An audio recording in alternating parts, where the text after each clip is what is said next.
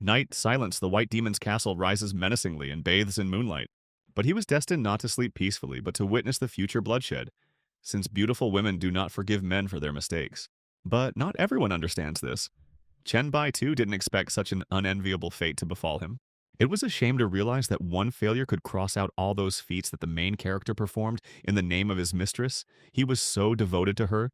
Did he not deserve another chance? He didn't deserve it because he was an ordinary, pathetic person who didn't even have the right to speak with the goddess. So he had to accept his punishment and, along with the castle, disappear into the darkness forever. And perhaps she was right and had reason to be angry, but Chen Bai did not want to part with his life. He clutched at it like a drowning man at a straw. But he was not able to compete with the goddess in strength, despite the fact that he had successfully completed 100 tasks for her, and only made a mistake on the last one. But she did not forgive him for this mistake. But the guy couldn't come to terms with all this. He had to, but he couldn't. And what is the best thing to do in such situations? To threaten, and so he threatened with all the obscenities of this and that world. Erlos was not at all impressed, and it all sounded ridiculous coming from a man who was being sucked into a quagmire of darkness. It was dark and scary in the quagmire of darkness, and time also felt different. It was unclear whether it was day or night, and that was when the rollback began. And now Chen Bai is no longer in the timeless swamp of darkness, but in a comfortable bed, under a soft blanket, with all the unpleasant memories in his head. And it was strange because the guy didn't die, even though he should have, moreover.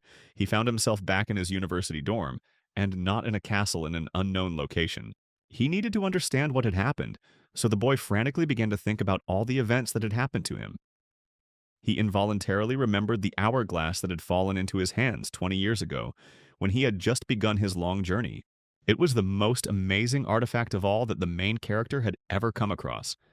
It did not break, no matter how hard anyone tried to break it, and the sand always remained at the bottom, even if they were turned over. But now everything has changed. The sand has started to move, which means time has been rewound, and it was necessary to figure out what year it was. So today was June 5th, 2032, which means there were 10 days left until receiving the universal task. But in 10 days, history will repeat itself, and 90% of the Earth's inhabitants will die, but the guy will be lucky, and he will begin his long journey. And while he will be carrying out his task, people will begin to resurrect, but there will be nothing human left in them. Some will turn into zombies, the rest into other terrible evil spirits. They will overwhelm the cities, and the 10% of surviving people will not be able to hold back their onslaught with conventional, albeit powerful weapons. Even if the tragedy is great, special abilities will awaken in some people, and magical weapons will be hidden throughout the world that could help in the fight against monsters. Interestingly, these weapons did not appear out of nowhere. Some items belonged personally to the gods of the new universe, who recruited powerful servants into their retinues, who received certain privileges from their patrons. But even here, the main character wasn't particularly lucky, since he wasn't a particularly strong guy, so he miraculously ended up under Erlos's wing. That's why he went out of his way to please her, took on all the assignments, gave it his all. But it didn't help him.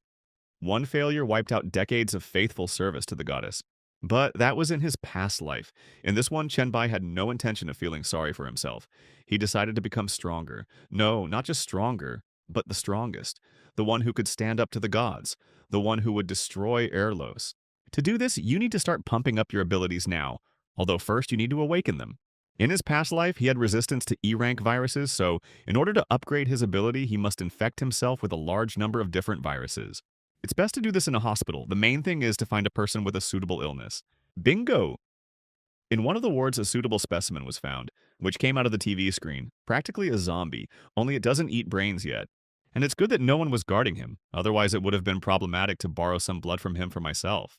But there was no one, and in a few moments the main character has a syringe full of purple blood. Now all that remains is to inject it into himself. If the theory is correct, he will awaken his ability. If it is wrong, he will die now. The choice wasn't particularly great, so, throwing all doubts aside, Chen Bai injected himself with zombie blood.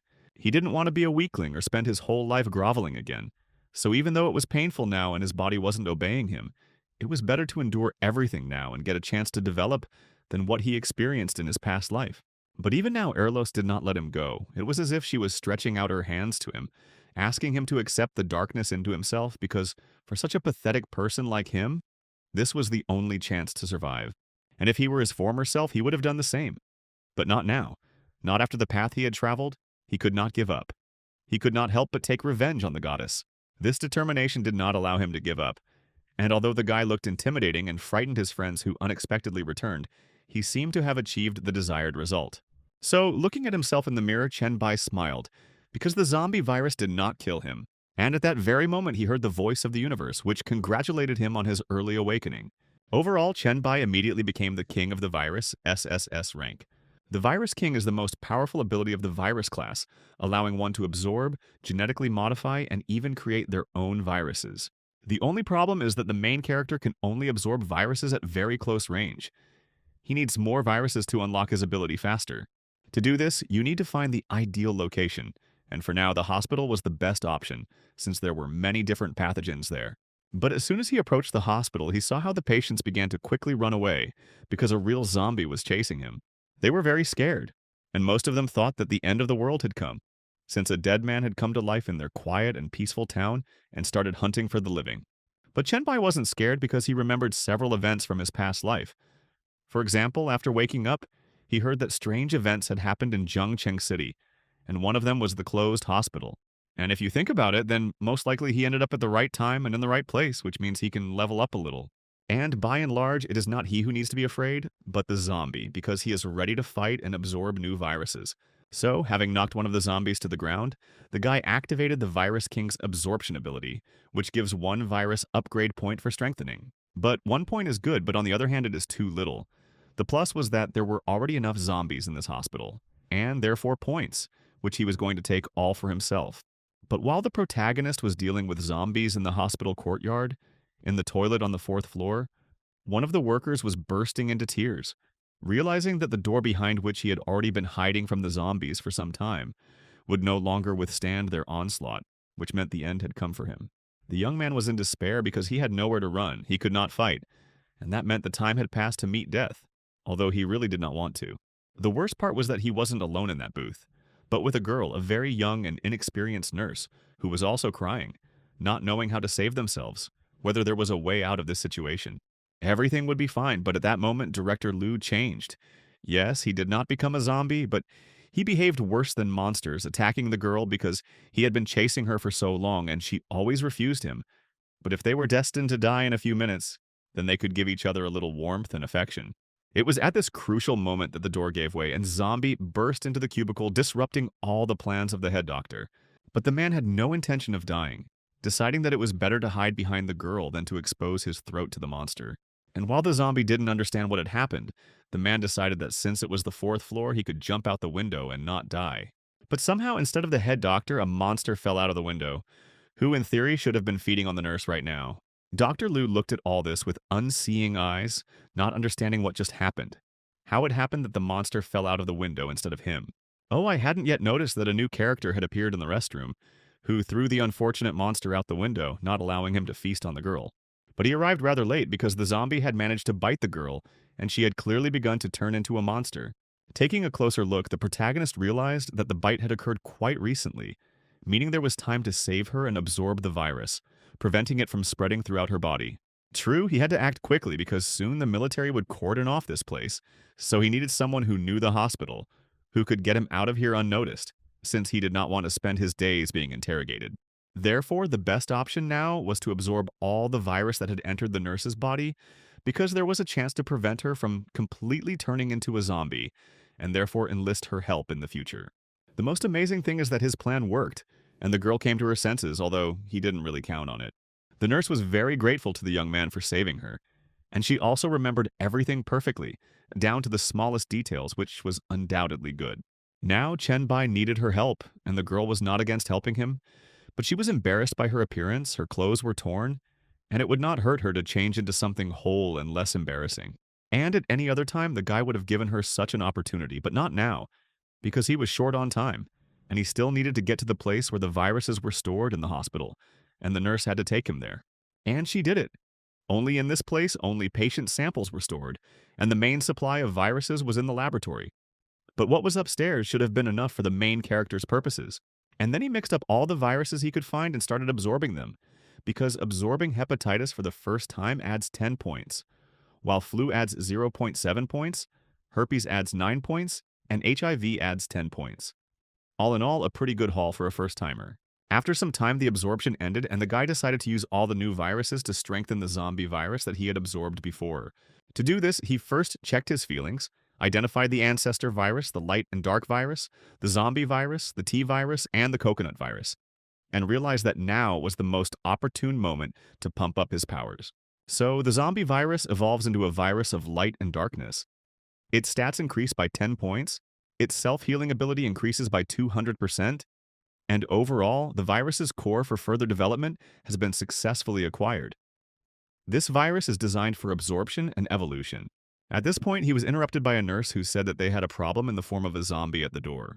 And if the girl was scared, Chenbai was absolutely calm and only asked the nurse to stand still and not interfere with him while he dealt with this problem.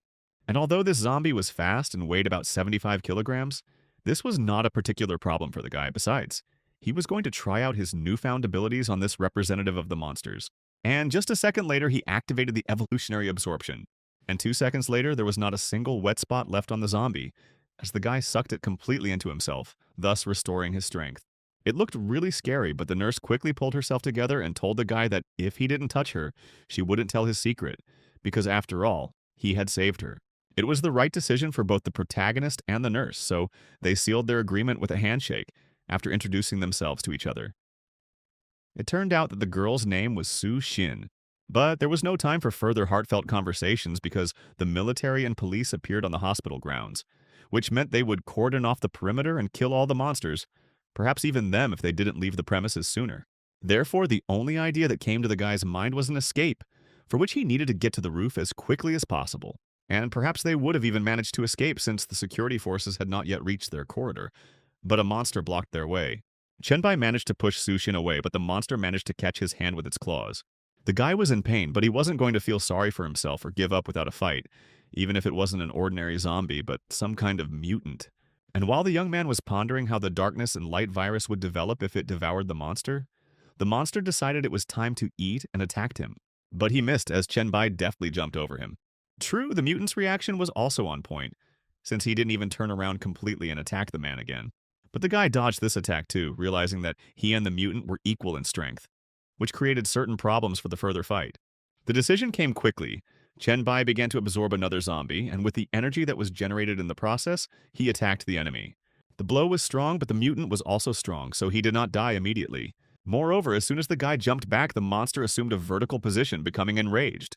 It was all unexpected and unpleasant, and although the protagonist had healed his wound, he clearly saw that he would have to spend a lot of time and effort to kill the enemy. Seeing the seriousness of the situation, Su-Sin put aside her fear and took out an axe from the emergency box to somehow help the guy. And even though she herself didn't have any special skills or strength, she was able to throw an axe to the main character, who obviously knew how to use it. And she was not mistaken.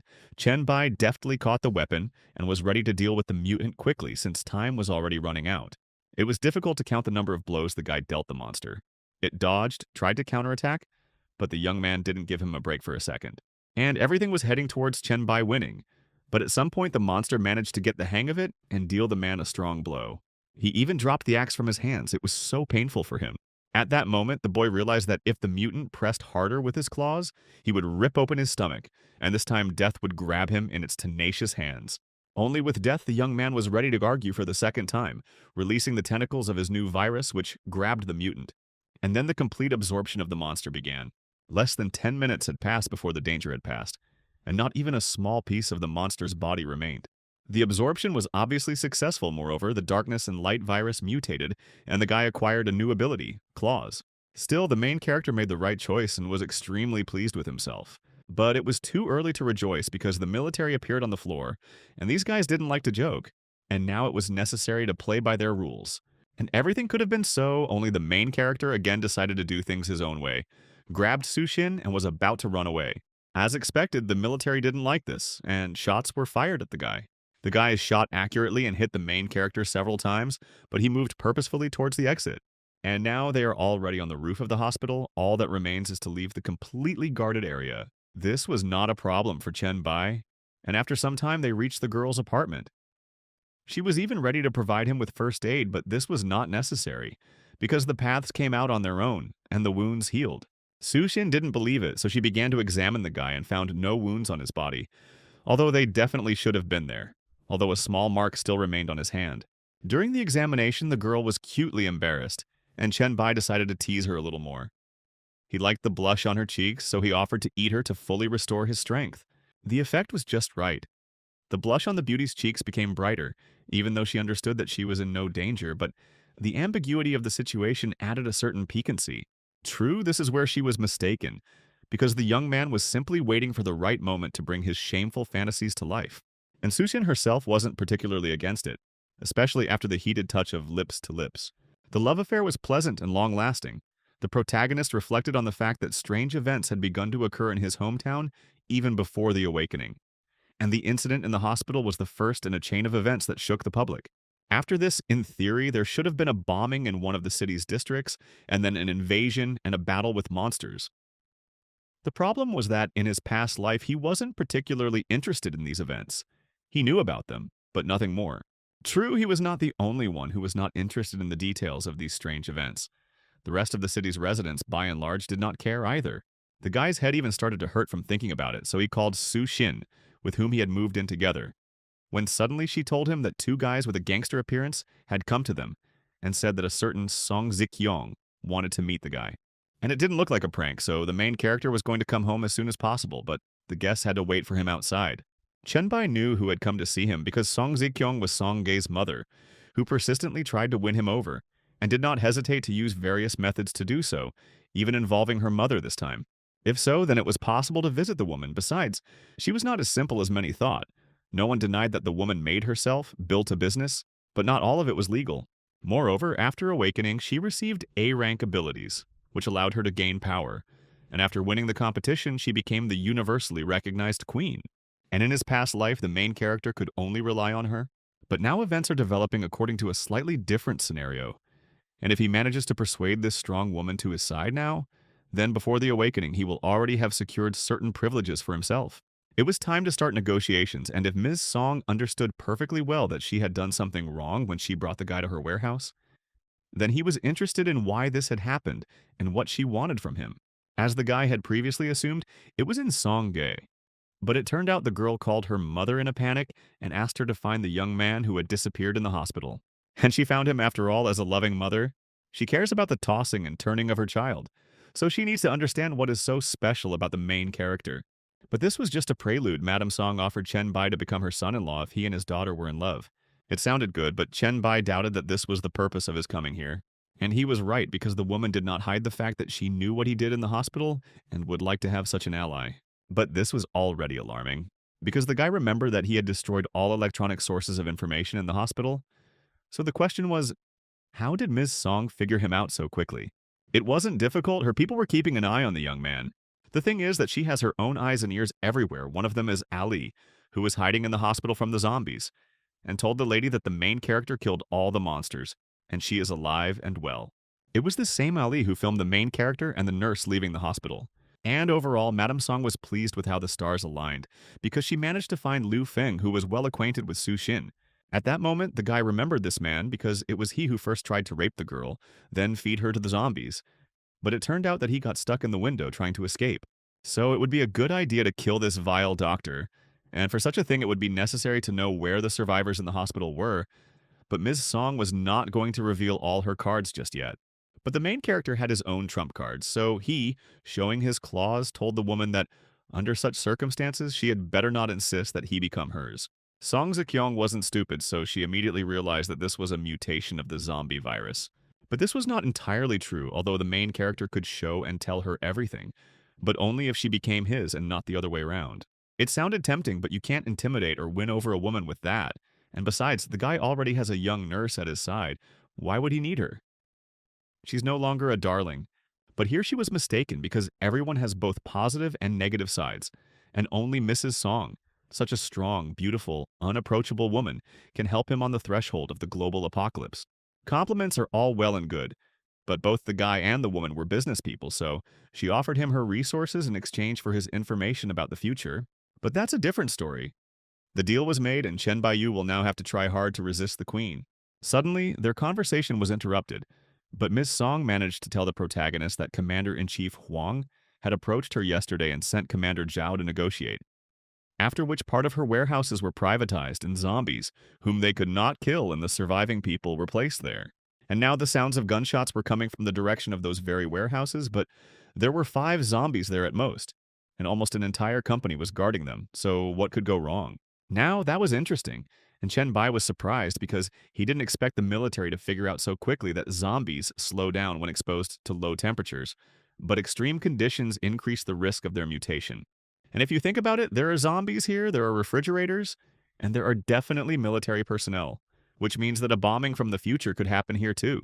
Everything was going more than well for the main character. He was practically shaking with anticipation.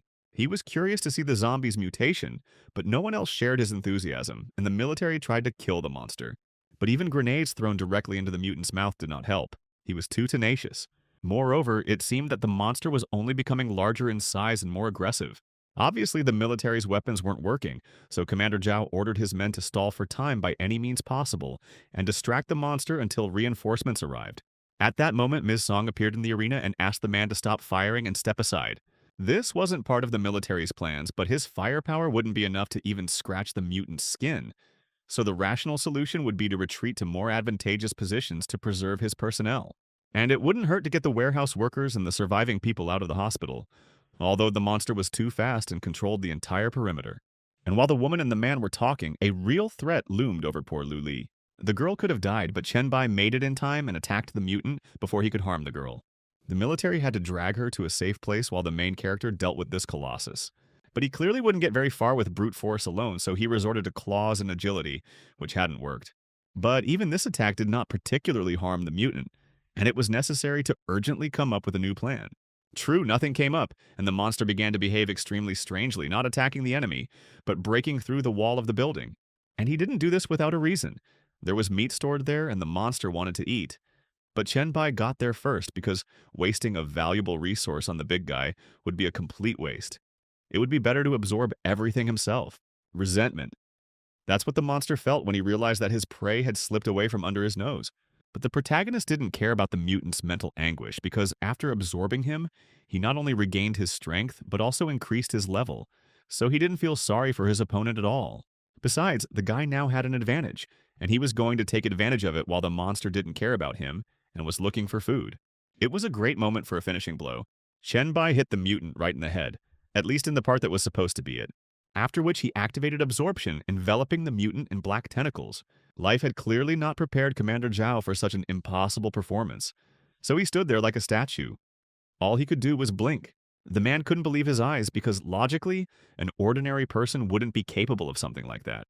Therefore, he decided that he needed to kill both, the monster and the man, and the best way to do this was to launch several cruise missiles at the target. And this could have been the case if not for Ms. Song and her insistent request not to aggravate the situation, since this guy is now saving Commander Zhao. But the military didn't care. 10 minutes later, they had the main character surrounded and were holding him at gunpoint. Moreover, Commander Zhao gave the order to reload the weapons and prepare to open fire. However, he hesitated, as he had promised Lady Song to restrain his impulses until the boy himself crossed the line and attacked people. This wasn't really part of Chen Bai's plans. He was busy absorbing things, and it all worked out quite well, as he was able to increase the virus's initial level by 500 points. But this was only the beginning. A couple of minutes later, another function of the Virus King was unlocked, and now he could infect other people with the virus. Moreover, the Darkness and Light virus mutated, and now the Hammer function was also available to the guy. Overall, the guy had mutated quite a lot, and the hammer felt quite strong. But trying it out now would have been too much of a risk, so he decided to hold off on it. But his main trophy for today was the mutant core, and it's not surprising because it was a very valuable thing. With its help, one could build walls of flesh and blood that would expand infinitely, and also make a lot of different useful equipment. The guy even had a cunning plan in his head about how to check all this, but Mrs. Song approached him, and he had to put it off until later. It was time to introduce Chen Bai to the girl he had just saved. The guy knew Li Lu from a distance because she was a fairly popular journalist, and most likely his photos from the hospital were her doing. The girl did not deny this, after which she thanked the guy for saving her. Chen Bai wasn't even angry with her, and would have been very happy if she had given him the recording of him killing the mutant. Although the journalist had most likely already deleted it. Although maybe there was a copy left, he would have to look for it. The conversation could have lasted longer, but Commander Zhao really wanted to ruin it. So he interrupted the lovebirds, saying that Mr. Huang was waiting for the guy on the couch. and he had better hurry and tell them everything in detail about the events and about himself personally. He didn't want to go to the meeting because the boy couldn't forget the name of Wan Xinchu, nor himself, since it was he who tested the awakened and locked those who were weak in cages and treated them like cattle. But that was much later. At first he was fair, or at least seemed so, but the more time passed, the more he reveled in his power. Chen Bai experienced this man's fairness firsthand, working every day without rest and not even being given much food. But even escaping from Mr. Huan was impossible. He called such a person a traitor to the homeland, and execution awaited him. True, by some miracle the main character was able to leave the city. Remembering all this, the guy didn't want to go with Zhao to Huang, and Lady Song wasn't happy with this order either, because she couldn't guarantee the guy's safety. Therefore, she decided to outwit the men, telling Commander Zhao to leave here in good health, because he was not such a big shot that he could order her around and be rude. And if Mr. Huang needed her protege, then let him come here himself. They would probably wait for him. The man wanted to be indignant, but problems rained down on him one after another, and now a riot had begun among the surviving people in the hospital. And the most violent among them was Dr. Liu Feng. It was the doctor's bad luck to rebel just when Chen Bai was there. The guy really wanted to talk to him personally. There was no reason to deny him this pleasure, so they brought in an insolent doctor who immediately began threatening everyone with the name of his father, the hospital's chief physician, Liu Huinong. No one had heard of Daddy and no one had contacted him, and the doctor began to realize that something was wrong when the main character approached him. But he didn't yet know that he had been infected with a zombie virus, and no one knew this. From the outside, it looked like the main character needed several answers to several questions, so to speak. Nothing complicated or dangerous. True, he quietly conveyed to the man a fiery greeting and wishes for a speedy death from Su Xin, who almost died because of him. Liu Feng didn't believe what he heard, and it took him a while to realize that he had begun to mutate and turn into a zombie, attacking people around him. This is exactly what the protagonist was waiting for. Now he could legally kill this man. True, the new zombie turned out to be strong, and the guy asked Ms. Song to wait in a safe place, and as soon as he finished with everything here, he would report to her in all the details. But she wasn't going to leave so easily. Moreover, she would like to take their partnership in a slightly more interesting direction, and she could start with an informal approach. This scenario was entirely possible. Everything depended only on the woman. On that note, they finished their work at the warehouse and went to another place. Overall, Zikyong realized that inviting the guy to lunch was quite opportune. That's right. Chen Bai also understood that luck was smiling on him. It would be even better if he received some other reward for killing the mutant. Opening the rewards panel, the guy saw that he had received 2 skill books. So the first skill was bloodthirstiness. However, this skill is unlikely to be useful to the main character, since the benefit from it was significantly less than the cooldown after its use. The second skill was skin growth, and also not particularly useful since it gives a lot of strength, but practically 0 dexterity. But on the other hand, they could and should have been held back, because situations are different, and they also have their uses. So it was necessary to think about allies. But here the 6 gold coins he received for killing the mutant would come in handy. They could be used to organize the first chat. And if we do this now, we could recruit so many people that we won't have enough of the necessary ones. Because after the awakening, everything will become much more complicated. So the chat was created, and besides, the guy knew that this was only the first step towards his goal. He would rebuild his white castle and make Erlos his slave for all the good she had done for him in his past life. But these were just plans for now. Now the guy was sitting on a soft sofa in Zikyong's house, and the woman was digesting the information she had heard about the future apocalypse. Chen Bai didn't tell everything he knew, of course, but it should have been enough to gain an advantage in the future. But only he thought so. Mrs. Song went on the offensive. She wanted to understand the reasons why the guy came to her. Did he really want her to just work for him? And that's all. And all and not all at the same time. On the one hand, he needed her strength and influence. On the other hand, the woman had to become like a domestic dog, faithful to its owner. It sounded interesting, everything except the point about loyalty. But she had more than enough power, wealth, and influence. This was for now, but after the awakening, Chen Bai knew very well that everything would change. And everything the woman had now would not have much meaning later, because they could easily turn her into a slave. This turn of events, of course, did not please Mrs. Song, but she saw no difference between the main character, who offered her to serve him, and the people from the future who would also want to make a toy out of her. There was still a difference, even though the young man was stronger than the woman. He didn't care how she would live, as long as she would fulfill the responsibilities placed on her shoulders. That is, no one was going to deprive her of her freedom. The offer was tempting, and in fact the only normal one, so Lady Song swore allegiance to Chen Baiyu. He was pleased with the outcome of the negotiations. After all, this woman was useful and he didn't want to lose such a resource. Yes, and the guy wasn't against getting to know her better, but before that she had to do something. So the woman sent Ali a message asking him to send Luli home for a few days to rest. But first the girl had to send them a video of Chen Bai. After that, the assistant needed to find someone to manage the guy's social media on a permanent basis. The wish was a little strange, but what wouldn't you do for your beloved boss? Luli herself didn't mind taking a rest, even though she wasn't as tired as she had been the day before when she first encountered the zombies. Meanwhile, it was time for the protagonist to talk to Songgae. The girl answered the call, but she was sure she was talking to her mother and didn't understand why she had to go back home. But it was clearly not her mother who was speaking to her, and Chen Bai was in no hurry to explain anything. But Songgae had to come home immediately, since he had one important matter to ask her. If so, the girl did not resist, but promised almost all the punishments of heaven for the fact that the guy did not respond to her messages. At this point, the guy ended the conversation, and all his attention was focused on Zikyong, who asked him to protect her daughter.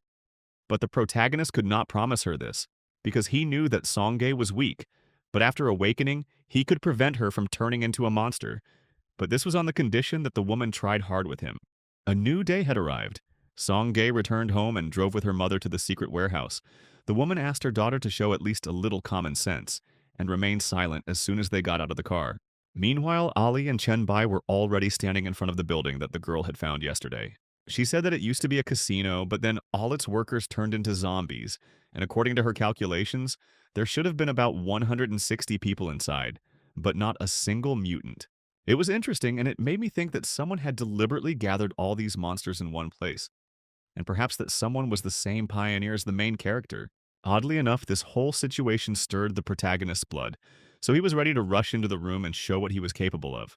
But as soon as the doors to the hangar opened, a whole crowd of zombies tumbled out. It looked terrifying and unbelievable, but the main character remained calm and stood, waiting for the moment for the best attack.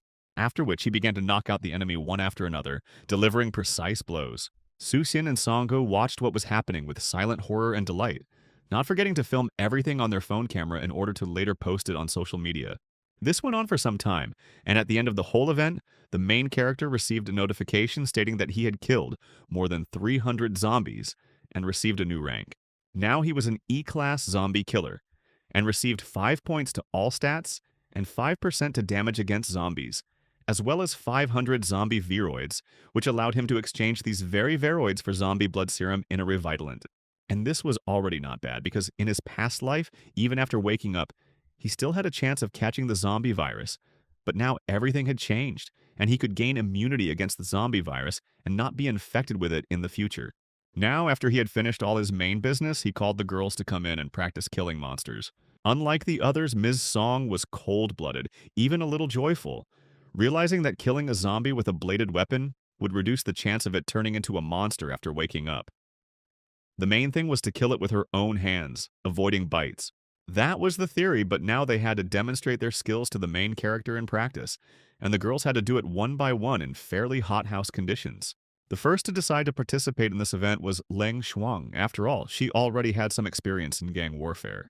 She didn't even pick up a bat and was going to kill the monster with her bare hands. One precise throw was enough for her to throw the zombie over herself, knock out a couple of his teeth, and break his cervical vertebrae.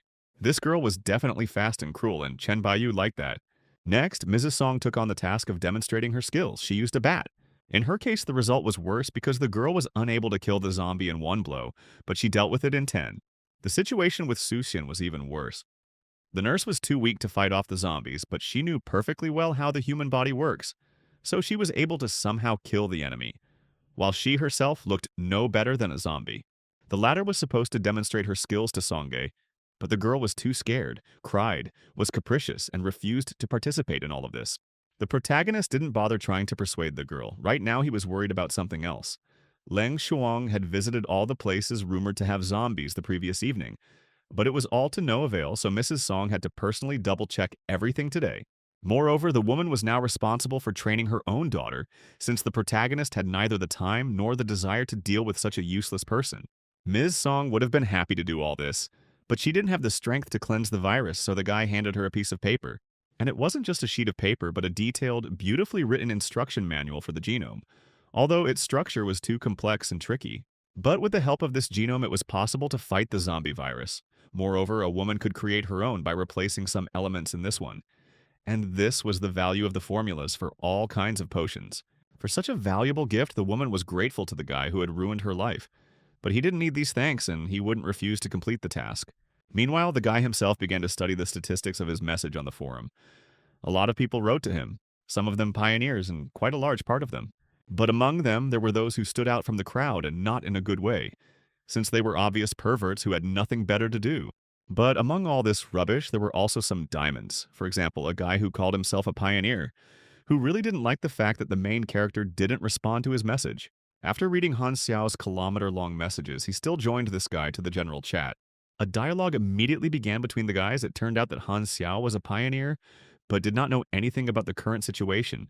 But he was interested in another question, whether he could add other people to their group, because a man named Mizukawa appeared, who was very curious to know what it was like to be a pioneer, and everything connected with it.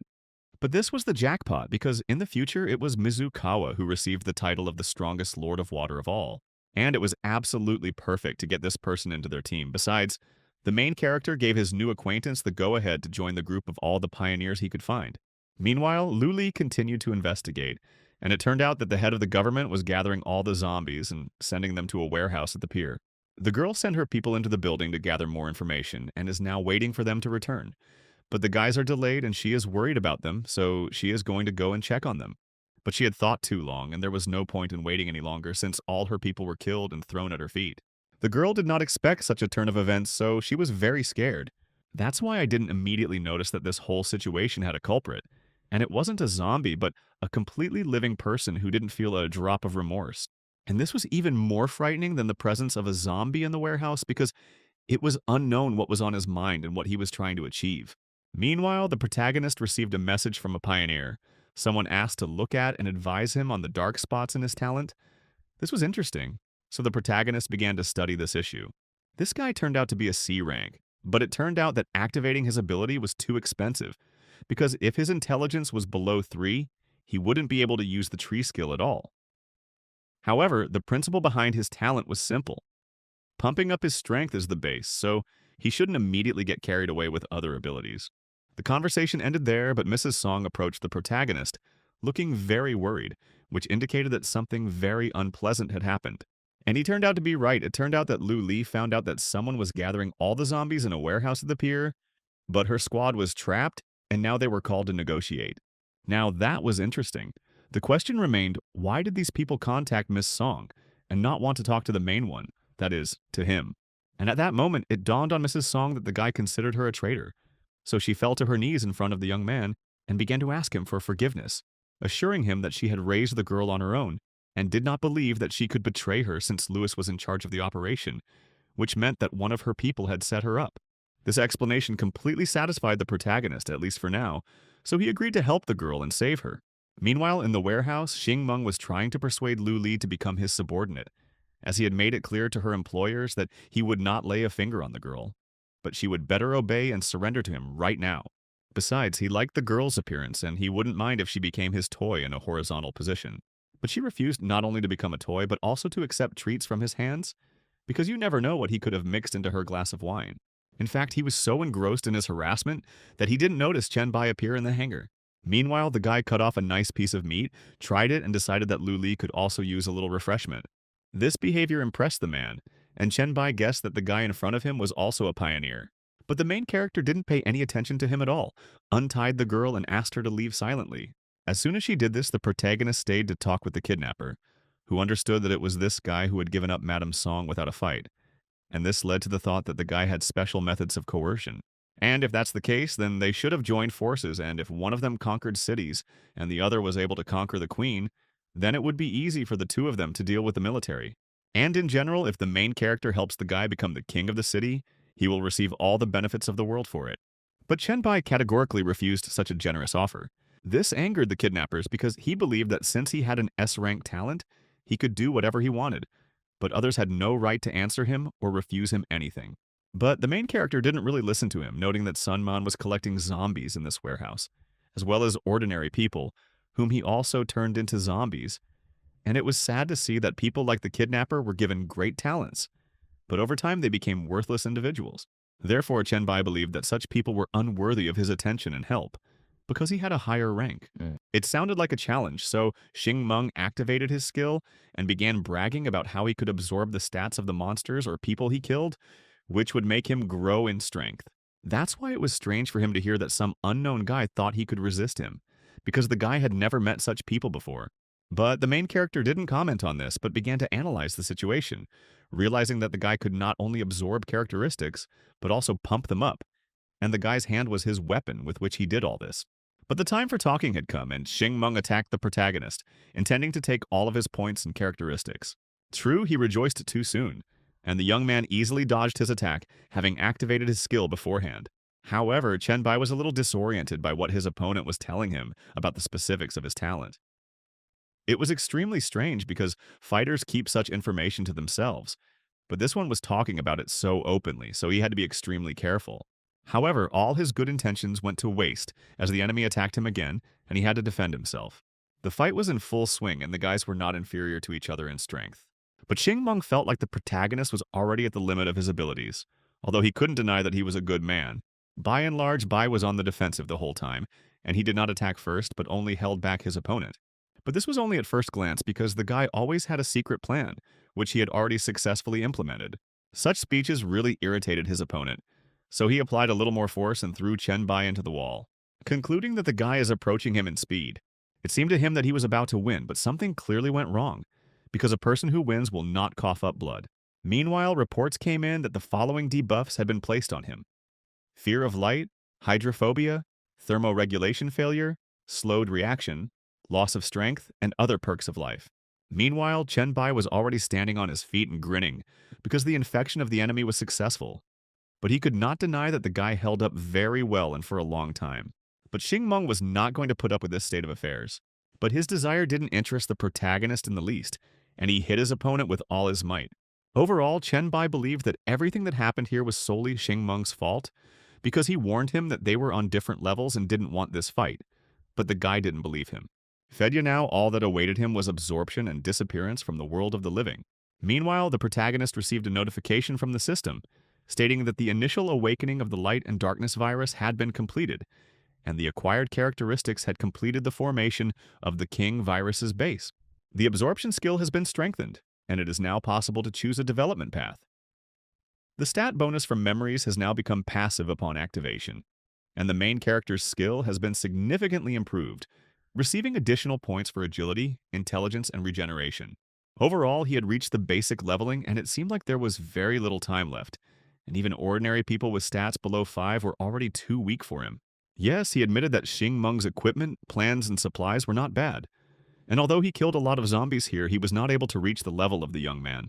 In general, now all this equipment and the glove, that is, the zombie claw, now belonged to the main character, and along with it, the revived nightmare, an S-rank blueprint, which included the zombie claw, the bones of the Barden, the hearts of the traitor, and the brain of the chief manager. Luck was definitely on his side. It was all his, and then the day came when he rose to SSS rank in the past 3 days. Now the fate of the city and Songgye was in his hands. Moreover, in today's world, it no longer makes sense to deal with monsters before the general awakening. In his last days, he will be preparing to meet the new world. And now the day X has arrived, the day that will change the world forever. The protagonist was in the house of Lady Song, who, along with Luli and Suxian, had prepared everything he had requested for the moment. These were topographic data, and the populated areas located in the center were confirmed within an hour after awakening. They had already gained control over it. I was going to check the veracity of the data in the bathhouse because he trusted the girls 100%. In total, there were 10 minutes left until the start. So he once again reminded the guys and girls from his chat that they should not all go into hell at once. They should remain calm and not make any risky moves because he did not want them all to be ground into dust in 10 minutes. Time was approaching inexorably. The awakening was just around the corner, so the guy turned to Mrs. Song and recommended that she put everything aside for a while. And then that very moment came. Everyone froze in anticipation of the changes that were inevitable. Songgye was the most worried and anxious as she didn't know how it would all end for her. It was too late to be afraid. The Great Awakening had begun. The end of the earth was in full swing. People were turning into monsters and killing other people. But there were those people who did not turn into monsters, so they became awakened, receiving unrivaled talents and the ability to pump them up, becoming stronger. And at that moment, the greatest battle for life began, and anomalous places, fissures, appeared all over the earth. It was difficult to tell whether this was a blessing or a curse, but people, including Chen Baiyu, needed to control themselves and move forward. And at that very moment, the system began to bind the hourglass to the body and essence of the protagonist. And this was a problem because no one was supposed to know about this watch. Everyone was supposed to think that it was a banal pendant. But no one will ever know because only the guy remained active, and the girls turned into living parts of the film. True, not only the girls stopped moving, but even the falling plane froze halfway to the ground. This all meant that time stood still for everyone except Chen Bai. But if this was the first surprise, then after the second, the guy was sucked in by the purple glow. After which the system reported in detail about the functions of the watch, and it became clear that the guy was able to be reborn because he traveled through time. In addition, he now had access to the save archive, which was a useful addition. The binding was complete and time resumed its course for everyone, so Ms. Song asked the young man again how she could be of service to him. She and the other girls had to go and check the safety of their home because when the sun sets, dark times begin, and they need to be ready to defend themselves. A new day began. Monsters attacked the house in crowds. Mrs. Song was quite good at killing them because after awakening, she received the S-rank ability of the Amethyst Eye, meaning she could turn objects into amethyst and use it for attack and defense. And it also increased her spiritual powers. And with the help of the rock crystal function, she could calculate her opponent's weak points for effective elimination. And then it's a matter of technique. One swing of the sword, and your head is off your shoulders. Lang Shong gained A-rank abilities in the path of the assassin, which suited her perfectly as it masked any sound and increased her agility and strength. In one attack, she could kill a dozen zombies without even breaking a sweat. Meanwhile, Ms. Song's surviving workers carried their other surviving colleagues into the house. They were handled by Su Xin, who had received B-rank abilities and could restore even very severe damage. But first, the guy needed to be given a cure for the zombie virus. The day passed at such a frantic pace and evening came, but Chen Bai was satisfied with the results because everything was going quite smoothly. And since that was the case, he had time to take care of other important matters, and Li Lu would look after the rest. The guy was moving along a mountain path, his speed was high, and it was quite possible that he would make it to the desired place. The bad thing was that after waking up, the transport was useless and did not work. Nevertheless, the guy ran. He needed to get to the university, over which a strange mark appeared even before his rebirth. Then he was late because he understood its meaning too late. Now he knows everything and will not miss his chance. Morning came and Chen Bai reached his destination, killing a lot of zombies along the way. It was all not in vain because a deity was supposed to appear here. The only question was which one. But everything couldn't be that simple, and a merchant appeared in front of the guy, who had an offer for the guy that was impossible to refuse. And the guy wasn't going to refuse, and he always knew how to bargain. Besides, he looked at this mark day and night, and was anticipating this meeting. After all, it's not every day that you meet the deity of trade, Lado. The deity also sensed a kindred spirit in the boy and even immediately offered him a gold card for a 12% discount at the goblin market. It was surprising why Len Do would give him a gift, since in his past life no one could appease him. But the guy didn't really want to find out, accepting the card with gratitude. But this was only the beginning. God was ready to continue bargaining, because he had very rare things in his bins that would be useful to the main character. But all these items were beyond Chen Baiyu's means. But God had no intention of lowering the price, even though he understood that after awakening, no one would really have any money.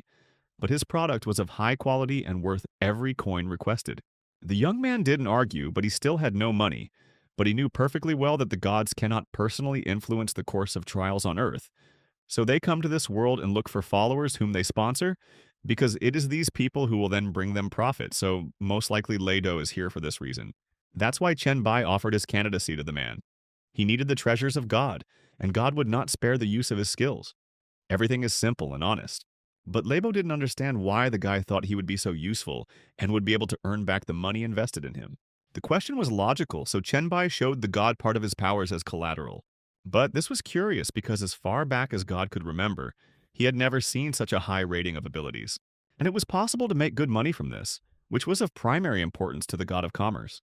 Therefore, he was willing to give the protagonist one chance, so that his future was in his hands. And Chen Baiyu now needed to actually demonstrate his power, and only if God was satisfied would the guy receive the scroll he desired.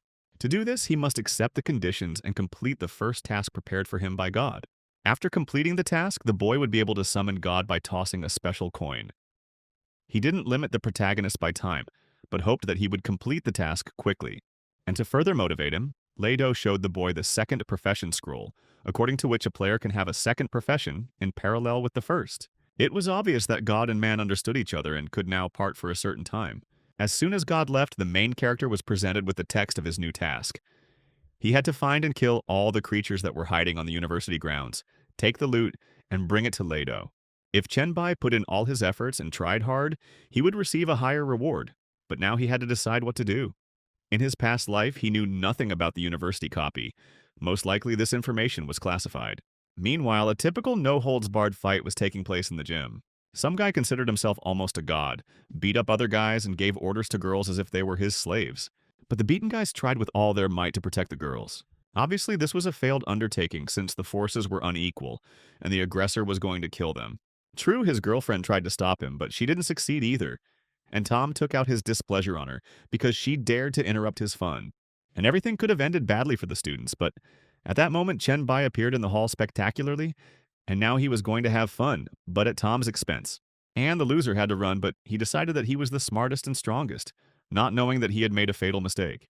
After all, a second later, death came to visit him. Someone else rushed to the leader's aid, but he too went to heaven, and the protagonist asked the students for help. He needed someone with medical training to search for one thing. No one wanted to admit who had studied at the medical faculty, so it was unanimous to hand over to the protagonist, one of the girls who had definitely studied there but had kept silent. The girl was scared. She thought that the guy would kill her, so she begged for mercy because she transferred to a Chinese university only because she loves dragons, and her heart is filled with light. Her words seemed stupid and funny to many, and the guys laughed together, but Chen Bai was serious and silent. His reaction caused even more fear in the girls, and it is not surprising that they asked for mercy more and more actively. But they shouldn't have worried because the main character himself understood perfectly well that they hadn't done anything bad to anyone, and their willingness to fulfill any of his requests was to his advantage. So he asked the girls to stay, the rest were free. Moreover, he sent them to go to Dongshan, but at the same time to be careful and go around the corpses of zombies that he left on the road. Upon arrival, if they said that they were from him, then they would be let into the house where they would wait for him. And they have nothing to fear. By and large, he killed almost all the zombies along the way, so if there are a few left, they can handle them. But it was necessary to go right now since the monsters began to develop rapidly, and they would not have a second chance. This was understandable, so the brunette was the first to decide on a short hike. Everyone else followed her, only the red-haired girl remained with the main character. She didn't quite understand why the young man needed her. Although many guys at the university liked foreign girls, perhaps her savior was one of them, and she herself was not against such a turn of events. True, his girlfriend misunderstood him. He needed an ordinary escort to the medical faculty. At that moment, the girl realized how she looked from the outside with her assumptions and began to prove that she was not like that. And in general, she had never had a boyfriend, and if the main character did not believe her, then she would readily prove it. It sounded tempting, but first things first, and it didn't matter that the girl was tired and wanted to rest at least a little. And now they were standing near the building of the Faculty of Medicine. They were unlikely to get to the third floor since it was only for professors, but the path to the rest was open. There were even samples of various bacteria and viruses in the laboratory. But on the lower floors, there was not a parking lot and a garden, as everyone thought, but a waste incineration plant. And the administration was hiding something else, but no one knew what exactly. Everything became more and more interesting. The first thing the guy did was go to the chemistry lab and was pleasantly surprised, because there were so many useful things for him there. The system was also awake and sent a reminder about the task, although Chen Baiyu didn't need this. He himself happily absorbed the found flu samples. Thanks to this, he leveled up and received the flu skill, which would be useful to him in the future. Overall, everything was going well, and this situation forced the guy to pay attention to the tree of viruses, to look at it from a different angle. Previously, he hadn't taken into account viruses that existed in real life, but now he saw that they would be useful too, but leveling them up would take more time. But Chen Bai would think about this later. For now, it was better to invest the points he had gained into strength and bingo. He received 2 new skills, flight over walls and combat concentration. His new acquaintance watched all his manipulations from the side, amazed by his strength. Chen Bei himself was amazed, as he could now control every muscle in his body, and even if he did not have the strength, he would still be able to deliver a fatal blow to the enemy. Suddenly, he turned his attention to the girl, noting that she was red as a tomato. And it was not surprising because there were so many dirty thoughts about him in her head that it was better for him not to know and to think that everything was fine with her. He didn't bother to find out the details. If everything was all right, then it was all right. And besides, it was time to go to the teacher's storeroom. But there was a surprise waiting for them, so the guy asked the girl to wait for him in the corridor. After all, a special quest from God awaited him ahead, and the guy had 2 days to complete it. These 2 days might not have been enough, but Chenbai was confident in himself, even though he had already been attacked by monsters. The main character was attacked by monsters from all sides, and he had to fight them off at once. The guy understood that if he killed a level 5 teacher, he would receive 400 experience points, so he put in maximum effort. But I didn't expect that these monsters would possess not only enormous strength, but also certain magical abilities, which made the task more difficult. But now it was clear why the opponents were taking a wait-and-see attitude. But even despite this, the monster's movements were quite easy to predict, and therefore kill. So another centipede flew into the wall, letting out a heart-rending cry of a dying person. For killing this entity, the main character received 1,000 experience points, which was very nice. However, there were quite a lot of people who wanted to resurrect and attack the guy, so it was necessary to act faster. And then the bloody massacre began. The main character no longer counted how many monsters he killed and how many experience points he received for their deaths. At some point, he received a warning from the system that he had reached a new level and received 2 free attribute points. This was also a pleasant surprise. Besides, among all these resurrected ones, there remained only one monster who was hiding, and the guy even promised that he would not torture him if he showed up himself. And the monster appeared only unlike its relatives. It was not an arachnid mutant, but something more like a fat, huge worm. But the strange thing was that this piece of flesh simply exuded danger, so it had to be killed before it transformed into something more unpredictable. That's why he attacked the monster first, but it managed to defend itself. A mutation of the flu went on the hunt, but the latter never reached its target. Now the monster has attacked the guy. Although it was quite dangerous, Chenbai even felt a certain satisfaction and excitement from the situation. After all, before him was a biochemical monster with a high regeneration rate, a worthy opponent for the king of viruses. The man and the monster attacked each other with equal speed and aggression, and it was unknown which of them would emerge victorious in the fight. While both were alive, Chenbai understood that since he had been reborn, he had not spent so much of his strength in any of his battles. Most likely, in just a few minutes, his muscles would become stiff, since the strain on them was too great. However, a brilliant idea came to his mind: to use the powers of this monster to restore his own. This went on for more than an hour, and the guy was already getting tired, not understanding when the monster's regeneration would fail. At some point, the status changed, and the young man thought that it was time to test how immortal his opponent was. Another hour passed, and now it was possible to say with certainty that the monster was having problems with regeneration. And an hour later, his opponent had turned into a shapeless puddle on the floor, even though the main character was just beginning to get the hang of fighting. And after another hour, the monster turned into a small worm. But it seemed that he would soon regain his strength and abilities. If that's the case, it was time to end this fight, even though it was quite fun. So without thinking twice, the main character crushed the worm. A second later, the system sent a message that he had killed a level 8 biochemical monster and received 10,000 experience points, and his level had also been raised to 5, and 2 new attribute points had been received. And also the dungeon was successfully cleared, and he could leave it at any time. And if the guy does not want to upload his walkthrough of the dungeon, then the loot obtained as a result of the walkthrough will go to the one who completed the download.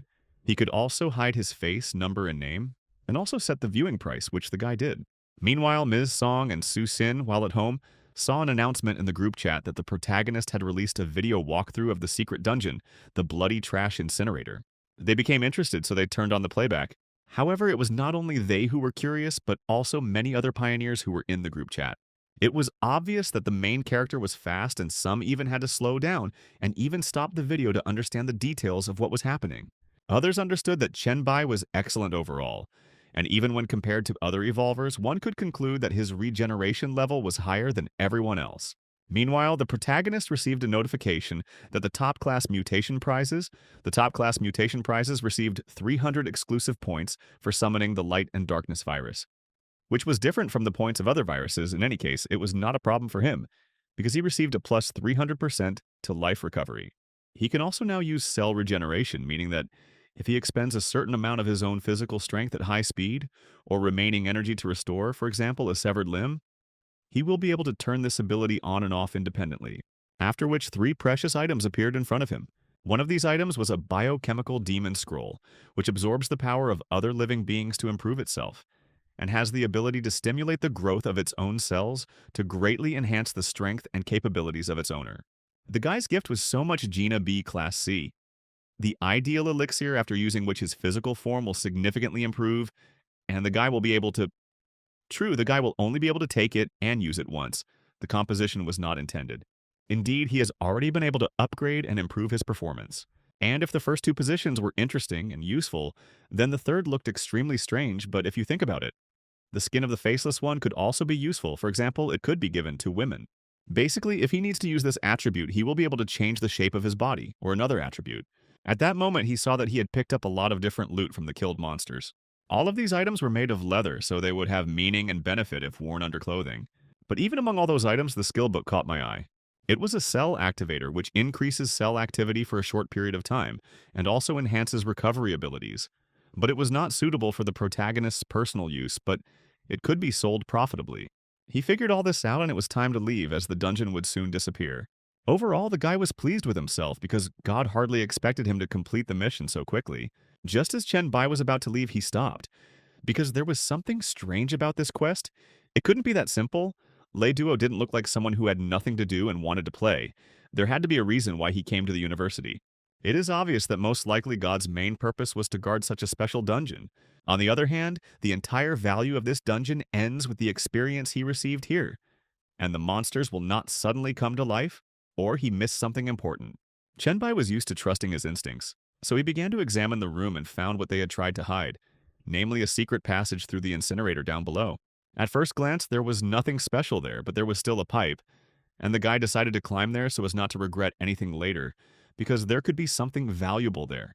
But there wasn't any yet, but the length of the pipe was amazing, because the guy had already run about 50 meters no less. Only at the end there was no treasured door or prize, but a dead end that I didn't want to believe in. And it wasn't worth it because a yellow head popped out of the wall, frightening the main character. It was this mask that was the main problem of this dungeon, and most likely this is exactly the thing Lei Do is looking for, since the mask was obviously of the highest rank or belonged to some deity. And now it was necessary to come up with a way to give it to God. So the guy took the mask and returned to the corridor where a foreigner was waiting for him, who had been watching him go through the dungeon and was clearly impressed. But he wasn't interested in all of this because he needed coins, which weren't earned that quickly. So he needed to hold off on completing the task to buy himself some time. Returning home was also unsafe now, so it would be ideal to find a place to spend the night. This is where the girl decided to shine since she knew several good hotels not far from this place. It was convenient, and since it was off-season, there were a lot of available rooms. It was a good idea, so they rented a room in one of the hotels, but the girl misunderstood the guy and began to seduce him. Overall, Chen Bai wasn't against it, although he thought the image of a nurse didn't really suit his new acquaintance. But the guy didn't like the policewoman's outfit either. But the main character really liked the idea of a cute and docile cat. After moving in with the cat for a while, the guy decided to get down to business, and called Lei Do. He suddenly remembered rumors about Lei Duo in the past. They said the god loved to provoke his subordinates' emotions, and to achieve this, he often changed their rewards for their work. But more important than that was to gain his trust. But the guy's thoughts were distracted by the voice of a man who didn't think that he would be called up so early. But the main character wouldn't be himself if he didn't give it his all. He even brought a part of the main monster to prove what a great guy he is. Yes, the conditions were exactly like that, but this part of the body looked unpresentable and did not inspire confidence in God. And all because the guy completed the task yesterday, but for some reason did not call on the patron, and he was interested in what reason prevented him from doing this. Chen Bai paused for a moment, then answered his question with a question. He didn't understand why Lei Duo had hidden the dungeon's true value from him. Besides, if he were of a lower rank, he would definitely already be feeding the worms. God understood the guy's indignation, but he had reasons to hide some details. Since no one except the main character should have this body part, it was so important. Moreover, as an apology, the guy can choose a reward for himself, but there will be another part of the task that he will have to complete in this dungeon. Chen Bai, however, did not refuse this offer. Now the guy could choose any B-class attribute, but he had to do it wisely because there wouldn't be another chance. The choice was difficult but interesting, because among the many positions it was difficult to find the one. But the guy found it, and it was a scroll for finding an ancient city.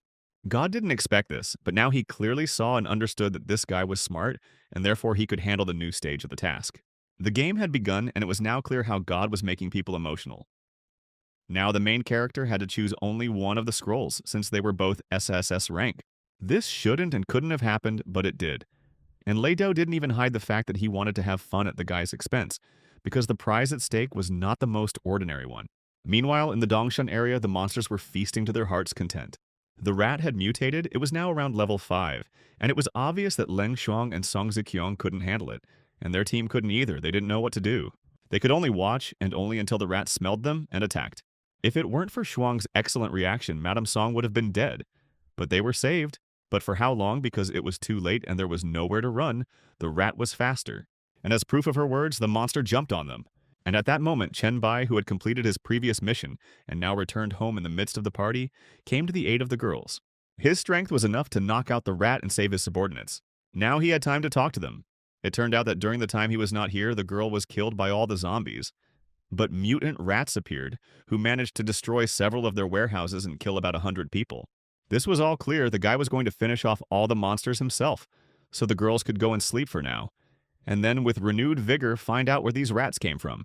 But Mrs. Song didn't want to rest in splendid isolation today. She wanted to spend some time with the main character and introduce him to someone. This person turned out to be an attractive young woman, Chin Ling Yu, an acquaintance of Mrs. Song. She used to work as a lawyer, so her knowledge would not hurt them, and she was ready to get to know the guy better. Oh, how interesting. If that's the case, then Ling Yu could stay, and everyone else had to leave. They had an exceptionally good time, and everyone was happy and contented. And now it was possible to talk about work, since the main character didn't need freeloaders. But the girl misunderstood him and expected the banquet to continue, for which he had to apologize and activate his special ability, concentration, so as not to fly off in thoughts and perception to who knows where. Now she was ready to listen to the guy, and the first thing she needed to do was to look at all the areas of the city. It is for these areas that Lin Yu must come up with uniform rules and force people to follow them so that unnecessary conflicts do not arise. Overall, the task was clear and not complicated, so there was no point in discussing it at length. But it was high time to test the limits of the new subordinate's special skill. The investigation took the entire night, but a new morning arrived, and the whole company came to the sewers because Chen Bai had found time at night to review the city plans and compare them with the spawn points of the mutant rats, and came to the conclusion that they lived right in the tunnels. In general, he could have gone inside himself, but he needed strong men on the team who could protect others when he was not around, and here they would learn a lot and improve their skills. Each of those present understood the correctness of the protagonist's words and actions, so they did not contradict him and prepared to enter. But the entrance was blocked by a grate, which Chen Bai easily broke down. And at that moment, all the participants of the expedition received a notification about a special quest, one for all. According to the message, they had to kill all the mutant rats and find the source of their mutation. For completing the task, they would receive rewards accordingly. And it was interesting, so the guys, without thinking twice, went ahead. But they couldn't walk calmly for long. The rats flew out in a crowd from around the corner. The first to react was the main character, who was anticipating a heated battle.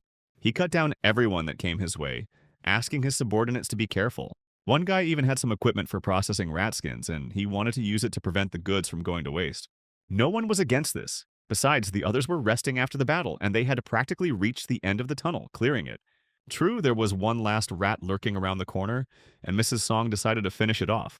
But as always, something didn't go according to plan, because this was a level 7 boss and clearly beyond her capabilities.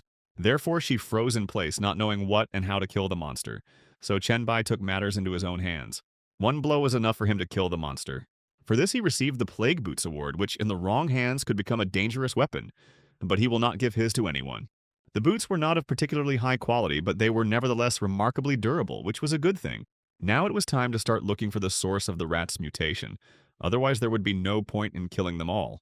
They walked for quite a long time, but there were no rats or anything else along the way, when suddenly the main character noticed a green fog and did not allow the others to go forward, while he himself absorbed the plague fumes and received points for them, realizing that the others would die from this.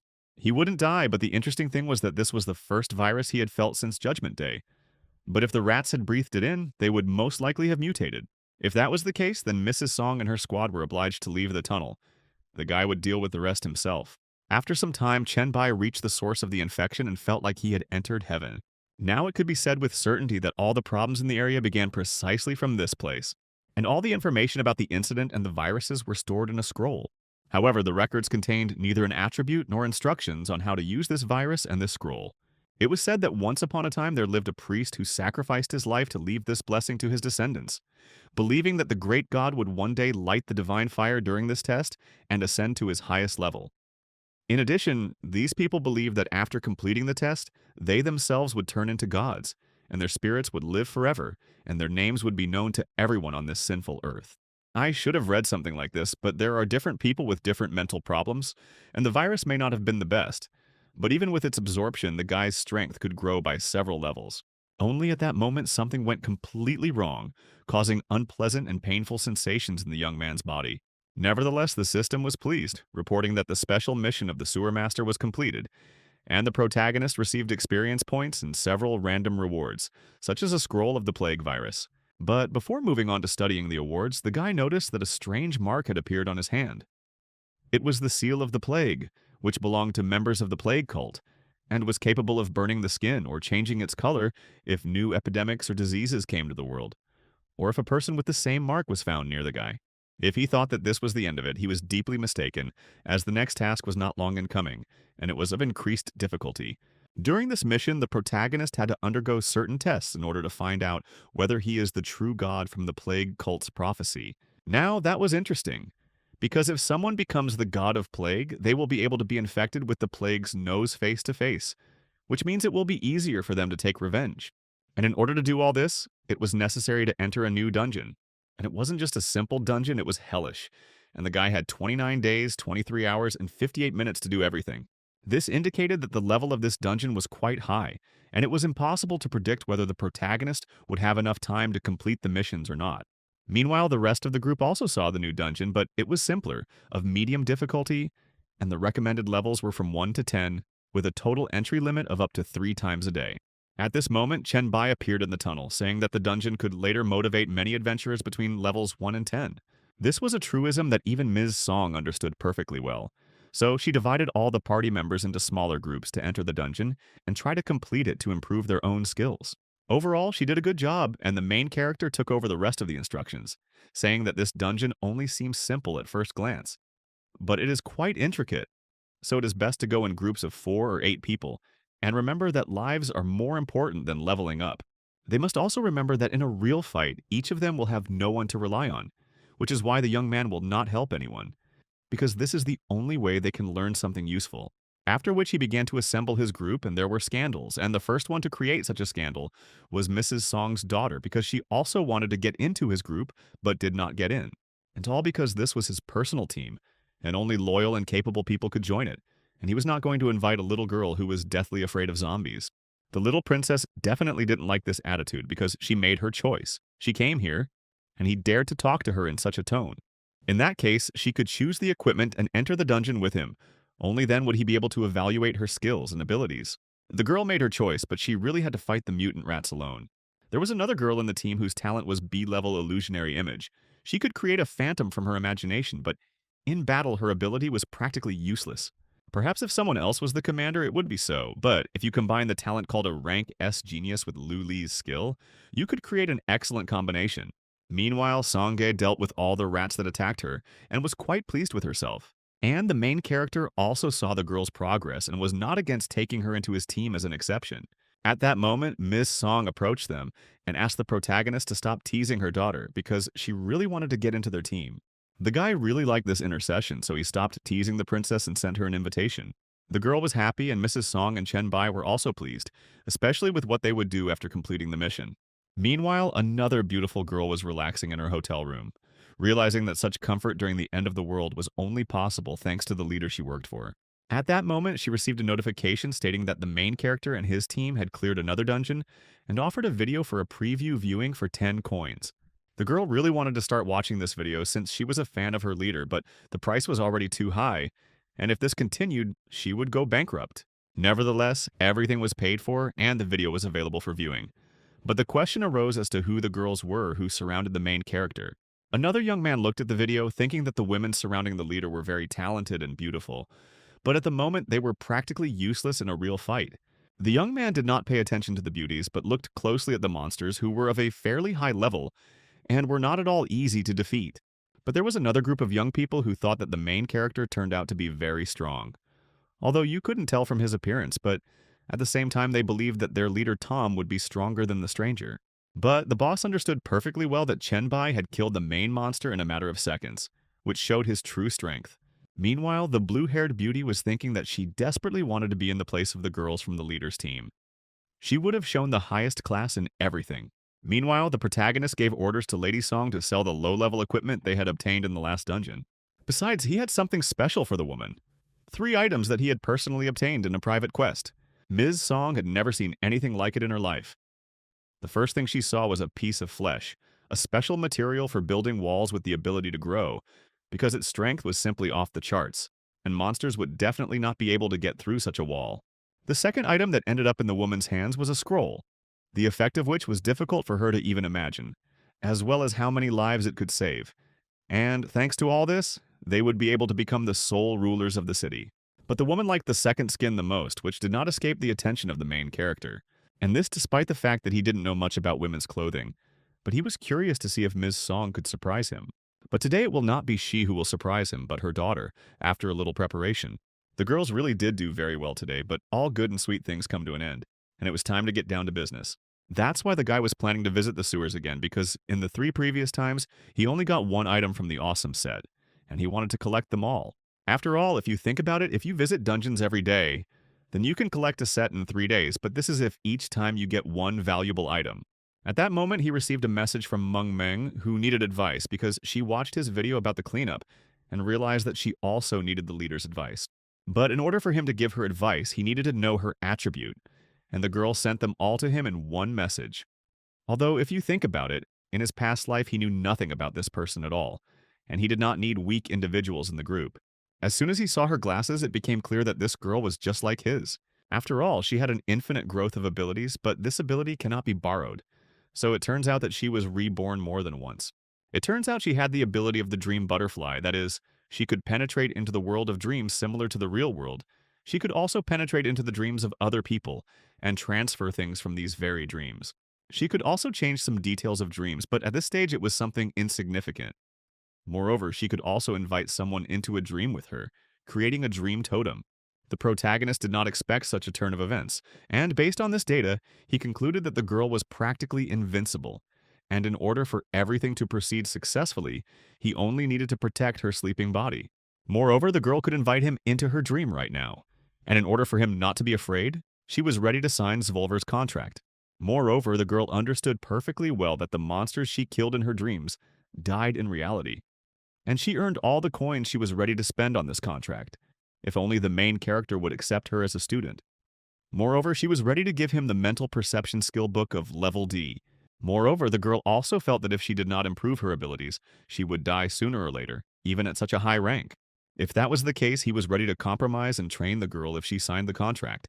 He didn't want to let such a powerful ability like hers slip through his fingers.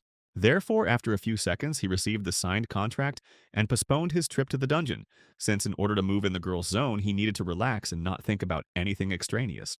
Although it was quite difficult to do this, the guy finally relaxed, and after a while he was transported to Meng Meng's bedroom. He didn't expect to see such a sweet and innocent creature in front of him, who began to explain the semantics of her name to him from the very beginning, hugging a plush toy. Having examined the place where the guy found himself, it didn't look like a training ground, which raised questions. But they would obviously not be training in her room. The girl said that she had cleaned up the gym, which was located near the clock, and they would now go there together. It was hard to believe that the dream world of this fragile girl was so huge. But this was not her own world. It existed separately, and she could only enter it and begin to explore it if necessary. Now Chen Baiyu understood everything more or less clearly, and he could move on and train further. So they found themselves in the school gym, on the basketball court, which seemed a little absurd, and I didn't believe that the girl was still a schoolgirl. And she didn't deny it, saying that until the end of the world she was a writer. This explained a lot because sometimes she behaved too affectedly and pompously, but that was all just a lyric. Now it was necessary to conduct a small sparring session in order to evaluate her fighting skills. She didn't refuse, and in the dream world, her attributes had been raised to the same level as her mental abilities and were now at around level 48. The sparring began. The first attempt was missed, as the girl had an unstable center of gravity, after which she tried to hit him, but that didn't work either. It looked like a 5-year-old child was waving her arms. Therefore, she needed to first learn to control her center of gravity because she can't attack now, or even simply stand on her own. Secondly, she shouldn't try to just hit the enemy in the opposite direction. She needs to aim at the enemy's vulnerable spots. At the same time, it is necessary to observe the enemy, focusing not only on the attack. For now, these 3 rules will be enough to remember because now he used the speed attribute indicator at about 20 units, and the girl was unable to react in any way, so she needs to work on her reaction, among other things, so as not to repeat such stupid mistakes. At this point, the training was over and the boy woke up. Mrs. Song was already waiting for him in the living room with a report that the rules and laws of Dongshan had been published, and a volunteer was also tied to each of the boards with the rules, who could explain them if necessary. It was good, moreover, over the last few days the main character was able to clear the area around their district. But it was not the end. He needed to leave for a while, so he left the leadership of the group to us, a woman. This news unpleasantly surprised the woman, as she thought that Chen Bai would leave for his trip in a few days. Even in his amazing kit, there were a few things missing. That was all true, but he had already wasted too much time collecting that wretched E-Class kit, and there were far more valuable treasures to be had besides that kit. Now it wouldn't hurt to call all the girls together and make a plan for any unforeseen situations that might occur during his absence. They made this plan until the morning, so the girls were exhausted and did not notice how the main character left the room. Only in the corridor, Chen Bai was intercepted by Leng Shuang. It turned out that someone was causing trouble at the foot of the mountain. In principle, the situation was under control, and the girl knew perfectly well how to deal with the rebels. Many of them considered themselves the protagonist's classmates, so he decided to deal with the situation personally. It turned out that these people were not satisfied with the tax of 1 coin per day. They also wanted protection, although they refused to pay. Chen Bai himself didn't understand what these people had in mind, because for killing just one zombie, they already received a reward of 1 coin. Even if someone couldn't kill the unfortunate zombie, there were many simpler and safer jobs in the camp, so he didn't understand why the people were causing a riot and what they were unhappy about. But according to the rebels, it wasn't about money, but rather that since the end of the world had come, people should help each other, especially those who had resources, so Chen Bai would not be harmed if he helped his neighbors.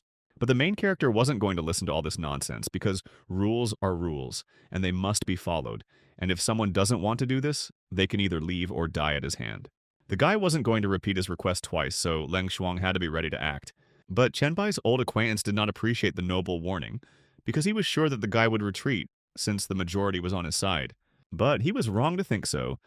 For example, the security guards supported the main character and his rules, and they weren't going to protect lazy people for free. Now the ardor of the rebels had subsided, but they did not stop threatening Chen Baiyu, even though they had already agreed to leave the camp. The protagonist was not going to tolerate such impudence and ingratitude, so he stopped the guy and, using him as an example, showed the others that he was not to be trifled with. After all, he had no intention of having anything to do with the dregs of society, and while Chen Bai was busy putting on a show, time was running out, and the rest of the conspirators had only 1 minute left to escape. So, one by one, the boys began to fall to their knees, beg for forgiveness, and bow their heads in submissive acceptance of any punishment for the troubles they had caused. This was an expected reaction, so Chen Bai had no intention of killing unnecessary people. But they would have to pay 5 coins each, and in a month they would be able to leave the camp in all 4 directions. The guy had done his part of the job and was now free. Only at that moment he received a message from Meng Meng. The girl was very worried about the fact that she had no success with her fighting skills, despite the fact that her level of intelligence was high. And the guy gave her a couple of tips, but soon she would need to come to him. Overall, Chen Baiyu liked the idea, and it wasn't far to go to pick up the girl. Yes, and in his past life he had once completed a high-level mission in Wuchang, so now he could combine the pleasant with the useful. Meanwhile, a group of 12 people had gathered in one of the city's hotels. But their affairs were bad as their food supplies were running out. And the situation wouldn't have been so bad if it weren't for a special monster that was waiting for them below. And as soon as the guys went down to the 10th floor, the big guy tried to catch them and kill them. It is not surprising that the boys began to have thoughts about death. Suddenly they noticed some chaotic movement around the monster. From such a distance, it was difficult to say exactly what they saw. That's why fear made the guys close the curtains, but the girl stopped them, because she was sure that there was a person in front of them. And although the guys didn't really believe her, Wei Shui knew what she saw and what she said. She was not mistaken. It was none other than Chen Bai. Although he did not expect that a despot would come his way, but it was even better this way, since he had one interesting scroll in reserve, for which this monster would be useful. A plan to kill the monster immediately formed in his head. The ideal option was to remove its head so that more material would remain for further use. Meanwhile, Wei Shui and her friends watched the fight. It seemed to them that the person in front of them was no longer human, because humans did not grow claws, but this individual had them. But the next minute, the girl was able to see the face of the main character, who had already killed the monster and was consuming his flesh, after which he received bonus points, and the Blacklight virus acquired a new form of muscle strengthening. In addition, he also received a shield function that was much stronger than his previous protection. And at that very moment, a girl whom he couldn't see in the hotel window called out to him. Moreover, the girl was pulled away from the window by her acquaintance, who did not trust what he saw, believing that there might not be a person below, but a monster pretending to be a person. But he had the opportunity to test his guesses since the main character, like Spider-Man, was hovering in front of their window because someone had called him a minute ago. And at that moment, Wei Shui broke free from her acquaintance's grip and ran to the window. Now, Chen Bai also recognized her as Junior Miss Song's friend. The meeting was unexpected but quite pleasant, which meant there was time for a little conversation, during which the protagonist revealed that he had organized a small guarded settlement near Song's house. So everything was fine with Wei Shui's friend. The boys found it hard to believe what they heard since, in their opinion, the queen of the city could not help an ordinary guy. But Chen Bai didn't try to convince anyone now. If anyone wanted to check his words, they could go to the settlement and not waste his time on nonsense. At that moment, the doors to the room opened with a bang, and Cheech Jung burst into the room with a joyful cry. But he was not alone, but with friends, Li Feng and Zhao Mu. It turned out that the guys knew the main character, moreover, they could be considered friends. Chen Bai was glad to see them, so he suggested that they go to the settlement with the other students. After all, it was much safer there than here. True, in the settlement, you have to pay 1 coin per day for living, so the guys had to correctly calculate their strength and capabilities to avoid misunderstandings. They will be able to pay, but the road to the end was difficult and dangerous, and it would be great if the main character took them there. But this was not part of Chen Bai's plans, and on the way he only encountered the despot among the dangerous monsters, whom he himself killed.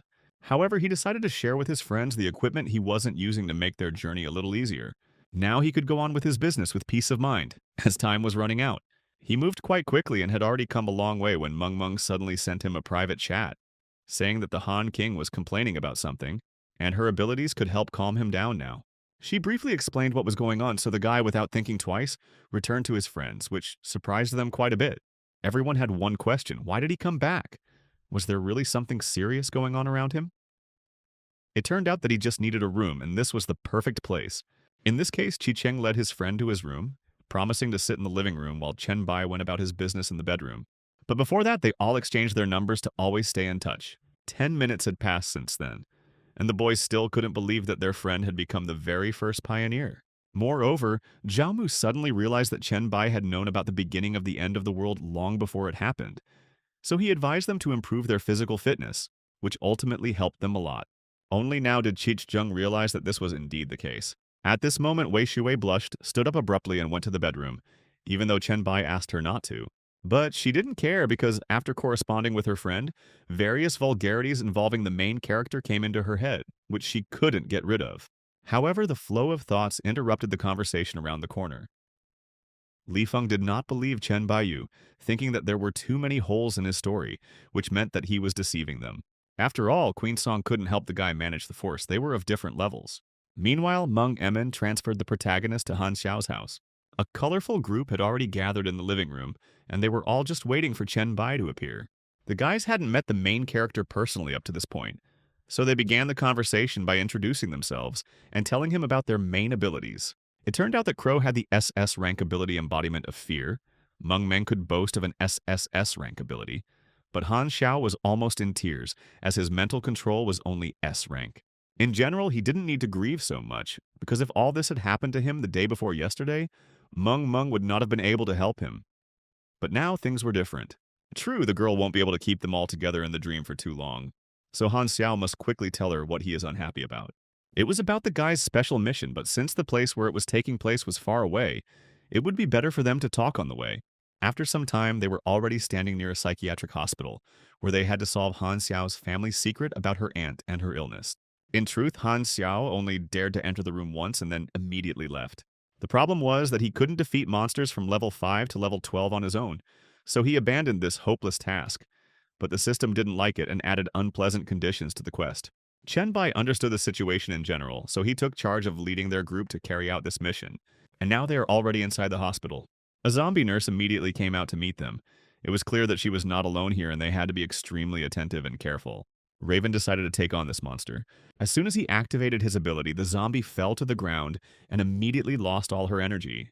But that wasn't enough, and the guy added the rhythm function and the zombie began to bend at different angles. A moment later, the monster died, and the guy received a mental skill as a reward, which he didn't need, so he gave it to Meng Meng. With this skill, the girl could lure the monsters out of the chambers, and although she was afraid to do it, Chen Bai convinced her that everything would be fine and she had nothing to fear. She obeyed him, and within a few minutes a crowd of monsters had arrived at their homeland. This time there really were a lot of monsters, and while the other guys were worried about it, the main character didn't even blink an eye. After all, for him it was a great way to hone his skills. Overall, this stance inspired Han Xiao, and he rushed to attack. Verona kept pace with him, his dark verves working like clockwork, leaving no opportunity for the monsters to escape. Surprisingly, even Meng did her part of the job well. After all, it was her dream, and in a dream she could choose any weapon, and what could be better than a grenade launcher in a situation like this? That's right, nothing. In short, she was having fun as best she could, and the guys realized that in her sleep she could create anything, even a grenade launcher or a giant robot. And this was understandable, but Chen Bai's inaction raised questions. He would have been happy to fight someone, but the charging speed of the new skill was too slow, so he had to waste time in vain. However, the charging was successful, and now the guy happily activated the Earth Spike, which lived up to all the guy's expectations, as he killed all the monsters in the hospital courtyard with one attack. But in the hospital itself, there were still monsters that crawled out even after the last attack. True, Chen Bai had foreseen this moment, and what's more, he had deliberately left them alive for his own needs. In this way, he leveled up his black light skill, and now he could even read the memories of killed monsters. He hadn't used this opportunity before, but today he wanted to try it. But he saw something strange. All these girls turned into zombies, not by their own will and not by the dictates of the system. They were made that way by the doctor of this hospital. He needed servants and victims, and he got them. The memories ended abruptly, but this was enough for the protagonist to remember something about the demonic seal. In his past life, he was a demon hunter, and this hospital was connected to them. It was said that these creatures could be summoned here.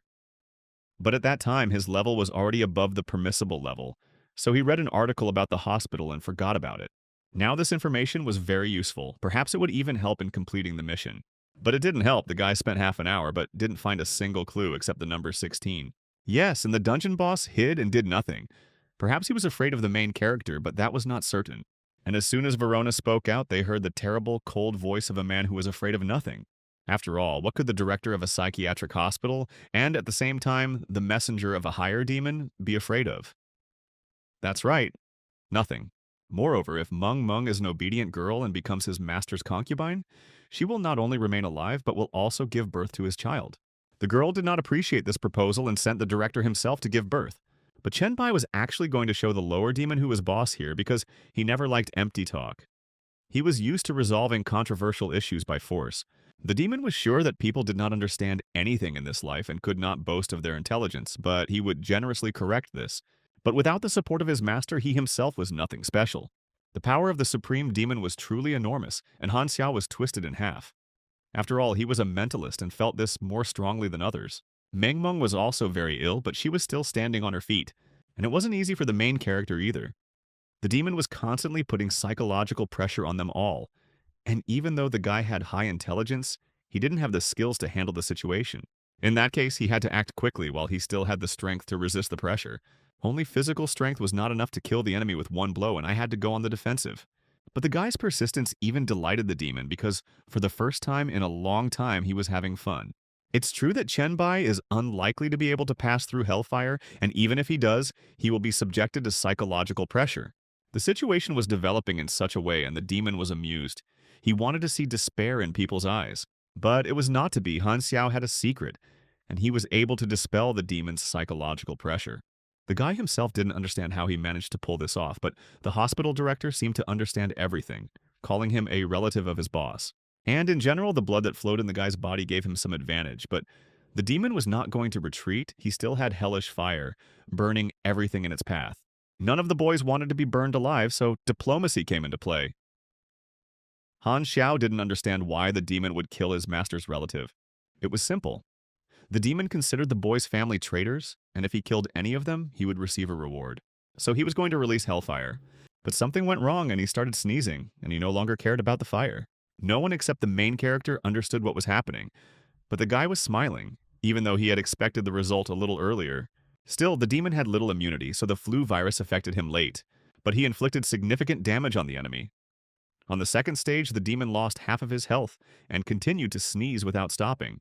But this was only the beginning, and after a couple of seconds, the demon lost the ability to breathe, suffocating. And just a minute later, he was lying dead at the guy's feet, and Chen Bai received 30,000 experience points to his account. Meanwhile, the protagonist's friends were acting strangely, turning pale and covering their faces with their hands, because they didn't want to catch the virus and die themselves. True, this was impossible unless the guy personally infected them, and he had no intention of doing that. So the guys breathed a sigh of relief, although the mission wasn't over yet, and they still needed to find clues to solve the hospital's main mystery. But before that, he confronted the guys with the fact that he wanted to post a video of them going through the dungeon, and if they didn't want to show their faces, he would hide them. To be honest, they weren't chasing popularity, so the guy had to hide his friends' faces before uploading the video. But even so, it did not become less popular, and there were plenty of people willing to watch it for 5 coins. Meanwhile, at the hotel, Chen Bai's friends watched the video he had taken part in, recognizing his actions and appearance. But while the girls responded positively to this question, the guys became tense, because they claimed that the main character was deceiving them. After all, they saw inconsistencies that couldn't be ignored, since the guy was sleeping in the next room, which meant he couldn't have taken part in that video. But even if we assume that the video really was the main character, this only proves his strength, but does not prove that there is a large group of survivors somewhere. However, it can be assumed that Chen Bai only organized the group to support himself and nothing more, which is why he is so strong at this stage. But unexpectedly, Wei Shui began to defend the guy, because she knew very well that Li Feng and the main character had a bad relationship, so the elder was jealous of his friend. Therefore, it would be educational for all of them to watch one video that the girl's friend Song Ge sent her. In the video, the girl talked about how their settlement had a wall of flesh and blood, which served as protection for the settlement, which the main character spoke of. It feeds on corpses, making it look quite scary. But if you put aside the fear caused by the appearance of the wall, you could see that inside there was a truly comfortable settlement, where survivors of different ages lived. And although the video was short, it was enough to prove the words of the main character. There are the most people at the foot, the price of their protection is 1 coin per day. But if someone for some reason creates trouble, it will cost them their life. Moreover, on the other side of the mountain, people live with entire families, and the leader of this settlement has plans to expand this very territory. After which Song Ge showed the villas on the top of the mountain and pointed to her house, which was the safest zone, and ordinary people were not allowed to enter here, so there were very few residents here. But if Wei Shui comes to their area, then she will most likely live here, although Chen Bai has not confirmed this yet, but most likely it will be so. After which the girl assumed that her friend would be in the same close relationship with the main character as she was, which greatly embarrassed her, and the thought occurred to her that it would be better to first watch the video herself and then show it to others. Now the boys looked more favorable towards the main character because until that moment they had no idea how powerful their classmate was. And while Li Feng was willing to compromise and discuss the details, his friend was not ready for dialogue, as he believed that Shi Wei could not become Chen Bai's woman. The girl didn't like this statement at all because she had already rejected Jiang Luping 100 times. But even in this situation, he continued to hit on her, saying that he was much better than the main character and would love only her. It's time for him to stop all this because she categorically doesn't like him in any way and doesn't need him. Meanwhile, Chen Bai and his companions continued to inspect the hospital grounds. The first thing he decided to do was absorb the blood factors that influence the light and darkness virus, and also isolate these very factors to obtain the blazing hellfire skill. At that moment, he received a notification that the blood factor had been isolated, and he was now the owner of thickened devil blood, after absorbing which he would receive weak devil blood for his full and unlimited use. Meanwhile, Han Xiao found a rank A message scroll and a Black Flame skill book of the same rank, and Meng Meng found a blueprint for a piece of D-level equipment. After reading the list of materials for Hellscream, the protagonist realized that he knew where to find the devil horns, after which he decided that he would take the blueprints for himself, take the scrolls, and the others would get the equipment. The boys liked this distribution. There is one last step left to complete the mission. You need to find clues that will lead to the revelation of a terrible secret. Moreover, he supposedly found a room where they might be located. But as soon as he opened the door to the room, a real, huge, scary demon appeared in front of him. It was fortunate that it was only a statue, but even this statue looked impressive, for it belonged to the 16th pillar of Solomon's 72 pillars. But the reason why the statue looked so terrifying was because the demon's power was inside. About 100 years ago, a girl from the Han family fell in love with a member of the Ji family. Since then, in every generation of the Han family, twin dragons and phoenixes have been born. Girls from this family became brides of members of the Ji family. The boys got married and started their own families. But more than 10 years ago, Han Xiao's father somehow learned of the family's legacy, and in order to avoid his fate and to prevent his daughter from being forced to stay in that hospital for the rest of her life, he decided to kill her. But the director reported everything to the Jai family, so the demonic family punished the man for betrayal and breaking the agreement. After this, the Jai family took the girl and raised her as their own child. The story was written in a diary that Meng Meng found, and further in her notes, The hospital director curses Han Xiao's father for his stupidity, but there were also notes about merits and awards, and other notes and personal thoughts of the slain demon. Meanwhile, the guy had his next assignment, but before getting to know it, the guy thanked the girl for reading the story. He personally couldn't read much since he started getting severe headaches every time. Meanwhile, Chenbai studied the statue until he found the lever that opened the door to the secret room. They were curious about what was behind that door, so they went down, walked for a long time, and there was no end in sight to the stairs. They did not go down further and returned to the room where the statue was located to confer and decide how to proceed.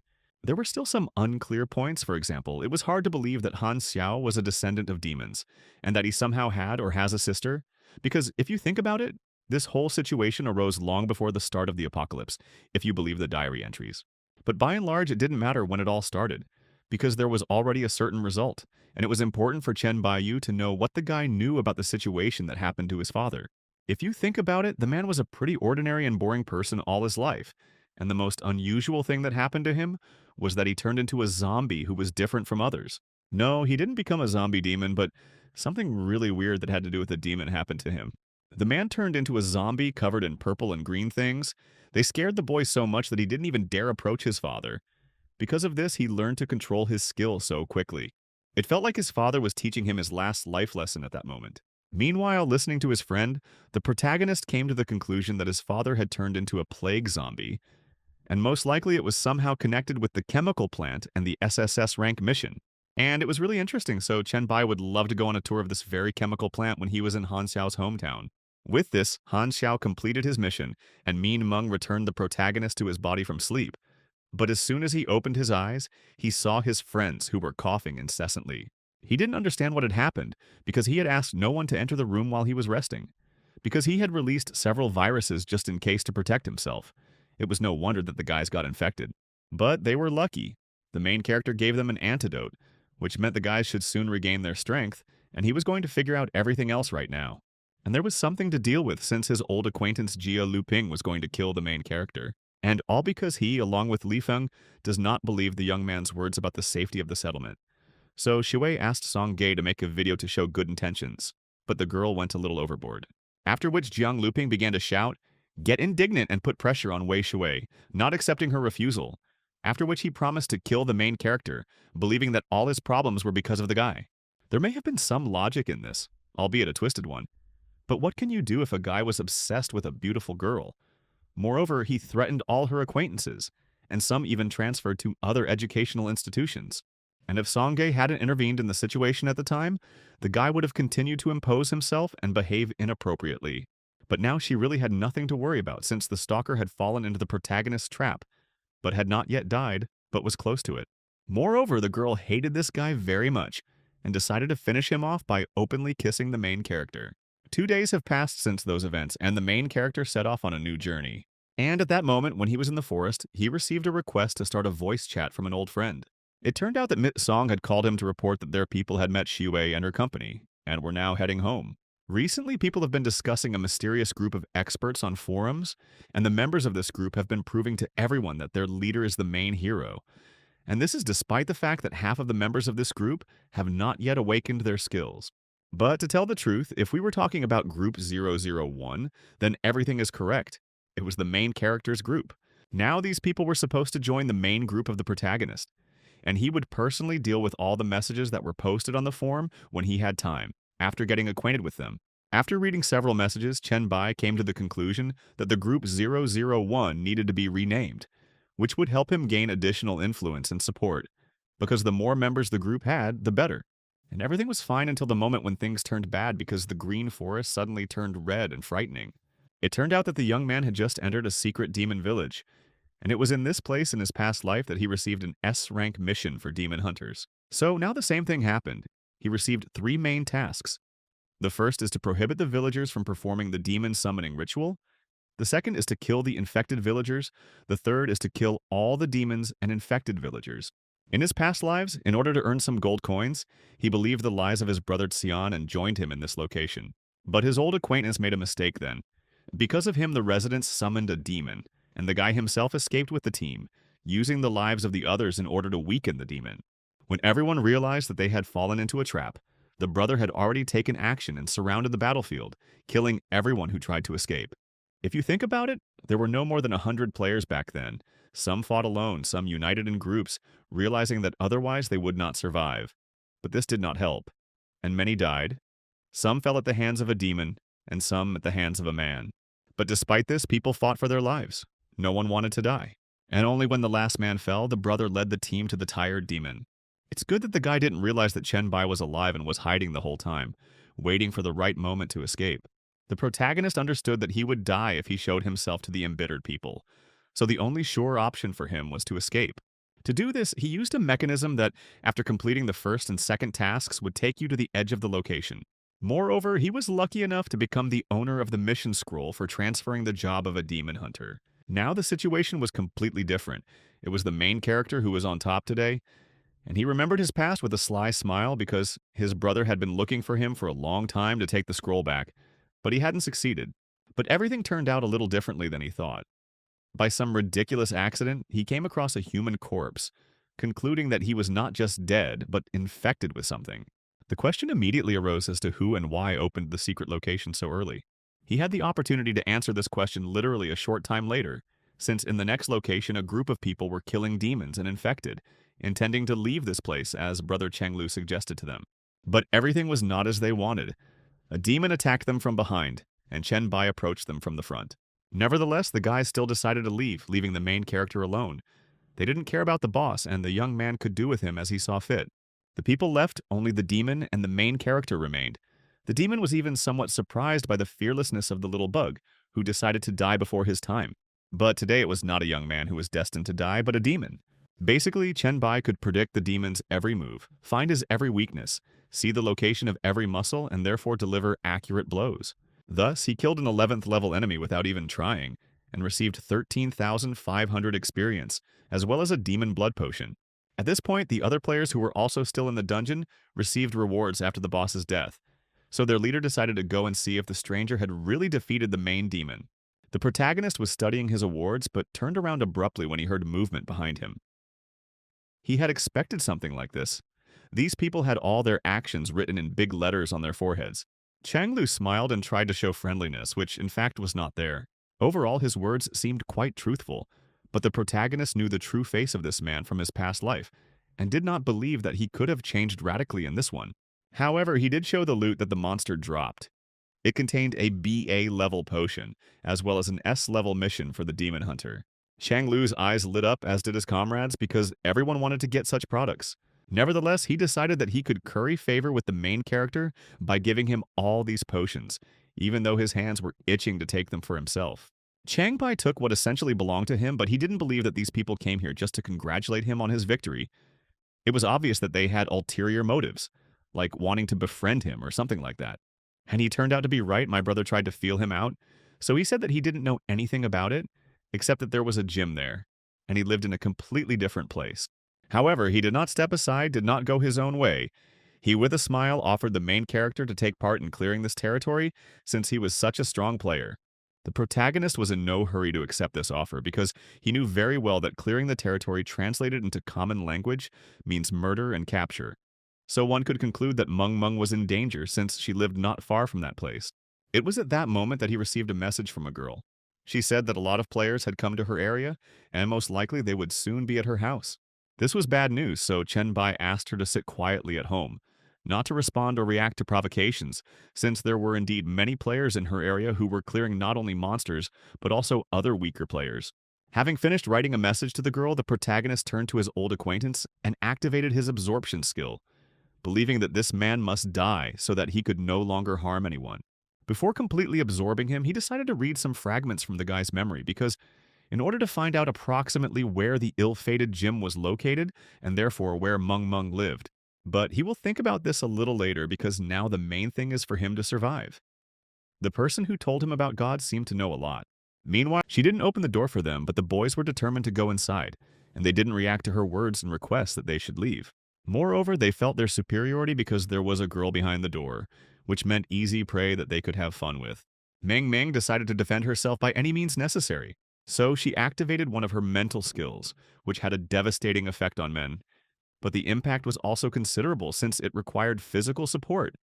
The skill only lasted a second, but at the same time the girl managed to lose her voice and her energy was now practically at zero.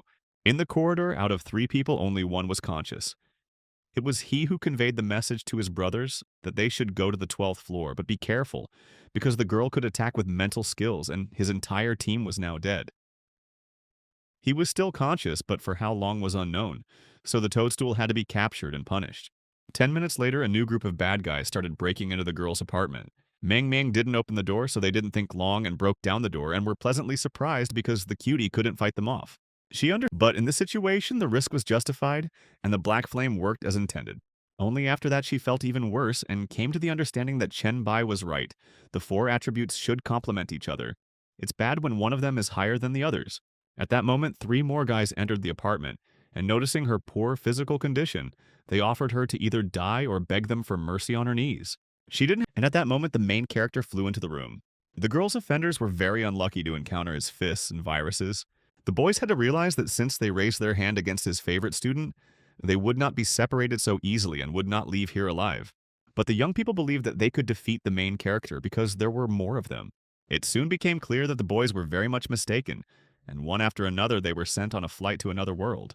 By and large, none of the guys had a chance to stay alive because they raised their hand against Meng. The fight didn't last long, but the problem was that the girl was getting worse and worse with each passing minute. It turned out that physical and spiritual exhaustion led to hallucinations, so she began to rave and call out for the main character without seeing him nearby. That's why I took her hand, at least through tactile sensations, to convey to her my warmth and confidence that everything was fine. At that moment, more bad guys appeared in the room, but they all met a sad fate. After all, Chen Bai gave his word that no one would dare to harm her, and he keeps his word. As the hour passed, Meng calmed down a little and her complexion became a little rosier. Meanwhile, none other than the brother came into the apartment, who did not expect to see mountains of corpses of his comrades. It was as expected as the fact that his team was completely destroyed. Why exactly this guy didn't come up with something? His plan was to attack the main character, and now all of Chen Yiqiang's relatives and closest friends were destroyed. This was all clear, but the question of what happened to the traitor's relatives and friends hung in the air. Now the guy was seriously scared because he only had a wife and a child, and everything bad that happened to him was only because of his research talent, because he was threatened, blackmailed, so he joined the bad guys so that they would not harm his family. After all, if his talent was ordinary like all his neighbors and friends, but his life took a different path, and his skill is not like everyone else's. Chen Bai understood this guy, as well as the fact that he had an unusual talent, and he was grateful that he warned him to be careful with the boss, so he was ready to offer a place in his settlement. Well, Chen Bai understood Zhang Long and he could have accepted his family into his settlement, but there wouldn't be enough room for everyone, so it would be better to stay here and stabilize the situation, and then they could move. But before that, he decided to stimulate his new acquaintance a little and gave him a potion that increases strength, and also sent him a friend request so the guy can write to him and report on the situation in the city. And when everything returns to normal, he can decide to stay here or move to a new city. Of all the things, the strangest looking was the mask, which changed after he received the potion for Luna. The guy remembered how he hid the items, and at that time the mutation had not yet occurred, after which he put the mission task and other things into his inventory. So it was interesting to experiment a little with all the objects and change their places, observing the result.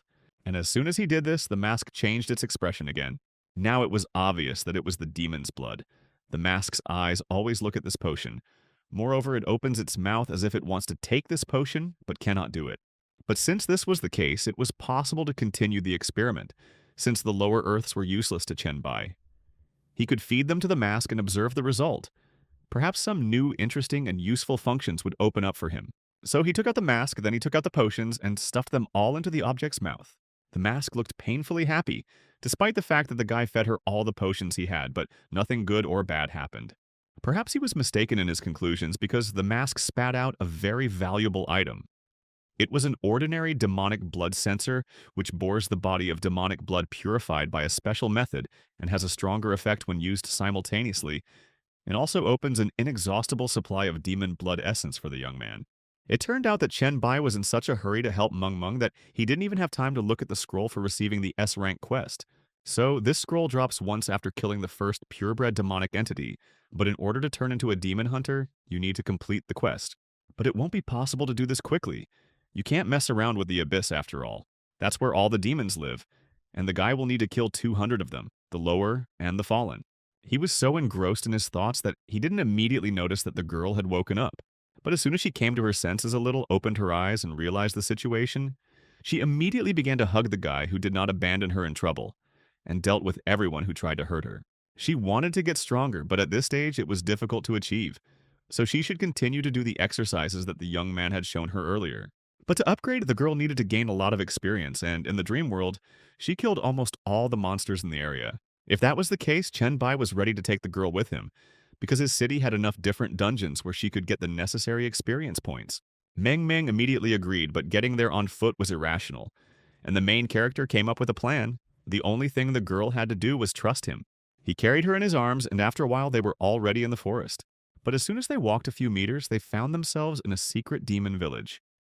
The girl needed to learn the difference between secret places and dungeons, because only cleared places would be secret, in which case the player would receive a notification about the entrance. This was understandable, but both the first and second were not the world of dreams, so the girl had to wait for the guy at the entrance for his peace of mind. Meanwhile, Chen Bai had already entered the village and begun the final cleanup. In fact, the third task had changed significantly, and it was not a fact that he would receive a blood potion upon completion. But he won't know this until he kills the main boss, who was already waiting for him in the main square. The priests and others considered the guy easy prey, right up until the moment he began to absorb the first of them. His main goal was Qian Dahan. If he were to absorb him, he could obtain the necessary blood, so he had no intention of being kind. But he still had to get close to him. Along the way, the guy killed other lower bosses, and they also dropped blood potions, and their quality was no worse than what could be obtained from the boss. It was also possible to extract a potion from elite monsters, but it was not possible to extract it from ordinary ones. From a safe place, Meng Meng watched all of this, admiring the protagonist who dealt with his opponents so quickly. Suddenly, she heard a guy's voice asking her to get ready for something. He ran towards her and asked her to attack the monsters that were chasing him. With her strongest mental attack, she had nothing to worry about, since they were all pretty battered. She didn't have to be asked twice, and the girl activated her skill. So the monsters were killed, the task was completed, and the girl and the guy increased their levels. At that moment, the guy received a private call from Ms. Song, who said that the god of commerce had arrived in the settlement and was demanding the main character. As soon as Lady Song had stayed in the settlement for one day, Lendo found her and said that he had come with orders to build a city. But there is one condition. A goblin chamber must be created on the city's territory, free from paying taxes for the entire duration of the city's existence. The task was interesting, and the gods didn't give such orders often, so for those who carried it out, it was a wonderful opportunity, not only to prove themselves, but also to invest profitably. Only the order must be carried out immediately.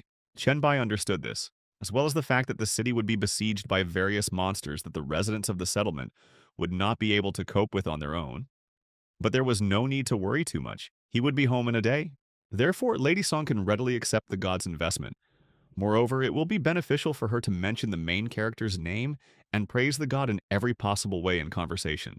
At this point, the conversation ended, and the guy called Meng Meng over and asked her to choose something from his equipment that improves physical characteristics. This was necessary to protect the girl because an emergency had occurred in the settlement, so he would be moving at maximum speed on the further journey, and she simply might not be able to withstand it.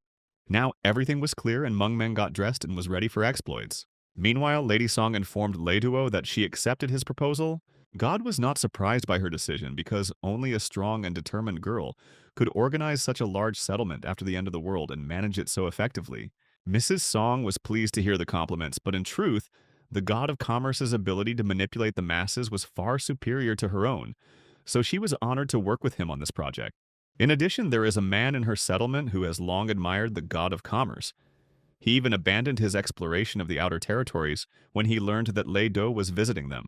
Moreover, God is well acquainted with him and even invested in him, after which she named the main character. But this news was unexpected for Lei Do. He had no intention of withdrawing his investment in the city. However, since the main character also manages this settlement, everything could be adjusted a little. Now it was a golden order to build an S-class city. Neither Chen Bai nor Madame Song could refuse the offer now, and if he returned, she would have a chance to fight off the monsters. If not, it would be the end for her. It would have been possible, of course, to choose a mission of a lower rank, but the size of the proposed city would also be smaller. However, the woman chose a gold rank mission because as long as the main character is on her side, she is not afraid of any danger. A day later, the protagonist returned home, but the journey took longer than he expected. so today he will have to clear the roads of monsters. But for now, he was going to put Meng Meng to bed and listen to a report on the situation in the settlement from Madame Song. There were 20 minutes left before the monsters began their attack on the settlement. The residents had organized 3 lines of defense around it. Overall, the guy realized that his girlfriends had done a great job while he was away. In addition, the girls cleaned out the sewers and assembled a completely awesome set for the main character. It was a great gift, and the guy was convinced that his decision was the right one. He never regretted choosing this particular woman for his retinue. But this was poetry. Madame Song must remember that Meng Meng is not just a girl. She is his student, moreover, equal to him in strength, so she must be treated accordingly. Moreover, it was time to meet the monster attack on the city fully armed. There really was a huge concentration of monsters of different kinds near the city wall. Looking at them, the main character remembered that in his past life, his city was only a B-class city. And comparing the number of monsters that attacked then and now, it can be safely said that there were more of them now. In principle, there were only 3 minutes left before the monsters stormed the city. So Ms. Song informed all the residents of the community that they would have 5 days and 5 nights to resist the monsters, but they needed to try not to worry and remain calm and clear-headed. Moreover, the city's walls were quite strong, perhaps even the strongest in the New World, and they also had the widest range of resources and the most metallized military support. They also had hundreds of B-class talents, and about 10 A-class masters, as well as those who were S-class players, but also 2 with the strongest skills in the world. Therefore, there is no need to worry about defeat, because in a few days they will take control of the best and largest territory in the whole world, by which time the people who defended the city will be able to enjoy a variety of amenities at the most favorable prices. Besides, there was only 1 minute left before the attack, and everyone had to earn money and experience. Madame Song was inspired to give such a heartfelt speech by the protagonist and Meng Meng, who returned home on time. That was good, we could start the live broadcast. There were only a few hours left before the battle itself began, and it was obvious that the monsters were getting closer and closer to the wall, so the protagonist activated his skills, preparing to accept the fight. And so the time to prepare for the defense against the siege of the city was over. Somehow the monsters were strengthened, grew in size, and attacked the people. Lang Shuang watched with all her eyes as the events unfolded, as she had not expected the navigators to begin to strengthen, since at first they were supposed to start killing the still weakened zombies. But now the plan was falling apart before her eyes. But the main character and Mrs. Song were prepared for this turn of events. It was now obvious that the monsters' stats had doubled, but the gold and experience they received had also tripled. It was definitely a good skill, even though the damage wasn't very high, but having a powerful infection ability combined with a weakening of characteristics makes defending the city several times easier. At that moment, the guy noticed that the infected zombies began to gather together, while the others kept a decent distance from them. This suggested that among these zombies there must have been a lord who could control her. It was no wonder they didn't push anyone or trample each other, but carefully moved forward. It was obvious that the first thing to do was to find the lord, and when he did this, it would be much easier to deal with the zombies, who had lost their leader. But the lord's location was unknown, and it would take quite a long time to find him. Moreover, it was clear that if the guy went to look for the lord, he would not be able to destroy a large number of approaching monsters, since the lord controls the flow of zombies, forcing them to attack with all their might. If you don't find the lord and don't kill him, zombies from other directions will threaten the last ones, and his people will run away and he won't be able to leave anymore. It seems that Chen Baiyu will need Meng Meng's help to resolve this situation. That's why he passionately wanted the girl to wake up as soon as possible. And as soon as he strongly desired this, Meng Meng opened her eyes and looked in surprise at Song Ge, who was fussing around her.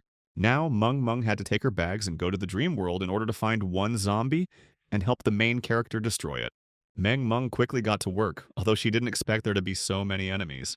But this didn't particularly frighten her since in her dreams the girl was practically omnipotent. Now it was time to begin searching for the zombie lord that Chen Bai had spoken of. While the girl was looking for the main zombie, it was getting close to evening. The protagonist was a little tired, but thanks to his efforts, no one on the front lines was hurt. And near the wall itself, only a few people received minor injuries. The damage to the city walls was minimal, so the guy could rest a bit and let the others do their job. That's what he would have done, but they weren't in the easiest situation. Today they were attacked only by strengthened zombies, but there weren't that many of them. Even at first glance, it was clear that there were more of them, as well as stronger individuals. It felt like the Lord was hiding and gathering strength for the main attack. However, the guy really needed to take a break, so he went into the house where Meng Meng was running towards him. So he asked Madame Song to ask Lu Li not to film it. It wasn't a matter of inappropriate behavior, but rather that Meng Meng had a unique ability that other players shouldn't know about. Unfortunately, she was unable to find the Lord. Yes, she received several responses to her actions, but she could not determine the exact location of the monster, and she also did not have the skills to pursue.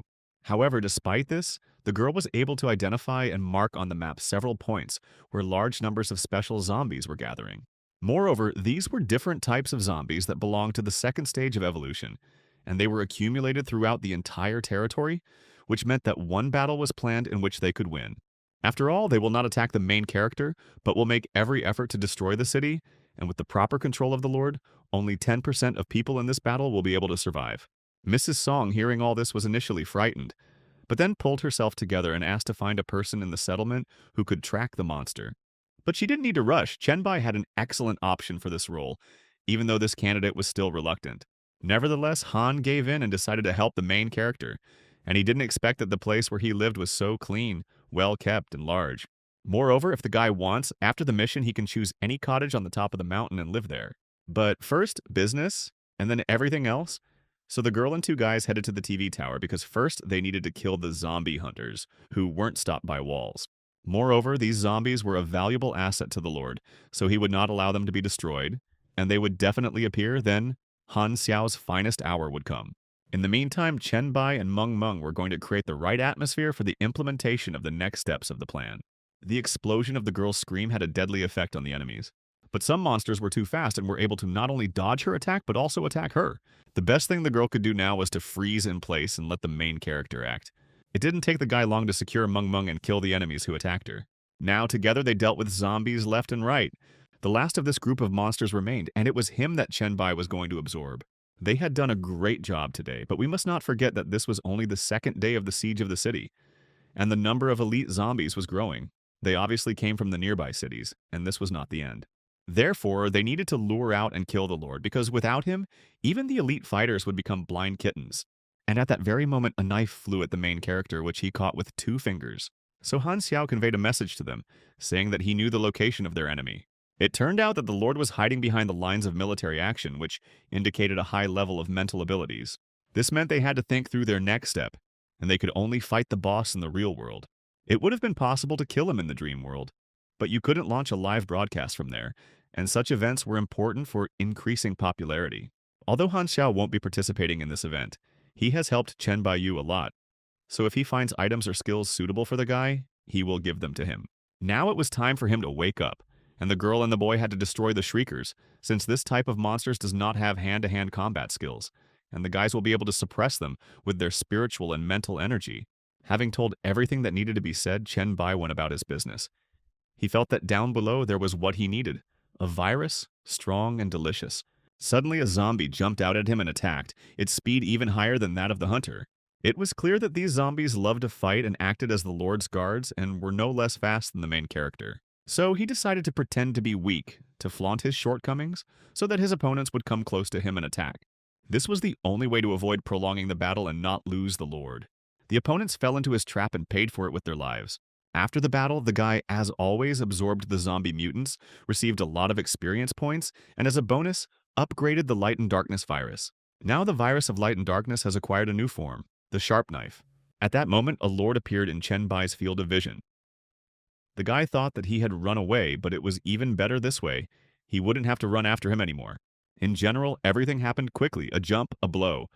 And the monster lies at the feet of the main character and groans. It does not look like the main boss. But something was wrong. Some kind of pink haze enveloped the guy, and in this haze his women appeared. It was good that Chen Bai himself understood that all this was not real, but he gave credit to the Lord who calculated and identified his weaknesses and preferences. But these were illusions, and generally not of the highest level, since they could not defeat the guy's logic, which means he was smarter than the zombies. Meanwhile, the second type of zombie evolution, the crazy fat man, began to storm the city walls. Lady Song repelled the attacks and led the combined forces that defended the city.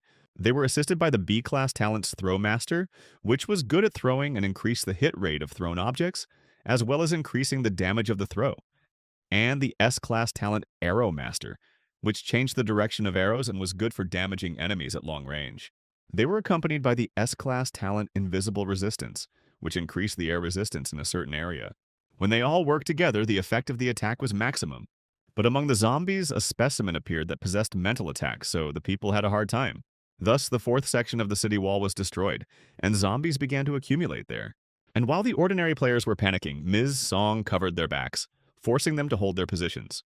The woman used an amethyst spinning blade against her enemies, which allowed her to kill a large number of opponents.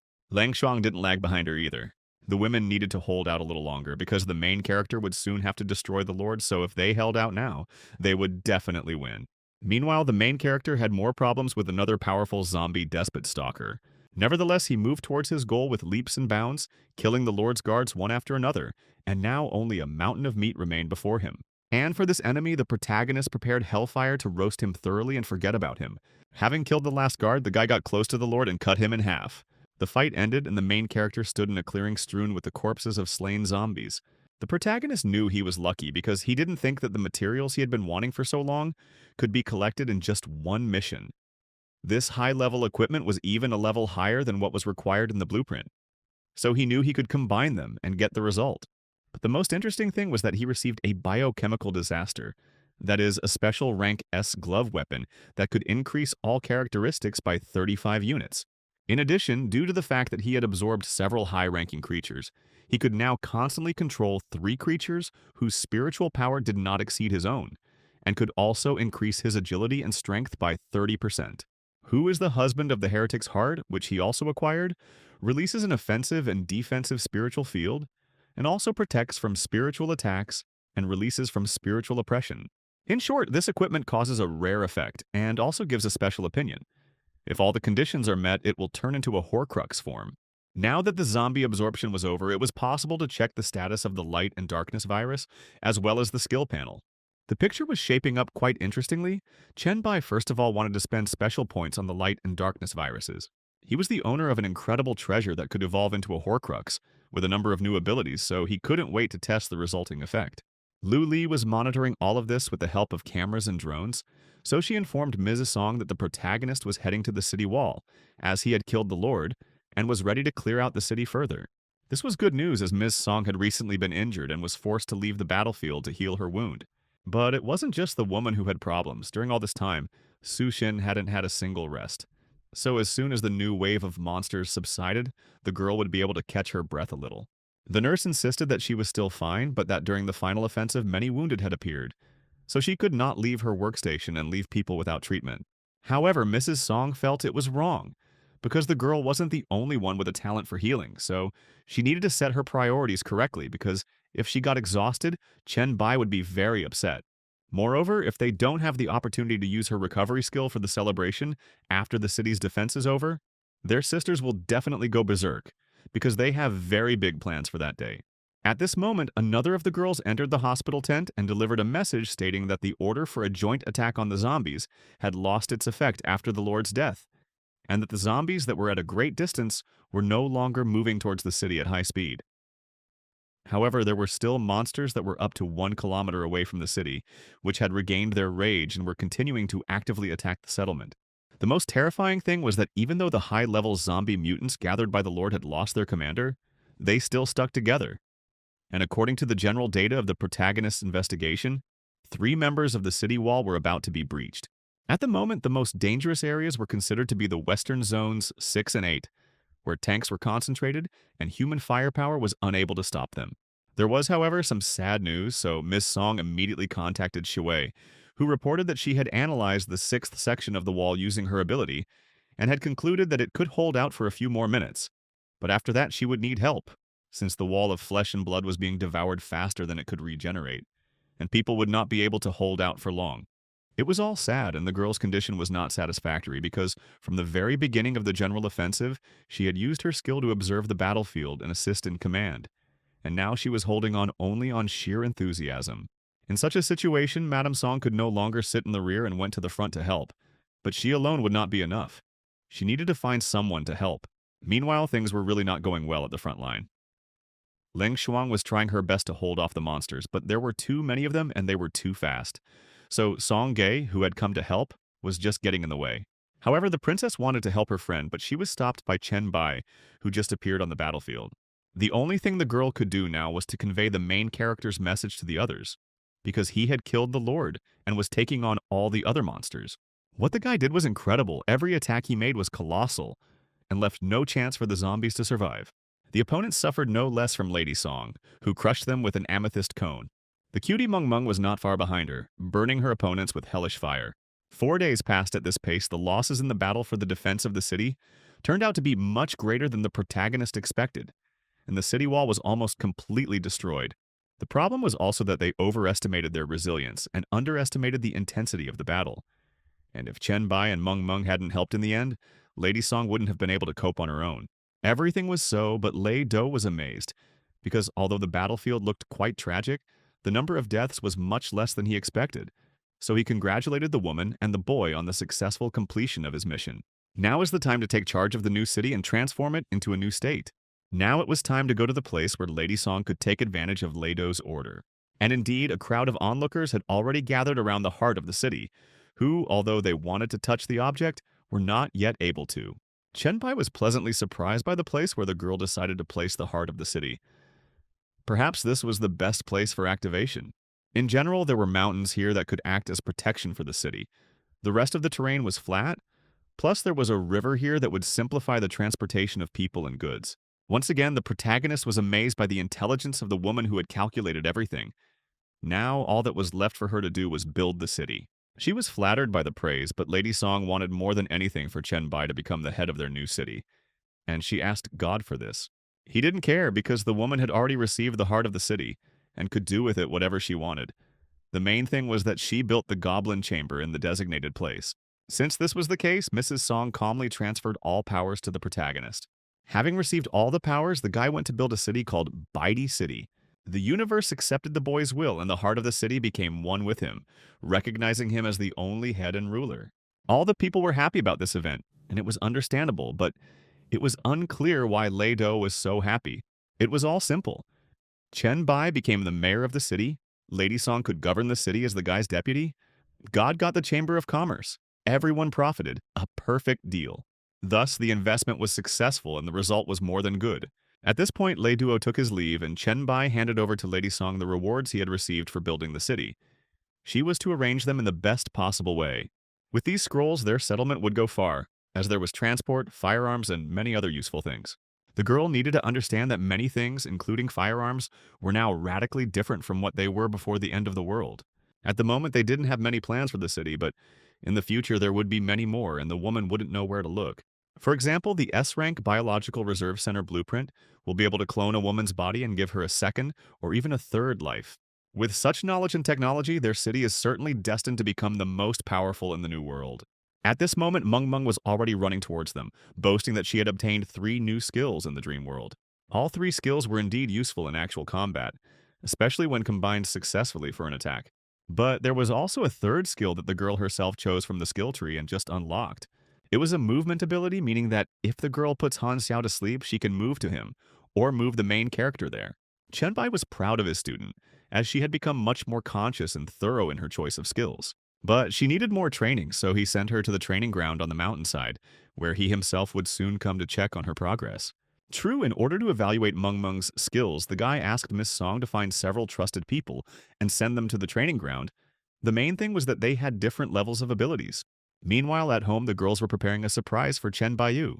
The protagonist enjoyed the surprise and was now relaxing with Zikyong, when Mung Mung suddenly wrote to the woman, asking her to find a dungeon to earn experience points. This shouldn't have been a problem, but it wasn't just the cutie who needed the protagonist's advice on choosing skills and selecting training.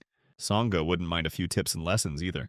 But this was strange because the girl's skill tree was largely empty, so it was unclear what advice she wanted to receive. However, he took pity on all the girls and decided to look through their skill trees. He really liked the first tree because Lady Song was a head taller than the others, so Amethyst Eye had roughly several development paths. And since she was a queen, not a warrior, she needed to develop this particular skill. Moreover, if you combine the Amethyst Eye with infinite depth and noble gaze, you get a lethal combination. A woman will be able to understand the enemy and control his abilities. Now Chen Bai wanted to see Shu Wei's A-class skills.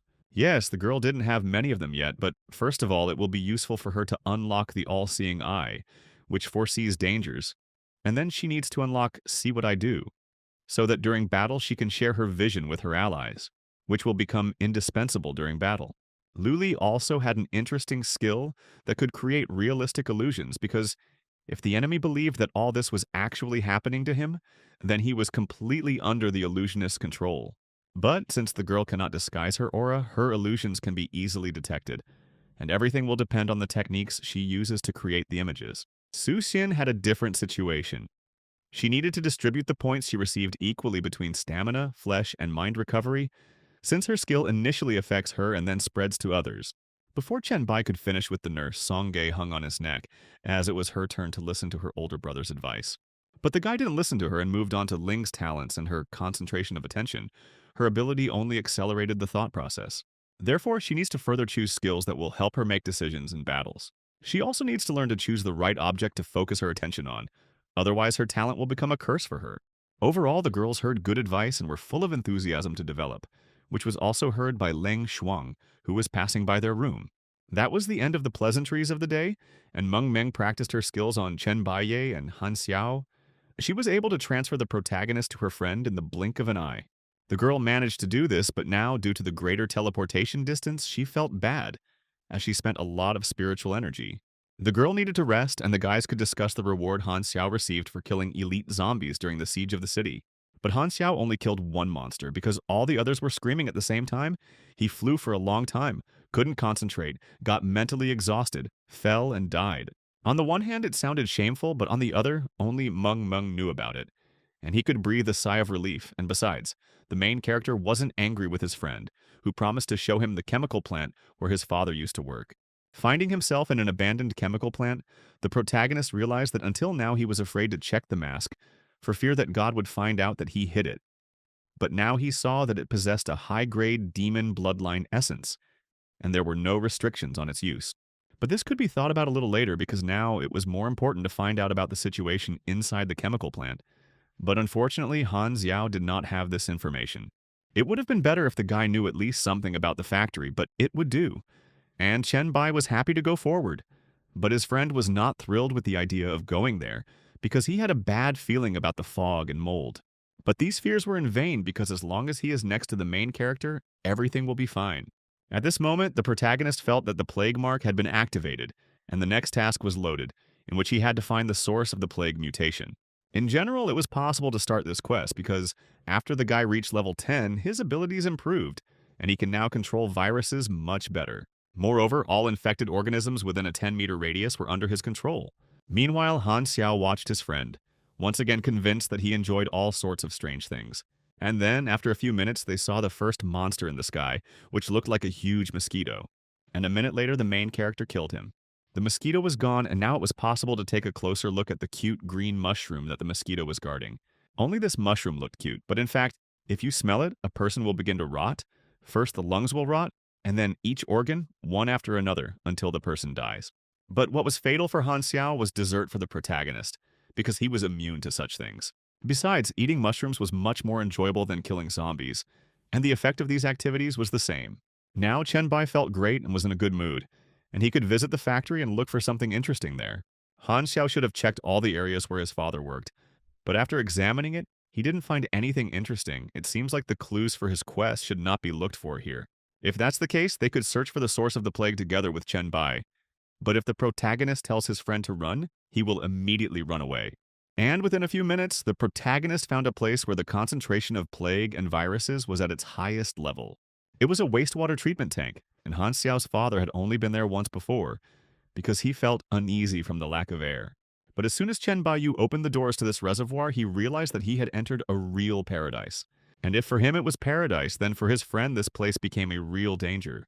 So he had to surround himself with internal energy so that the plague would not affect him. Suddenly the boys heard a voice. It was a man who saw them as slaves of the virus. Chen Bai did not appreciate such familiarity, approached him, and hit him. The guy couldn't break through the strange man's defense, but he didn't even think of resisting, fell to his knees and began to say that he would faithfully serve the guy. It looked strange, although if we were talking about the plague cult, then this man could be its follower and worship the main character. But Kasim was already ready to give Chen Bai anything, be it life or soul. Moreover, he claimed that the main character was his deity, since the high priest had helped him at the cost of his own life. And besides, it was the guy who received the plague mark at the beginning of the trials and should be the lord of the plague. It turns out that the cult's followers paid well to enter the training early in order to accompany the protagonist, and each participant who comes here can reward him with a treasure of secrets. Now Chen Bai was interested in the class change scrolls. Unfortunately, the man didn't have any of these on hand. For example, one of them was a Plague Knight of S rank and an Insect Lord of the same rank. But the most valuable of all was the SS rank Son of Destiny. The set was, of course, interesting, but it slightly disappointed the main character. He had hoped that his new acquaintance had something else in stock. After all, the main character only needed a class change scroll of SSS rank. On the one hand, this was sheer impudence, but the man was completely delighted, realizing that before him was a future god, and a man who would resurrect their entire sect. But unfortunately, he didn't have a suitable scroll with him, but he knew a way to get such a scroll. Yes, there were no guarantees, and Chen Baiyu would have to do the work himself, but at least it was something. The new acquaintance could only open a special space that leads to the largest plague in the history of Blue Star. The guy must enter there, collect the plague seeds, and then create the necessary scroll from them. It certainly sounded adventurous, but if there was a chance that everything would work out, then the main character was going to try. And then the ritual began. Fukushima decided to sacrifice his life, strength, and soul to become a ladder for his god and pave the way for the plague. After which he was embraced by a green flame to open a passage to a new world. And just a second later, the protagonist received a system notification asking him if he wanted to enter an exclusive secret office. The guy didn't think for too long and made the only right decision to go inside alone while his friend was supposed to wait for him outside. The portal's opening time was limited, so Chen Bai said goodbye to his friend and asked him to leave this place to avoid being killed or bitten by insects. Han Tiao didn't have to ask twice for this, so he left the danger zone. Meanwhile, Chen Bai had already arrived at the appointed place at the appointed time. But what was surprising was that his hourglass had activated, after which he looked around, realizing that he most likely found himself in medieval Florence. Surprisingly, the streets were empty, and only in one of the alleys did he see a hunched figure. The figure tried in every way to drive the main character away, saying that it was dirty and cursed by the gods and afflicted with disease. But this never frightened the young man. Moreover, he absorbed the virus that lived in this man so that he could live. This opened up a side quest that required him to collect all the plague seeds, but he still had to figure out how to do it. At that moment, the figure removed its hood, and it turned out to be a girl who, after being healed, was ready to follow the guy to the ends of the earth. In principle, he was not against such a development of events, but the girl did not need to be baptized, because he was a messenger of a different god than the one she was accustomed to believing in. Moreover, he was not any messenger, he was the god of plague, and he could rid any person of this disease so people could gather in the main square to get rid of the disease. Elena began to convey this information to the people, calling them to the square, because a miracle awaited them there: deliverance from the plague. It is understandable that it might be difficult to take her word for it, but anyone could come and see for themselves that she was telling the truth and become healthy. Besides, everyone knew that her father had donated a lot of money to the church, and she had not been caught lying. So by her own example, she showed that the plague could be cured because she was now healthy. Meanwhile, the protagonist stood in the main square, reflecting on the fact that, judging by the situation in the city now, it must be around the 14th century, a time when people relied on bloodletting and faith to treat the Black Death, which is why so many people died then. Suddenly, a huge number of people who needed help arrived at the main square. This was what was needed, and Chen Bai began to play her role as the god of plague, beckoning the unfortunate to come closer to them. He began to absorb the plague virus that had settled in these people. They were cured, and he was well nourished. After some time, people became absolutely healthy and happy, because they felt a tremendous relief. They no longer had a cough or fever, and their strength returned. People began to fall on their knees and thank the protagonist for saving them from the plague, so they swore allegiance to him. But the young man didn't need such bows and bows. He asked everyone to get up, as people might still feel some discomfort, as the plague had affected their health, and they needed to rest for a couple of days to fully recover. Moreover, the young man did not need servants and blind worship. The only thing he wanted was for people to be freed from torment. At that moment, Elena asked all her acquaintances not to interfere with God's fight against the plague. The recovered people should follow her across the Arno River Bridge to tell the rest of the inhabitants of Florence about the people and the miracle that happened to them. At that moment, knights of the church appeared on the square and were informed that there was a man here who imagined himself to be God. The young people were clearly unfriendly as the protagonist undermined their authority with his statements and actions. The knights believed that the plague was a punishment from God, so the god of plague could not exist. This was the moment of truth and the chance Chen Bai had been waiting for. Right now, right at this moment, he could become a god. Meanwhile, the knights believed that the heretic had been dealt with, but they did not understand why people did not repent of their sins and bowed down to the one who deceived them. The only problem was that the main character didn't have a single scratch, even though the knights had pierced him with 3 swords. Meanwhile, Elena picked up a stone and wanted to rush at the knights because they dared to raise their hand against God, who saved her and other townspeople. But the guy stopped her. Besides, no one can hurt the protagonist.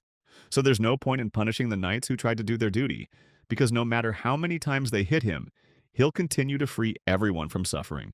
Exactly 3 days had passed since then, and it took Chen Baiyu the same amount of time to convince 90% of the city's residents to believe him, so only 7 people came to the service on Sunday. The young church minister was annoyed because Bishop John had not allowed the main character to be killed that day in the square.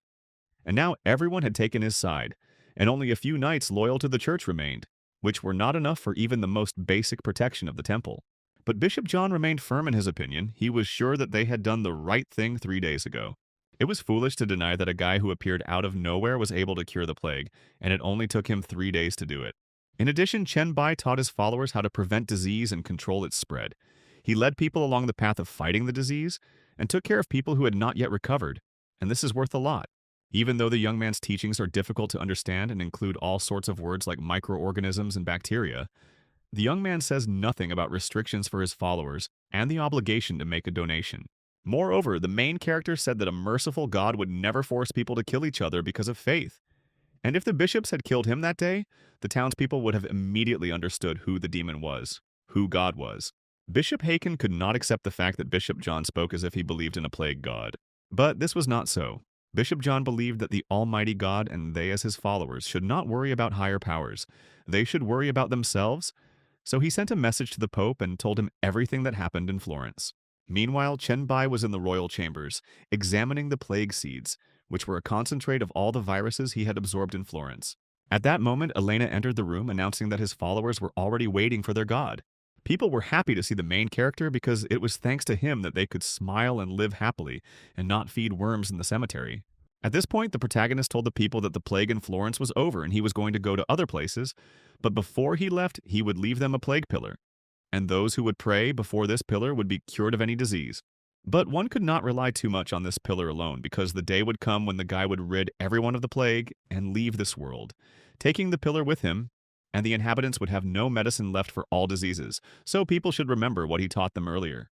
Elena promised that people would always remember his teachings and the plague doctrine, and would try to build a cathedral here and spread the greatness of the cult, remembering what Chen Bai did for them. Meanwhile, the final time to say goodbye had come, and the protagonist wished the townspeople no longer to suffer from minor illnesses. He soon left the square, but even outside the city walls he could hear his followers shouting and praising him. This was essentially what he needed, and it was what would help him gather the seeds of the plague. And if you think about it, his popularity will direct people to him and make the process of collecting plague seeds easier. Because if he had not become famous as a god, this process would have taken him 10 years, but this way he could have saved time. Several days passed and the Pope in the Vatican summoned one of his followers to talk about the failure of the Eastern campaign, which had disappointed the gods. It turned out that the demon took advantage of the opportunity and prescribed something to bring pain to people. And in such a serious situation, the heretic used something to steal the minds of believers. The leader of the Templar Order, Sauron, immediately realized that the Pope was talking about the man who claimed to be the god of plague. The most interesting thing is that this man cannot be called a fraud because after he appeared, the plague actually disappeared in Florence. The knight was stunned by the news and could not believe that this was possible. But this happened, which means it was not a man, but a demon, since only a demon could unleash a plague and then return it back, making it look like a miracle, wounding the believers of the Holy See, using them to prevent the unfortunate from getting to heaven in the future. Now this heretic arrived in the Vatican, but the Pope had a plan, so he ordered the protagonist to be brought to the palace and even decided to gather people. The knight's task was to bring the spear of Longinus and kill this heretic demon in front of all believers, thus cleansing the world of evil. Meanwhile, the main character had indeed already arrived in the Vatican and asked a local boy to tell the locals about his arrival. He meekly agreed and ran off to carry out the task. This was interesting since he was simply not allowed into other cities, but here a healthy child even ran out to greet him, and this would have been nice if they weren't planning on killing the guy later. Meanwhile, people actually began to gather in the square. Some claimed that the main character could really cure the plague.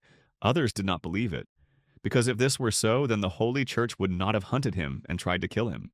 At that moment, the Pope came to the square with his faithful knight, who was carrying a spear to deal with the demon, which was believed to be Chen Bai. But the main character played the role of God, saying that he descended into this world to save ordinary people from the plague.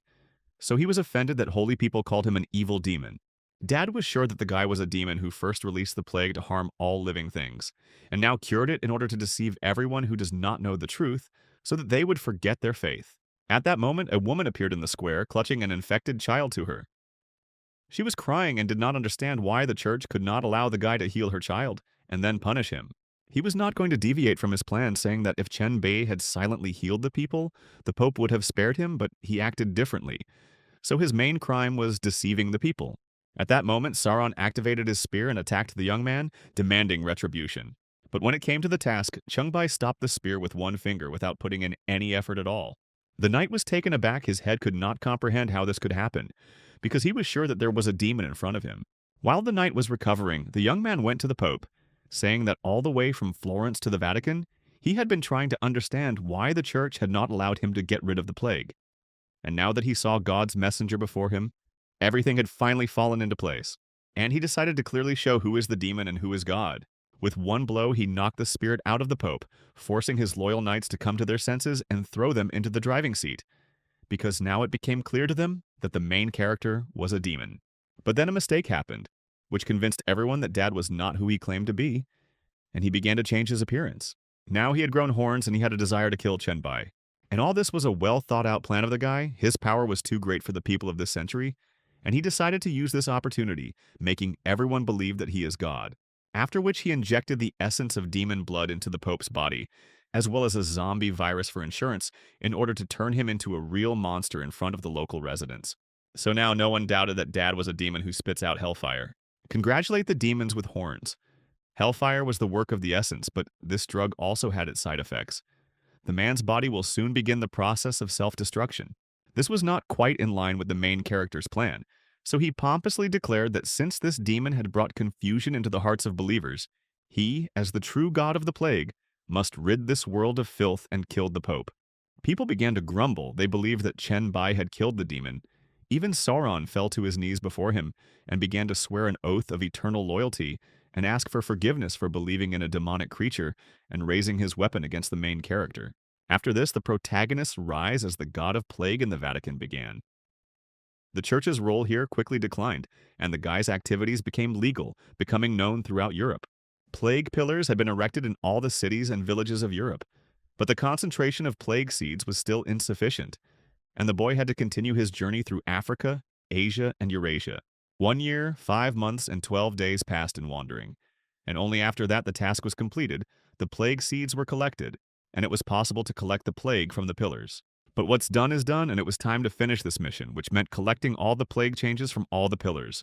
The first to be consumed was the plague pillar that was in Florence. Elena was surprised, but at the same time she understood that God had finished all his worldly affairs and was returning to the world of the gods. Finally, the girl decided to pray to her God once again, saying that they were called the Plague Cult, not because they believed in catastrophes and extinctions, and not because they revered corruption or death, but because they wanted peace and happiness on earth.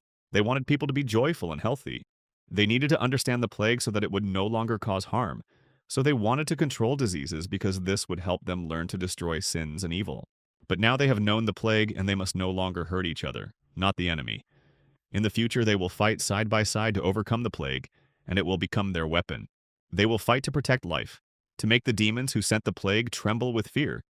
This will frighten the bloodthirsty and brutal evil and destroy the enemies. But all things in this world will rot and decompose. But billions of lives will work together to live forever and never die. But we must remember that all creatures perish, but all living things are immortal. The main character heard all these voices as well as what they said. They believed that their God would always illuminate the world with light. Warmth emanated from these voices because everyone who prayed did so from a pure heart, and not because they had to. The mission ended and the protagonist returned to his time at the chemical plant and received a life and death class change scroll of SSS rank. It didn't seem like a possibility since the guy really wanted to change jobs, but Leido's mission required 2 SS rank scrolls. At that moment, he received a notification that the Plague Factory mission had failed, despite the fact that the guy was sure that he had found the source of the disease. The thing was most likely that when Chen Bai found the Zhumi spider, there was no notification that the mission had been completed, meaning the source of the plague that needed to be found was something that had changed due to his presence. And after he sacrificed himself, the source lost its power and dried up. So the mission was a failure. But there was no time to be sad. It was necessary to find out what was happening in the city of the White Emperor. Things were going well in the city. Mrs. Song was busy with reconstruction. And besides, nothing could have changed dramatically in 4 days, which came as a surprise to the young man because he thought he had spent a year and a half in the dungeon. But time was distorted due to his hourglass, which had become one with him. After this, the young man decided to check out the situation in the group chat, and everyone there felt sorry for him because of the failed mission. But there was no need to feel sorry for him because he still received a SES rank class change scroll, which he bragged about. He also suggested to all the guys in the group to give it a small upgrade and turn it into a league, so everyone had to express their opinion. But for now, he needed to rest a little, and Han Xiao recommended areas with cozy villas to him. After conducting an initial scan, the guy realized that not only were the buildings beautiful on the outside, but they were also safe. Meanwhile, 2 sisters were sitting in the basements, shaking with fear as someone had disturbed their peace. Lying on the bed, the young man thought that the modern world was much more comfortable and that he could finally truly relax after releasing a little virus. He also decided to use a medicinal pillow made according to a traditional Chinese recipe that he brought from the dungeon, as this thing should make his sleep much better. The most interesting thing is that now, from the simplest healing pillow, it has turned into an expensive artifact that helps strengthen and increase moral strength. I was curious what happened to the other items in the inventory. It turned out that more than half of the things from the dungeon became objects. Until that moment, the guy had never heard of anything like this. From the last dungeon, the young man also captured an SS rank Longinus spear. The most interesting thing is that the spear also became an object. In general, this spear originally existed only on Blue Star, and now it has become an item thanks to the will of the universe, plus, on top of everything else, it has hidden characteristics. Chenbai didn't know the reasons for such changes, but he understood perfectly well that such a powerful and unique spear belonged to him. But it wasn't that simple. The guy's palms began to burn madly. It seemed as if the spear was rejecting him as its master. It seemed to classify the young man into one of 5 types: evil, darkness, abyssal corruption, or filth, meaning he would be unable to use the weapon as it would constantly burn him. So he decided to keep it in his inventory so there would be one less threatening thing in the world. At that moment, the young man heard a strange rustling sound, followed by a whistle, but thanks to his excellent reaction, the guy was able to intercept the knife flying at him. The most interesting thing is that he was unable to see the attacker either with the virus detector or with the thermal imager, meaning that the knife was controlled by a low-level spirit. Such creatures were no match for Chen Baiyu. He could use fire to get rid of the obstacle, but then the room he was about to rest in would also burn down. Nevertheless, he began to look for a way to defeat this spirit, but unfortunately there were no viruses here, so he could not open the skill tree.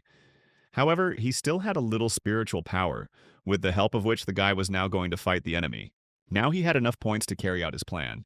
At some point, the attack stopped, and Chen Bai assumed that the spirit had escaped. At this moment, the spirit-enhanced virus-exclusive skill Mental Mastery was unlocked, and Chen Bai gained mental vision. And when this happened, he was able to see 2 spirits of girls, one of whom wanted to kill the main character, and the second tried to stop her and prevent her from committing bloodshed. The main character didn't expect to see this because in front of him was a full-fledged spirit, which meant that his level of intelligence was high. The black-haired spirit passionately wanted to kill the guy, believing him to be a burglar who broke into their house, while she possessed an S rank and 15 innate abilities. The fair-haired girl tried to calm her sister down, although her characteristics were identical to those of the brunette. At this moment, Chen Bai thought about it. This was the first time he had seen players in spirit form, and in principle, such a phenomenon was very rare even in his past life. Suddenly, Yangqi attacked the young man, but he did not want to kill her, and gave her one last chance to calm down, pull herself together, and assess the situation sensibly. His strength was much greater than her own, and if she continued to do stupid things, she would die along with her sister. The girl retreated but did not lose her fighting spirit, although the main character promised not to touch either her or her sister. The guy didn't want to develop this topic further, so I decided to ask the girls a leading question, for example, whether they know and understand what happened to this world. The girls were well aware of the end of the world, and they were also active players and regulars of forums where current affairs were discussed. But the girls were only on the 2nd level as they were afraid to kill monsters. In the protagonist's opinion, this sounded stupid, because at any moment a monster or person could appear who wanted to harm the girls. And what then they with their 2nd level would be able to counter the villain? Obviously nothing. Therefore, the blonde must not let her emotions control her strength and stop playing at being innocent. Now the twins had to close their eyes and feel the power and then take control of it. But the problem was that their moral principles were completely different from each other. So Chen Bai knew that if he didn't raise them properly, the girls would soon turn into low-level spirits that acted on instinct, and would turn into real monsters that would need to be destroyed. Тренить дух полих эмоций было очень труд, но не мож. To do this, he decided to use telekinesis, combine playing with spirits, and his own training. The first thing he did was apply total suppression, and the girls had to resist until their strength left them. Yes, it was possible to take complete control of both girls at the same time, although the details were out of place. This could not continue for long, and the souls quickly became exhausted and did not offer resistance. Most likely, they accepted the guy as one of their own, and that's why they calmed down, not realizing that the situation they found themselves in was dire. And if they don't learn to control their emotions, they will turn into evil spirits. In this situation, it would have been easier to kill them right now. But he didn't do it. And when the girls came to their senses, he asked them what they would do when they saw a zombie attacking a person. The twins were unanimous. They would kill the monster and save the man. This was a good indicator. The bad thing was that one girl was still kind, and the other remained evil. However, it was workable and each of them could absorb energy, so the guy could teach them the basic techniques for it. The spirits had to release the accumulated energy, and then it had to be presented in the form of fabric. The remaining energy in the body should be distributed evenly after complete mastery, then they can move on to the second lesson. And while Chen Bai is resting here, he will definitely check the result. As time went on, the girls began training their abilities in a mental hospital, killing zombies. The only thing is that their approaches were slightly different. Overall, the girls were doing well now, but they shouldn't have even tried to instill bad thoughts in him. At that moment, the young man received a message from Meng Meng. It turned out that the immortal swordsman had asked them for help in completing a nightmare-level dungeon. Chen Bai had never heard of this guy in his past life, which meant he died in that very dungeon. After thinking for a bit, he decided to take part in the mission, and for now he could rest. As soon as Chen Baiyu lay down, Meng Meng transported him to the dream world of Mount Shu. But the girl wasn't alone at the hut, but with Chensu Buksu, to whom she introduced the master. At that moment, Chu Zixiong, the immortal swordsman, appeared in the clearing like a jack-in-the-box. Now that the whole team was assembled, it was time to set out to meet adventure. The task didn't seem very difficult at first glance. They just had to climb the steps to the top of the mountain. But on the other hand, it was difficult to imagine what challenges awaited them ahead. For example, visibility became very poor due to the fog. Suddenly ahead they saw a silhouette, seemingly of a man, who repeated that this was a dangerous path. But as soon as Chen Baiyu approached him, this man was gone with a snap of his fingers. Bad thoughts crept into the guy's head, and he decided to test them using force, but he missed again, and the man repeated that the 5 elements would create different obstacles on the way to the goal. Now it was clear that this was an illusion, so it was necessary to pay attention and remember the words she was saying. This was interesting, and Bucks concluded that the fog most likely symbolizes water and is the first obstacle to the goal. At this moment, Chen Bai sensed danger ahead and took out his biohazard gloves. And he turned out to be right because knives started flying at them. The penetrating power of this sword was too high, so it was even able to pierce the protagonist's shield. It's good that only the shield was damaged because the guy could have been hurt too. The bad thing was that the guys couldn't sense where the enemies were hiding, so they had to activate the talismans. Maybe that would help. The protective dome was erected, and then Bucks was able to sense the approaching danger from the east. But it didn't help. The sword hit the dome again, and after a while the defense fell. But Chen Bai managed to suppress the enemy's attack and held this magic sword in his hands. After which the main character decided to show his friends why this sword was so powerful. It turned out that it was the sword of the 5 elements. Overall, this sword would be perfect for Chu Zixiong, but Chen Bai couldn't give it to the guy yet, as he controlled the blade's spirit with special techniques. But at the moment, the guy could only control 3 swords, but if everything went well, he would try to collect all the blades, but now it was time to continue on his way. 10 minutes later, the fog began to clear, meaning the company had overcome the first obstacle, but there were still 4 left. Suddenly, they met the woodcutter again, who was hiding in the shadows. A new obstacle awaited them. A forest full of monsters where it was unclear whether it was a blade of grass, a flower, or something deadly. This meant they were having a team battle with trees on legs. But besides the monsters, somewhere in the grass there was most likely also a sword, which was also a problem. And while the guys were thinking about lofty things, Chen Bai killed the first group of monsters. Moreover, he found a second sword and admired its characteristics, since with its help one could grow anything, penetrate any grass, and the camouflage was at a high level. Here the business was finished and the group went forward. Now they were climbing upward, and just then another attack began. The dusty wind prevented the boys from passing, and Buksu wanted to create a protective dome. But Meng Meng stopped him and suggested putting on a protective ski mask to protect his eyes from the dust. The idea was simple but effective. Now the boys didn't have to block their vision, and sand no longer got into their eyes. But it was too early to rejoice. A rockfall and a landslide began, and Chen Bai and Chu Zixiong fell down. Bucks froze, not knowing what to do because visibility was zero, and he couldn't even see where his friends had fallen. But everything was fine with the guys, although Zixu swallowed some sand, but at least he remained unharmed. The spirit of the rock was aggressive, and it was necessary to think about how to protect oneself and pass the test. The problem was that the sandstorm blocked the flow of spiritual energy, so Buxu couldn't determine the direction of the upcoming attack. In this case, you need to ignore the wind and sand, because when the wall wants to throw them down, they will feel the vibration and then you will need to dodge. It was dangerous for the boys to go forward, so the protagonist asked them to stay put and wait for the attack, since it was better for them to stick together in any case, even if someone didn't have time to react. Before they had time to discuss all this, the rock again tried to throw the boys down. Chenbai noticed that everyone had done a good job, so he suggested finishing the level, and he didn't need the rock sword anyway. And since he could only control 3 swords, it was more important for him to get the fire or gold sword. After some time, the level was completed, and now the guys were burning under the scorching sun. The fire sword was the most insidious of all. Chenbai was confident that it would all be over soon, as the fire sword was waiting for the right moment to stock up on fuel and attack. And a second later, the sword flew straight into Bux's face. But the main character intercepted him and was now ready to finish this mission quickly. True, before going further, the boys fell in the shade of a tree and began to greedily drink water, as they were very tired before that. Having come to their senses a little, the boys reached the golden sword, which, although it was able to emit golden light, was clearly unfinished. The boys thought too much, and that was their mistake and problem. They needed to fight straight away instead of thinking. It was during the battle that Chenbai realized that the golden sword could recover from damage on its own. But to confirm his findings, the guy decided to practically break the sword. Indeed, even after such a strong blow, the sword was as good as new. So the protagonist decided to test the sword's physical properties again and broke it with his bare hands. After that, the sword remained lying on the ground and Chenbai Yu's friends hurried to him. At that very moment, a woodcutter passed by the boy saying that the 5 tests had been passed, but the road upward would not open to everyone.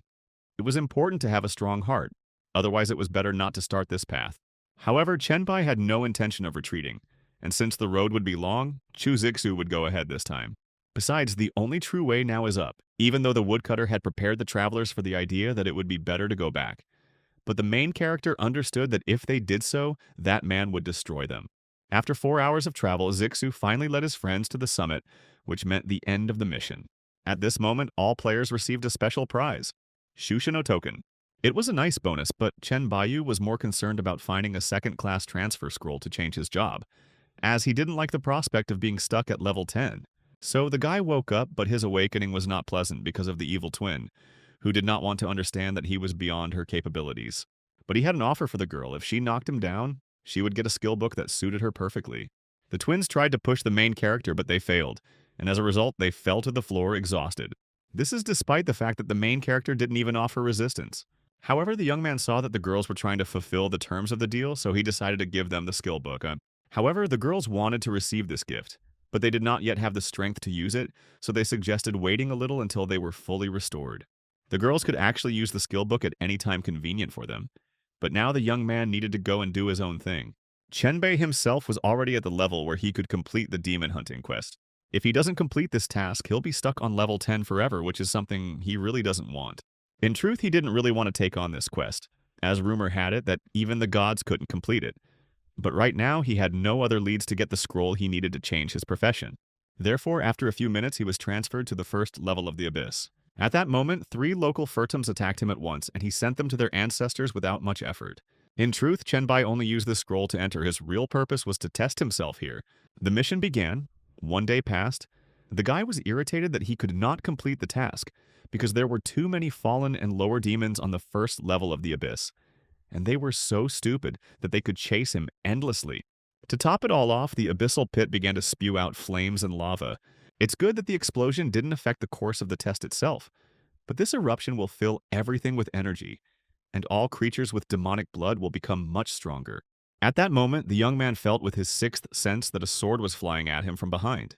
But the main character had enough skill to dodge this attack, but that's where his luck ended. His new enemy was the demon warrior Fergus. It was strange that a purebred demon warrior came here to hunt, because otherwise he should have been somewhere in the depths of the abyss. Chenbai was right, and Fergus even liked the fact that the man in front of him was well informed about demons and could speak their native language. However, the demon was not in the mood for conversation, although he would have been interested in hearing an explanation of why the lower and fallen demons were chasing the main character before the guy died. The answer was short, quick, and clear, in the form of a brilliant counterattack by the protagonist. There was no one else on the first floor except the lower and fallen demons because the guy had already killed everyone else. Another 6 days passed, and the young man reached the Well of the Abyss, which turned out to be further than he expected. It was the perfect place to catch his breath and do some manipulations. For example, he decided to feed the mask the pure blood demon potions he had collected over the past couple of days. But things didn't go quite according to plan, and another demon appeared out of nowhere, attracting the guy's attention. A fish demon came to look at the main character, and a servant reported to him that the man who killed all the demons except the lower and fallen ones on the first level had come to the Well of the Abyss. By and large, this demon shouldn't have been on the first level, so it was obvious that I needed to get out my inventory and prepare to fight back. Since it was a fish demon, he used a trident and water element to attack. It was useless against the young man as the flames of hell devoured everything around, even the water. This angered the demon prince because his father was the ruler of one of the circles of the abyss, and some pathetic person was waving a wretched hellfire and trying to prove something to such a great demon like him. But such statements did not make the desired impression on Chenbai, who easily dodged another attack from the trident. Moreover, he seized the right moment and was able to reach his opponent with his hand and infected him with the virus, after which he slammed the fish demon's head into the ground. After that, he plunged 3 of his elemental swords into it in order to draw blood and feed this blood into the mask that was in his storage. And the mask was pleased with such an unexpected and tasty snack. This level was passed, and after certain transformations, Chen Bai received as a trophy a black water trident of the S rank, which uses the power of water and can deal a crushing blow to the enemy. Overall, most of the obstacles have been cleared and the main mission can now begin. But to get a clue, he needed to look into the eyes of the abyss. At this moment, a wave of panic rose up in Chen Baiye, which was inevitable when the abyss stared back. But he absolutely could not retreat. Otherwise, he would be instantly rejected and there would be no second chance. She talked to him, noting everything, that he had not yet chosen a class, that he did not have someone else's cow, that he did not have equipment higher than S rank, that he did not rely on fleeting enhancements, and everything he had he obtained with his own hands, and his strength was only his, and he could master the power of the abyss. Therefore, the abyss recognized the young man as worthy and opened the way for him to undergo its special test. If Chen Bai passes the abyss trial, he will receive a Abyss Lord rank SSS scroll. To do this, he had to jump into the well to start the test, which is what the guy did. During this test, the young man had to defeat the projection of the 10th level of demonic lords of each circle. After each circle, he would have from 1 minute to an hour of rest. Everything would have been fine, but there was an error in Chen Bai's condition, and it was not possible to establish it before the peak. At that very moment, his hourglass activated and became one with him, meaning that the abyss couldn't discard this skill, and the young man didn't know what to do about it. However, by some miracle, the error was corrected, and the young man's condition was restored, which meant the beginning of the test. In the first circle, the young man had to kill a lesser demon, the demon warrior Lord Balker. The guy didn't bother too much, cutting his opponent into 2 parts with 1 blow. The young man completed 5 circles without any significant losses, restoring his strength to the limit after each murder of the ruler. Moreover, with each new lap, he got the hang of it more and more, reaching the 34th lap. And now he has already reached the 66th circle, where he was met by the demon lord of the Blood Armor clan, a 10th level demon swordsman. However, no matter how difficult it was, the young man still managed to pierce this enemy with a blade. But he himself was wounded. It was good that the injury was not serious, so he actively continued the battle. But we must give him credit, this enemy was indeed very strong. And at some point the main character even felt uneasy, because he did not fully realize that he could die. After all, at some point the enemy pierced him with his sword. The flight didn't last long, the guy fell to the ground. But the demon admired the main character's strength and vitality, although he considered him unforgivably stupid. However, the protagonist was not going to give up, so the first thing he did was ask the system to analyze his condition. It turned out that everything was not as bad as it seemed at first glance.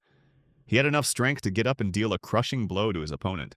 After this, the young man actively continued moving through the circles of the abyss and reached the 100th circle, where he was supposed to meet the fallen swordsman Gilbert. The situation in this place was strange. Nothing and no one could be seen. It seemed as if the enemy was hiding.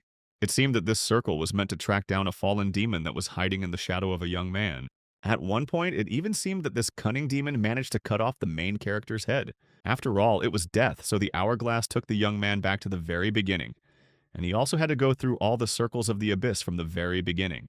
Therefore, now the young man was thinking about the fact that fallen demons were a lower race of demons, and in terms of basic characteristics, they were even weaker than humans, but they were still the bosses of one circle or another.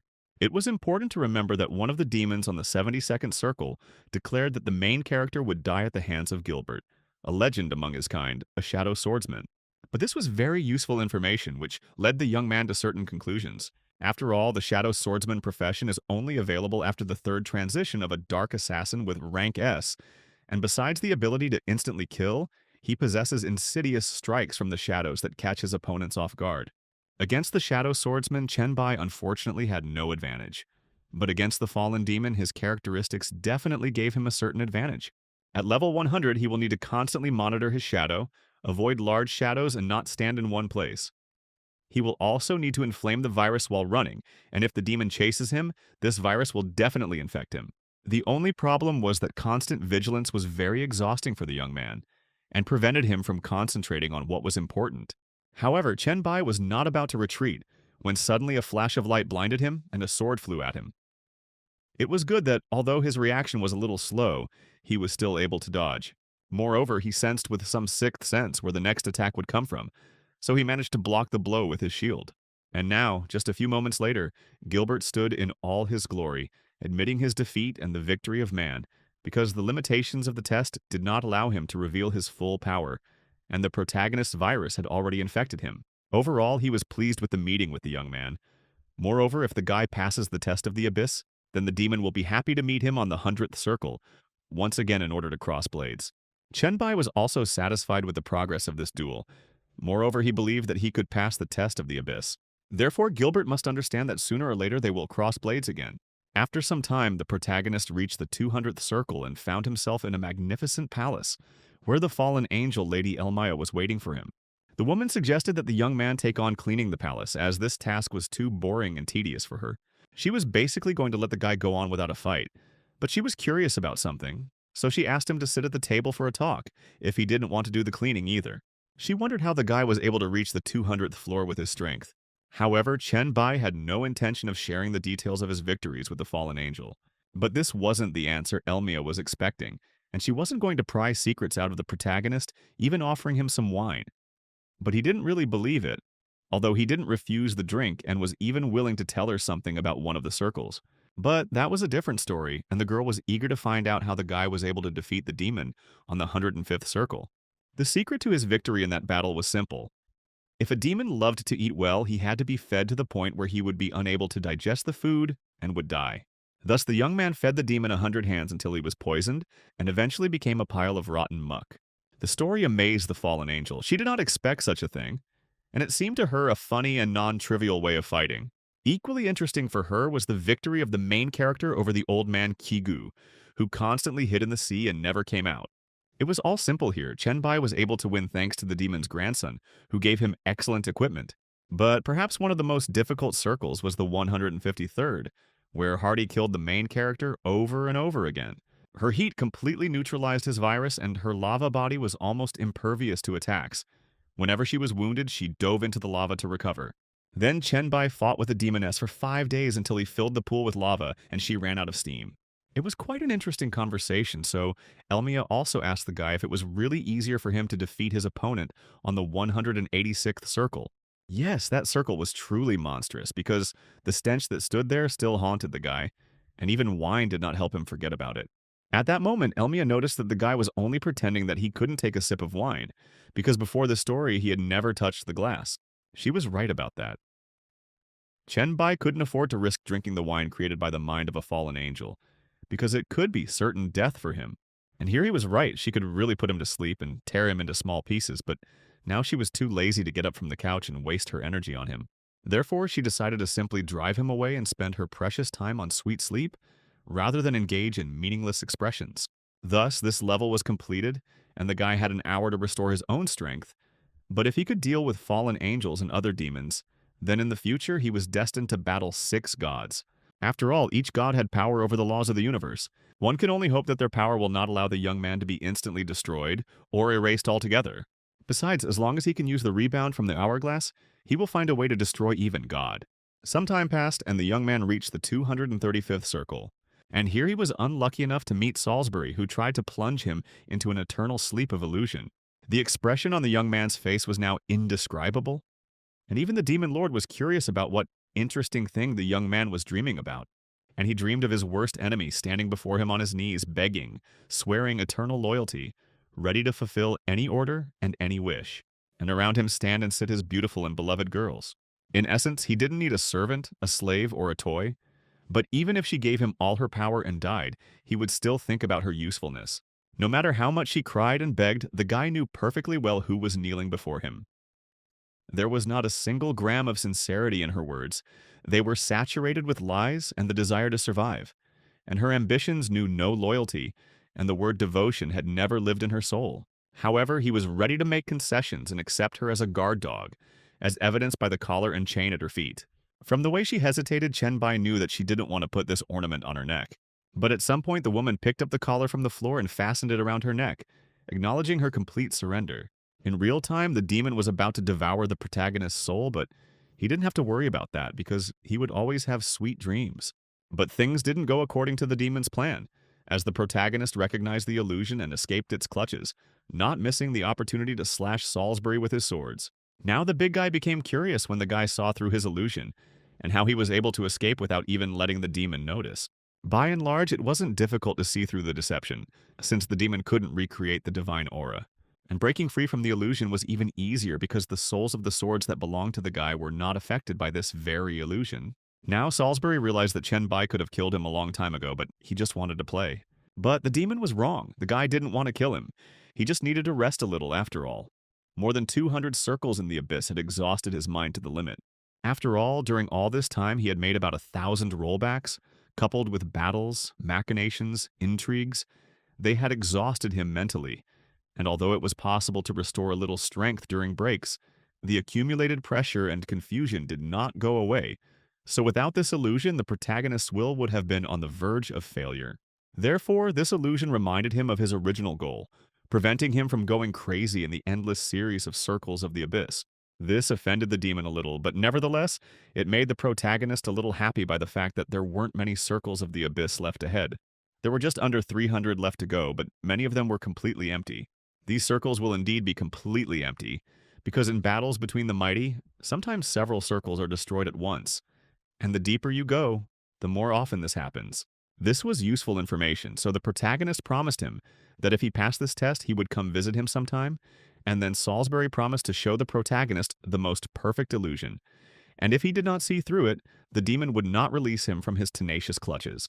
The demon's words turned out to be true, so the main character jumped over several circles at once.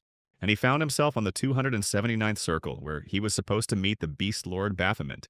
Moreover, he will be a formidable operative, the god of the tribe, the Minotaur, the patron of the barbarians, one of the 6 true gods that Elmia told him about earlier. The main character didn't even notice how this very same Minotaur appeared behind him, but somehow Chen Bai magically realized that something was wrong, so he put up a shield and blocked the attack. He then pulled out one of his special plague swords to attack, transforming one of his hands into it.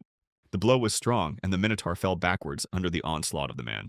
Unfortunately, the demon did not die and began to sink into the quagmire of the floor, hiding from the young man. Something like this should have been predicted, but Chen Bai was relaxed, so he missed this little trick. He didn't expect, of course, that the demon would be able to dissolve in blood and disappear. It was the blood double to detain uninvited guests.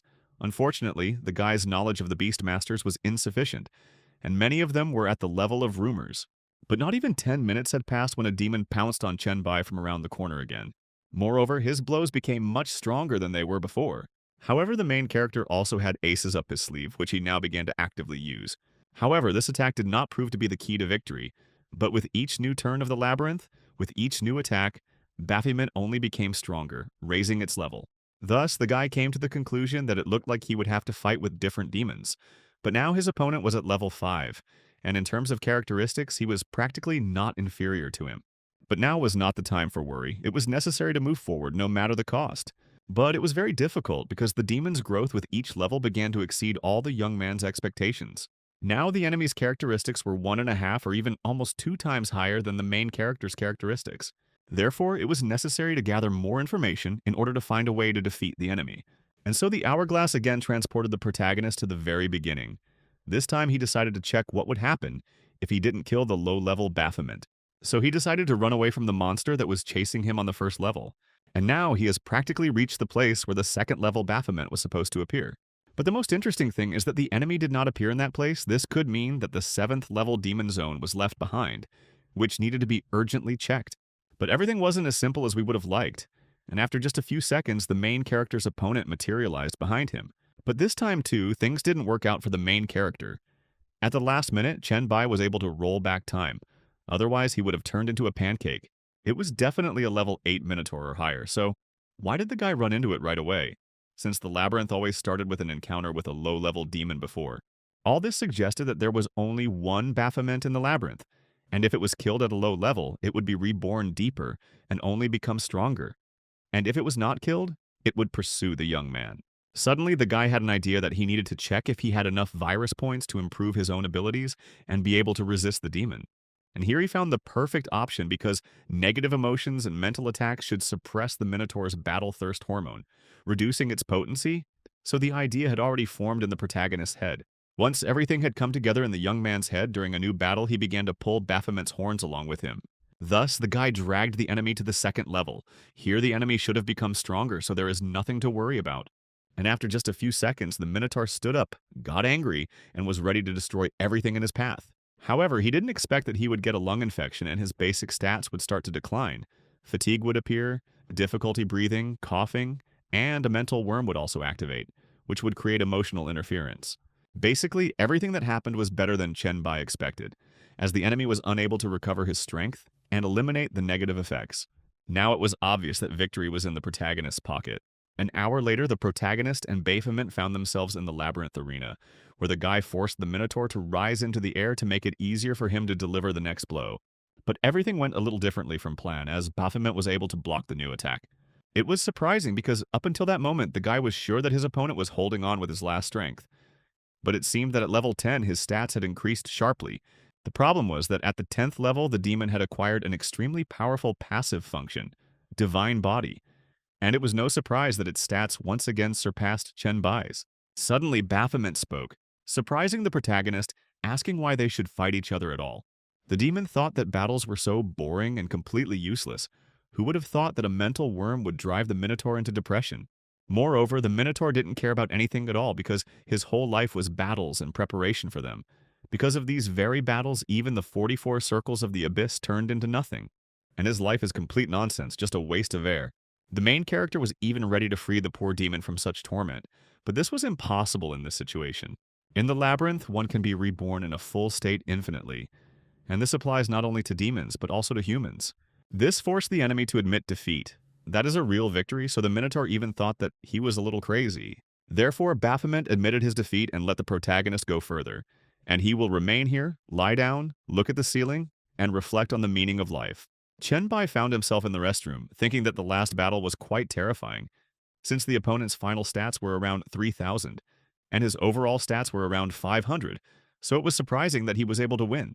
Time is up and Chen Bai is now on the 350th circle, thinking about how he got a really cool mental worm. This time he had to deal with the demon, the lord, the world devourer, Vinny Fred. It was a legendary 9-headed hydra that had the right to devour, and the worst part was that the protagonist knew practically nothing about it. The first to enter the game was the 9th head, a girl, and as soon as the main character had spoken a bunch of compliments to her, her soul melted and she let him go ahead. Because he had passed her test, but there were still 8 heads left. Now it was the 8th brother's turn to take part in the test, and to do this he had to wake up. The 8th brother woke up and decided that his test would be an arithmetic problem, so he asked what 1 plus 1 was. Since Chen Bai gave the correct answer, he passed this test as well. While the 7th brother was pondering his task, the 6th and 5th had already come up with a task and were ready to voice it. Chen Bai had to judge which brother was right, the one who claimed that water extinguishes fire or the one who claimed that fire evaporates water. The situation was stalemate. The protagonist could not support either of the heads, but he also could not refuse to answer the question.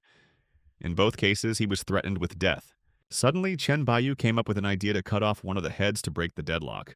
At this point, everything could have ended very sadly, but the 3rd head intervened, who said that the 5th and 6th brothers behaved foolishly because they asked the man an unsolvable riddle, and it is not surprising that he decided to kill them. Gradually, it began to dawn on the 5th and 6th brothers that if they were to ask questions in this way, the person would answer incorrectly in any case. If so, then the 2 heads admitted they were wrong and informed the young man that he had passed their test. This small victory didn't please Chen Baiyu very much, So he continued to provoke the brothers to sort out their relationship through combat. And now was the perfect moment, because at this level there was no physical body of the Hydra, but only its projection. In this way, they will be able to solve their dilemma rather than asking a complete stranger and demanding that he solve their problems. And the brothers were already ready to start sorting things out, but the first brother intervened and stopped the fifth and sixth. Meanwhile, the fourth brother came up with tests for the main character. It turned out that he was born in space and wandered among the stars. But before this test, he had never been to a blue star, so he asked to tell all the stories and tales about this place. The third brother was also interested in whether there were beautiful landscapes or delicious food on the blue star, and telling about this would be his test. The second brother was curious whether people had famous thinkers or philosophers. In general, all the brothers were interested in hearing stories about the Earth, but all these stories could drag on for too long. So the Hydra decided to ask the young man to stand still and not dodge when taking the blow. Chenbai stood and waited, understanding that the flight of this ball was slow and the radius of destruction was limited. But the thrust was simply enormous. Perhaps it would be possible to stop it all with telekinesis, and maybe not, but it was worth a try. But something went wrong, and nothing came of this idea despite the fact that it was the initial version of the devouring bomb. And the level was limited to only 10.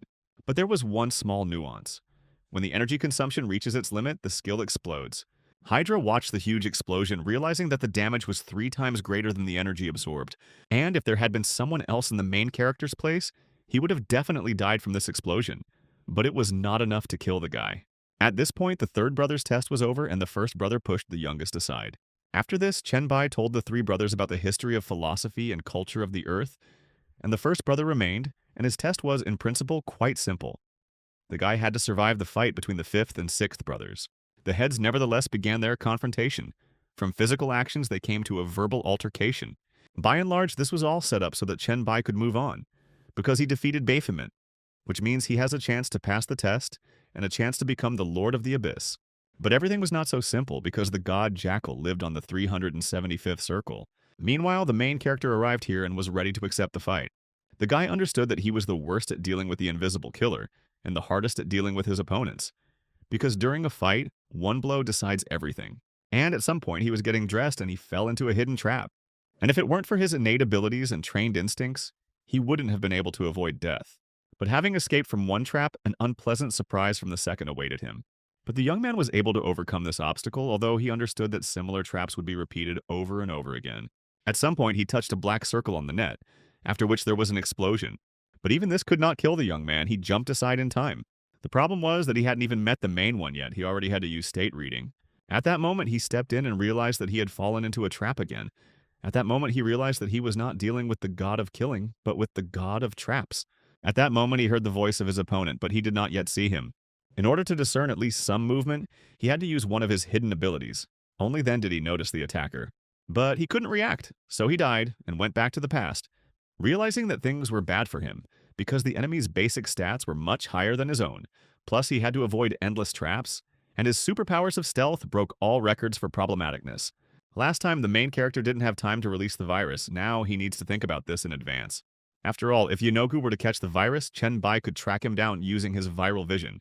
The first part of the plan was devised. The second part was to use one of the virus techniques to destroy all the traps at once. After this, the guy looked at all the broken magnificence, realizing that there were almost 100 different traps within tens of meters, and not one of them was repeated. At that moment, a jackal appeared behind the guy, who was insanely angry because even if he could tolerate the poison, he could not tolerate the destroyed forest of traps, which cost him a lot of effort. And he was killed again and returned to the past, realizing that from the very beginning the jackal was next to him, watching and knowing his every move. It had to be admitted that Yenogu was a difficult opponent, so Chenbai was already returning to the past for the 5th time. The number of returns kept increasing, and the main character did not raise how he could defeat this enemy. Yes, his strength was inferior to the Minotaur's, but it still surpassed his own. All the traps in the forest were dangerous. One wrong step and that's it. You can return to the past again. Moreover, as soon as the enemy notices the drop in characteristics, he attacks him and kills him. Yes, and the mental worm not only did not deprive the enemy of his fighting spirit, but also made him even more impatient. So the idea of combining the flu virus and the mental worm suddenly came to the young man's mind. In addition, Jackal's traps could be used to stall for time and wear him down. The puzzle began to take shape the way the protagonist wanted, so he decided to continue and find out the position of the traps and plot a route. If he could reduce the characteristics of his enemy, he would be able to kill him. So far, he has only been able to anger the jackal. So once again, the beast killed the young man, sending him back to the past for the 10th time. History repeated itself all at once, and for the 23rd time, the young man found himself in the past. But the more he returned to the past, the better he oriented himself in the present and understood that haste was the worst thing for jackals because they could easily fall into their own traps. Now the enemy is seized by an undisguised thirst for murder and, as always before, he does not restrain himself and falls into his own traps. But this time the main character manages to survive after another enemy attack. And all because the power of this blow as well as its characteristics are already less than the characteristics of the main character by about 2 times. But the jackal was already in a state where he felt nothing. He saw the goal and did not see any obstacles, even realizing that he was doing something wrong. Now Yinogu's stats had dropped below average and the enemy was generally quite battered, giving Chen Bai a chance to land the killing blow. Finally, the guy won and the jackal's corpse began to disappear. It was time again for a little rest, and this time the guy chose a whole hour to restore his strength. This time he was completely exhausted. The problem was also with his equipment, which was wearing out and did not make him invulnerable, but he had no other. This is despite the fact that he still has 3 gods to defeat, and this will definitely not be easy. Time passed quickly and the protagonist was destined to face new dangers. And it was quite possible that his new enemy would be the queen of the succubi. But no, on the 400th circle a demon was waiting for him, the ferryman to the kingdom of the dead, Gabar. But the guy wasn't scared because he had a feeling that this would be the easiest circle after the Hydra. By and large, the young man loved it when monsters attacked him in droves. Then he just had to kill them and not think about anything else. The situation was reminiscent of defending a city, but he didn't have to protect anyone. Plus, the new flying swords gave him increased range, so his stats didn't decrease. Meanwhile, Gabur appeared on the battlefield. He barely managed to block the enemy's first attack, so he quickly regrouped and counterattacked, wanting to end this fight as quickly as possible. To be honest, the man didn't expect that the person would be able to figure him out, but he nevertheless acknowledged his strength and abilities, as well as his common sense in any difficult situation. The carrier of the kingdom of the dead Gabar died. Now it was possible to move on. Now, on the next lap, Chen Bai really did have a meeting with Mainshat. And if up until this moment he had to deal with demons who preferred fields and the like, then the succubus was waiting for him on a wide canopy bed. She was beautiful, looking forward to some interesting entertainment with a man who had challenged the abyss itself. The main character was a man, so he stared with all his eyes at the beautiful creature in front of him, his heart fluttering and his cheeks turning red. At that moment, the realization came to him that it was the girl's charms that were having such an effect on him, and that's why he almost forgot about everything in the world. But Mainshat continued to cast her spell, beckoning the young man to come closer to her, because she felt all his desires and did not understand why he was trying to suppress them. But Chen Bai stubbornly stood in one place, and since this was the case, the succubus decided to come closer to him herself. And now she is standing practically pressed against the young man, forcing him to kneel and kiss her feet. And if he is an obedient boy, then she will allow him to become her pet. No matter how hard Chen Bai tried to resist her power, he couldn't, and he knelt down. He remembered that moment as he had one day been talking to his former mistress about how her desire control method that she had taught him really worked, since the succubus he had encountered in that building hadn't posed any threat to him. But then the mistress told another very interesting story about the queen of the succubi. It turned out that long ago she had fallen in love with a young man, and when she gained her power, she used it on him, and he, overcome with lust, humiliated himself, crawled on his knees, and begged her for even a drop of affection. From then on, whenever Mainshat met someone she liked, she turned on her charms to the fullest and tested the men. They all failed, and she became disillusioned with them. If Chen Bai had been a little different, he would have also completely succumbed to the temptation. But he was different, and his goals were different. So now he broke free from the spell and attacked. But the attack did not produce the desired effect. The demoness easily dodged the blow and pulled out her whip, ready to enter the fight. Moreover, with this very whip, she practically remembered the young man, forcing him to look at all sorts of obscenities. If she had simply been looking, but this whip was far from ordinary and caused a certain tremor in the young man's body. Not only did the girl entangle his entire body, he stood not only like a paralyzed log, but the pain gradually turned into a tickle and other more interesting sensations. It turned out that this was the effect of the succubus's special ability, which forced the guy to give free rein to his instincts, and her control was not irresistible. However, such a trick was not enough to make Chen Bai give in. He was even curious about what would happen next, because if that was all, the performance would be mediocre and would earn a negative review. This was already starting to amuse the girl a little because she expected that the blood would concentrate in the lower part of the guy's body. and he would not be able to think, but she was wrong. The man still had a sharp tongue. Therefore, it was necessary to add a little pepper to make Chen-bai more accommodating. A French kiss really did send a young man into space. Yes, he understood that he was under the power of this beauty. But sometimes it is not necessary to completely shackle instincts. Sometimes it is useful to give them a little freedom. The main thing is to ultimately be able to curb them, because the virus's thirst for reproduction is the most unstoppable of them. Now he was ready to give Minashot a rebuff. She had never in her life seen someone completely bewitched and still push through, and that was exactly what was happening now. Now the initiative was not on her side, but on Chen-bai's side, who was behind her, ready to strike again. But instead of striking, he grabbed her by the neck, pinned her, and pierced her body with sharp spikes. And in just a moment, they found themselves on the bed in an ambiguous pose. The girl tried to resist and harm the young man with her tail. But at some point, her tail slowed down, which meant that the succubus was giving him a chance, and if so, then he had no reason for unnecessary ceremony. Overall, if you approach the situation this way, she understood that her body was just a projection, so she was curious about what would happen next. The succubus and the human spent 3 days hugging and confronting each other, and now lay on the bed, exhausted. Eventually, this circle was completed, and the young man chose 1 hour to restore his strength. The young man stood up. He understood that he had already survived clashes with 5 gods and only 1 remained, and then he could consider the task complete. Meanwhile, in her palace, Mainshat was thinking about how she felt after her defeat, and whether she should go right now to the 500th circle to kill the guy who lived there. But at the same time, she wanted the guy to pass the test of the abyss and reach the level of gods. Then she could again feel that same feeling next to him. At that moment, she realized that Chen-bai would be in trouble, as he would have to face the Eternal Night Lord, whom even she was no match for.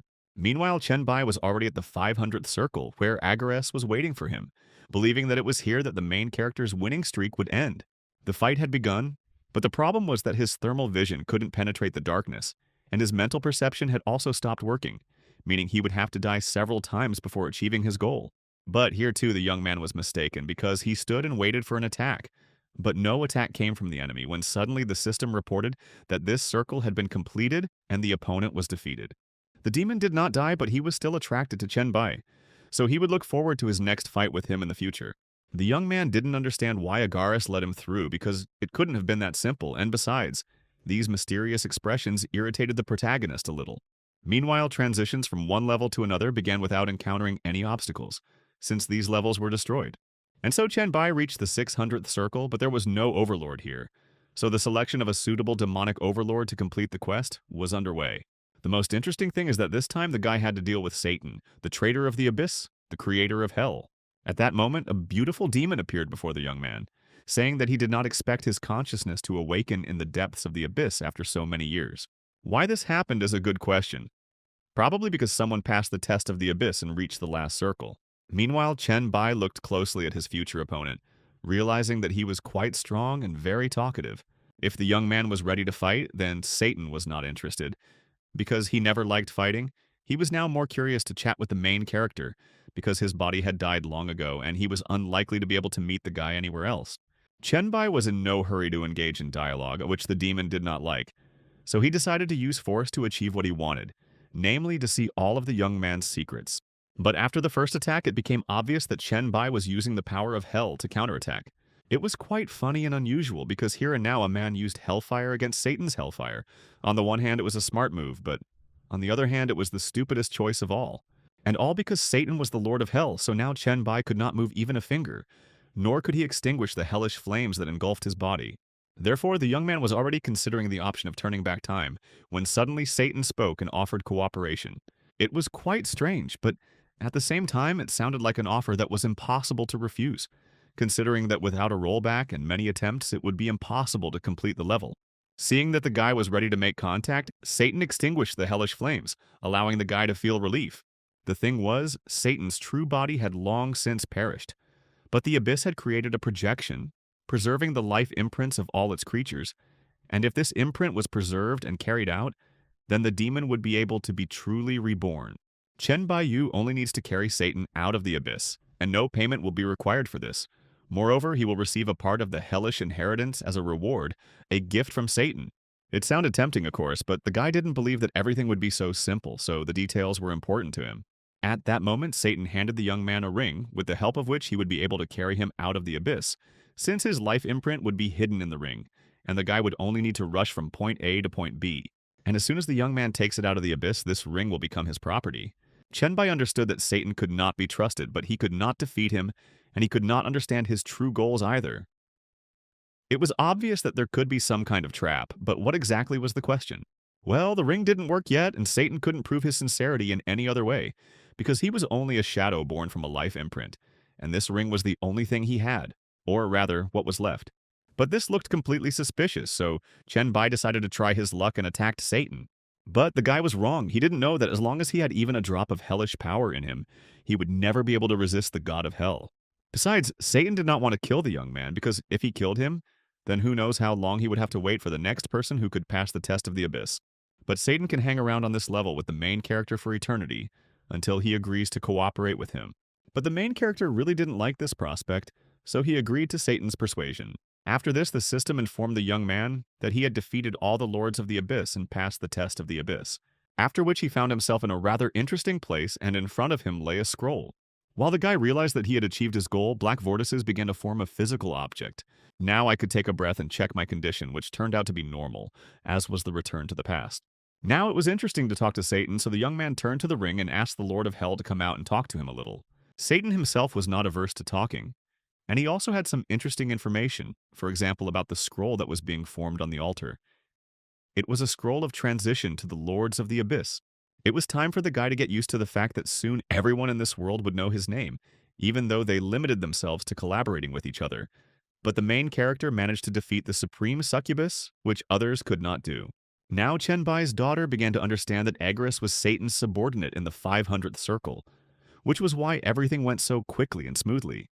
This was the true truth, because among the 72 pillars of demons, the second most important was Agris. Everything was clear with this, but regarding the cooperation, it was not so clear yet.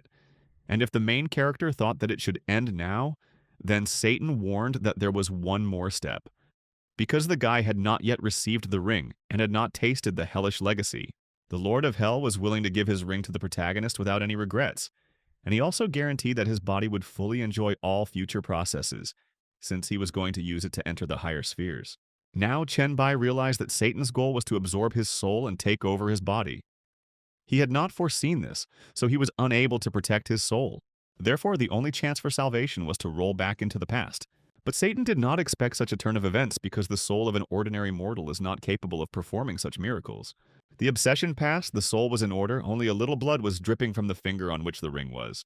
Overall, the situation wasn't all that dire, but it was unknown whether Satan was alive or dead. So it was best to remove the ring now, destroy it, and not give in to the greedy urge to own everything at once. And at the moment when Chenbai decided to destroy the ring, a mini-spirit of Satan appeared, asking for another chance to talk and find out everything. If up to this point Satan had tried to threaten the protagonist in any way, after the recent events he decided to change tactics, paid him compliments, and asked to leave him such a tiny, pathetic life, and in return he would give him everything he has and even more. Well, this was all empty talk, but Chen Baiyu was interested in specifics. There were no specifics, but the guy didn't want to kill this little spirit, so he sent it to rest in the inventory. Now the young man needed to get down to business. He received a second SSS rank scroll for changing his profession. All that remains is to summon Lado and complete the quest, after which you will receive 2 professions at once. Since the guy had no intention of leaving the abyss yet, he decided to summon the god of commerce right in the middle of the first circle of the abyss. I didn't have to wait long, the coin worked like clockwork, and a business-like goblin appeared in the passage. Lei Duo was unhappy that his subordinate had summoned him to such a lousy place.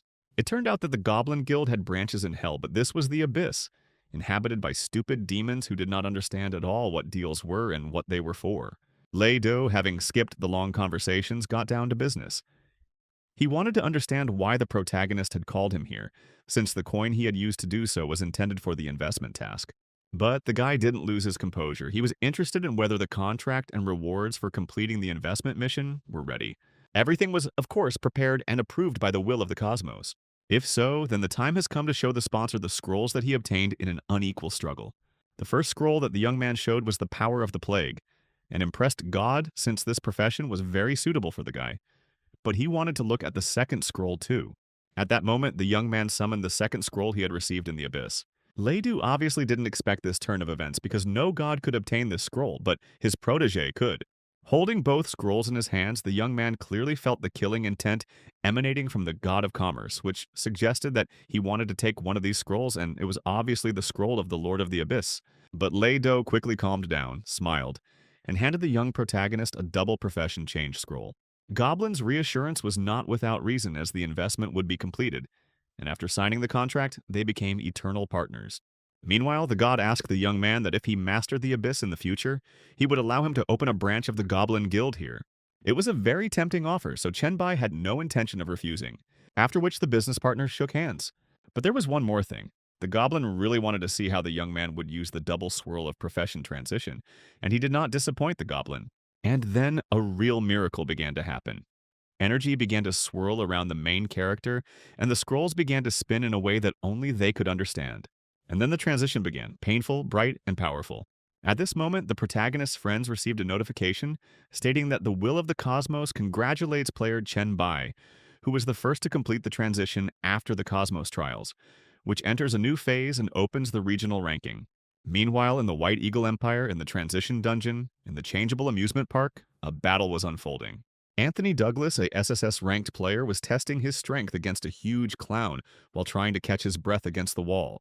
It was sad to realize that this monster had figured out all the young man's tricks. Nevertheless, victory went to the man who seized the opportune moment and delivered the fatal blow. The young man received the scroll for the transition and was confident that he would be the first to make this very transition, because up to this point Chen Bai had always been in the lead. But now everything was about to change. But as usual, everything didn't go according to plan, and the first person to make the transition turned out to be the main character, defeating his simple opponent. Meanwhile, the protagonist received a notification from the system which said that he had made a successful transition, and his default camp was assigned to Dragon Country. He could change the camp within 10 minutes. If within these 10 minutes he did not make a final decision, then he would have to pay a lot of money to change something. Without thinking twice, the young man confirmed his joining the Dragon Country camp, where only players of level 10 and above who had completed the transition could enter the level rankings. Now it's time to look at the new abilities and skills of the acquired professions. The first profession was called Plague of the Living, with the help of which he received the right to own the plague, that is, all plague creatures and infected creatures with attributes no higher than his own are subject to complete control. Each controlled plague organism strengthens the skills of the profession and the effects of viruses and fungi. The profession skill is the Plague Sun, which creates a Plague Sun whose rays instantly spread viruses. However, the description of the attributes and skills was rather vague, so the guy decided to test them empirically. With the help of the Plague Sun, the young man destroyed demons within a kilometer radius in 3 seconds. Now it was possible to read information about the Lord of the Abyss. Only here a surprise awaited him. There were no basic attribute bonuses when leveling up, and all abilities would be strengthened, depending on the number of layers of the Abyss under control. But once he looked at the rights and skills of the profession, he realized that his future was limitless, since the levels would be hundreds higher than those of others. In addition, as a bonus, there was free entry and exit into the Abyss in any layer of the 9 bloodlines, and resurrection. This was clearly no worse than an hourglass. At this point, Lado pulled out 2 glasses of red wine from somewhere and offered to drink, as he saw that the young man had sorted out all the pressing issues, and it was time to begin the celebration. In addition, the goblin presented the young man with a goblin pocket store, where he could afford to buy the necessary goods supplied by the guild.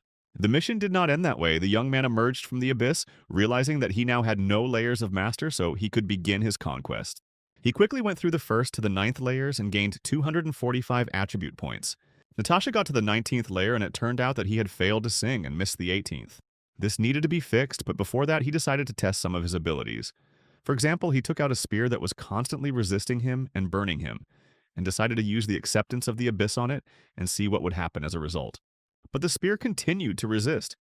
It was no accident that this weapon had evolutionary potential, meaning it was head and shoulders above the zombie mask. If this continued, the protagonist's strength would not be enough to transform this item, so he decided to try a slightly different approach. He took the weapon and threw it into the well of the Abyss, which was able to suppress the power of the weapon, which allowed the process of transformation to be completed. Now it was the perfect weapon for the young man, and he could proceed to the 18th level. At the 18th level, Agares was waiting for him, and he happily greeted the young man. It was not the right time for celebration, so first the demon had to swear allegiance to the protagonist, and then they could have fun. At that very moment, the second of the 72 demons, the Lord of Eternal Night, returned part of his soul to the Ring of Solomon.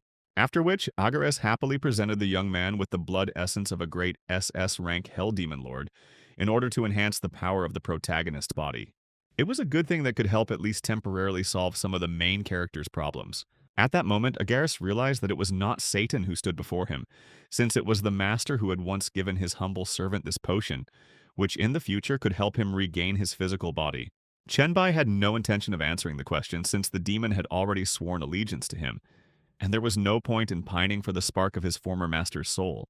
Agares had no intention of giving up, nor did he intend to serve the guy, so he increased his resistance to the maximum. But Chenbai wasn't afraid because now he was the Lord of the Abyss, meaning he was the Abyss. And if he didn't attack the creatures, none of them would be able to touch him. Meanwhile, the young man addressed the spirit of Satan, saying that he was lucky with his subordinates, since they were so devoted to him even after his death. Satan believed that in the case of Agress, no sophisticated tricks were needed, since at the level the demon was at, devotion was just a step towards greater power. The demon froze, remained silent, and did not attack because he sensed the aura of his master, which meant that Satan was alive, but he was nowhere to be seen. The young man did not deny the fact that in the near future, perhaps both Satan and Agares would serve exclusively him, after which he went on a date with the succubus, who was already waiting for him in her abode. The young man came to her because he needed someone who knew enough about the abyss to answer all his questions. The succubus was ready to happily answer all the questions that interested the young man, because he was the ruler of the abyss, and therefore her master. But boring and intimate conversations were not for her, so the young man had to use more interesting methods to get her talking. The conversation was long and not particularly interesting, so it ended rather quickly, and when this happened, Manishet asked the young man to do with her real body everything that he did with her avatar. Besides, this funny game started thanks to the two of them, so let it stay between them. Besides, stop wasting time. The succubus is already tired of waiting. Meanwhile, in the real world, player Wei Hao found the twins in their humble hideout. The girls tried to drive away the uninvited guest, threatening him with all the deadly reprisals they knew, so that he would leave quickly. But such threats had no effect on the young man, because he possessed the talent of the Ghost King's command, and could kill creatures by increasing their mental strength and turning them into his ghostly servants. Therefore, there was now a mental confrontation between the twins and this young man. Their tricks had no effect on him at all, but the man's mental attack worked on the girls in a jiffy. However, the girls managed to hide, so the guy went to look for them, saying that if they were obedient girls, they wouldn't even have to be punished. But Wei Hao's fantasies were not destined to come true because Chen Bai returned home and hugged his girlfriends. But Wei Hao could not comprehend and understand the full depth of his misdeed, and continued to threaten the main character, now that he would turn not only the girls into his ghostly servants, but him too. In his past life, this guy became the Ghost King, one of the 8 lords of the 8 royal cities. But in this life, the main character was not going to give him such a chance, especially when he insulted him. After all, in his past life, this young man loved to kill people and turn them into ghosts. Hundreds of players who were innocent had fallen at his hands, so in this life, Chen Baiyu had no shame at all in killing him. Besides, the twins were happy and grateful for the help. Moreover, the girls had reached level 7 at this stage, so it was already possible to begin looking for suitable scrolls for them to transition to. And as soon as the guy opened the store, a young man appeared and announced that he had practically conquered the market, and that the man could choose any location for opening a branch of the trade guild. In addition, the main character also wanted to select suitable transition scrolls for his assistants. Yes, God had suitable scrolls for the twins, and such an interesting case was suitable for his investment. So he pulled the scroll of Dika, tied to the earth, to the guy. This was an unusual scroll, as this profession had 2 development paths, and with the right approach, the girls could become the second after the main character to be the happy owner of a dual profession. After this, Leido left. The twins began to thank the protagonist for such a valuable gift, offering all sorts of things. But at some point, the sisters' opinions on how to express their gratitude diverged. So Chenbei and the eldest young sister were left alone. The conversation was quite complex, as the topic was that not long ago the protagonist had refused a certain amount of gratitude, as those who walk with him through life must either sincerely love him by mutual consent, or be absolutely devoted to him and ready to do whatever he asks. But he didn't like those who offered their bodies in exchange for profit, and that's exactly what the blonde did. But in fact, Chen Baiyu was curious, because logically such actions, such as using her body to pay off a debt or get closer to him, should be in the spirit of the younger sister because she was the embodiment of evil thoughts, but not the elder who embodied good thoughts. The girl believed that the desire and striving for the best for oneself are not evil thoughts, if it does not harm other people. This was a rather interesting point of view, so the protagonist did not even take offense and sent Yang Qi to train, because it would be useful for both her and him.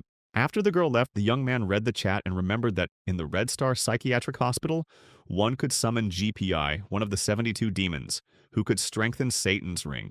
After which he sent a message and asked his friend to get ready, as he would go with him to the hospital. After which I returned to reading the chat, where a very interesting name appeared. Ding Ding, a player who in the future, or rather in a past life, was quite famous, nicknamed the Puppeteer. This ended the study of the group chat, and after some time, the protagonist, along with Hein Xiao, arrived at the entrance to the hospital.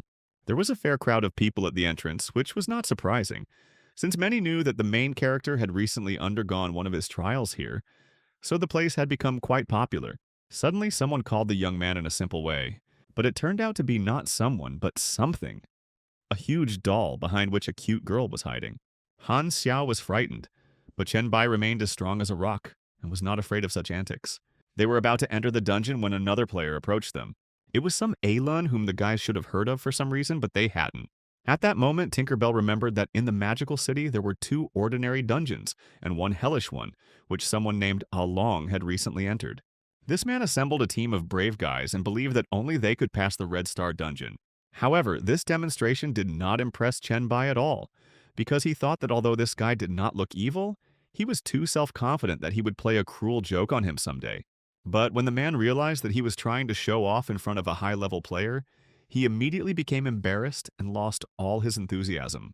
Meanwhile, in the dungeon itself, the main character's group was attacked by monsters, which he asked Tinkerbell and Han Xiao to deal with. He also sent Yang Qi to help the boys. The girl was happy that she had the honor of showing the main character her new technique.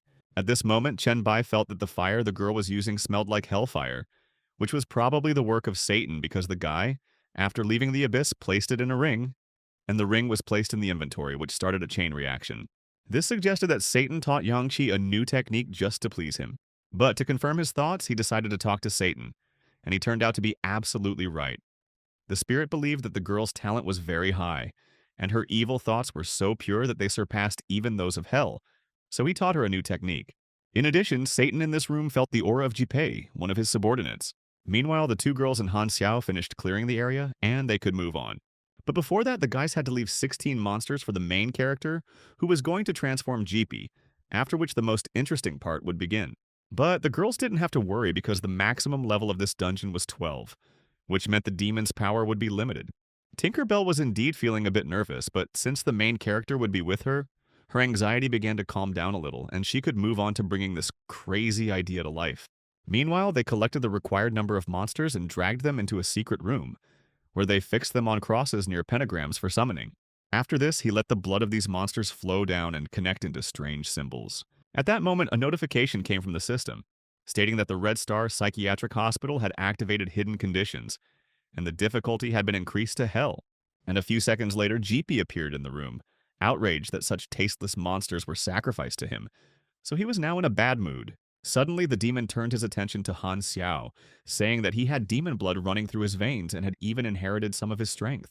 The boy suddenly felt ill, but he was still standing on his feet and could even ask questions. For example, he was interested in where his twin sister was. But the demon had no desire to answer Han Xiao's questions, so Chen Bai intervened in their conversation and insistently asked the demon to answer this question. Chen Bai ignored the words and actions of his new opponent.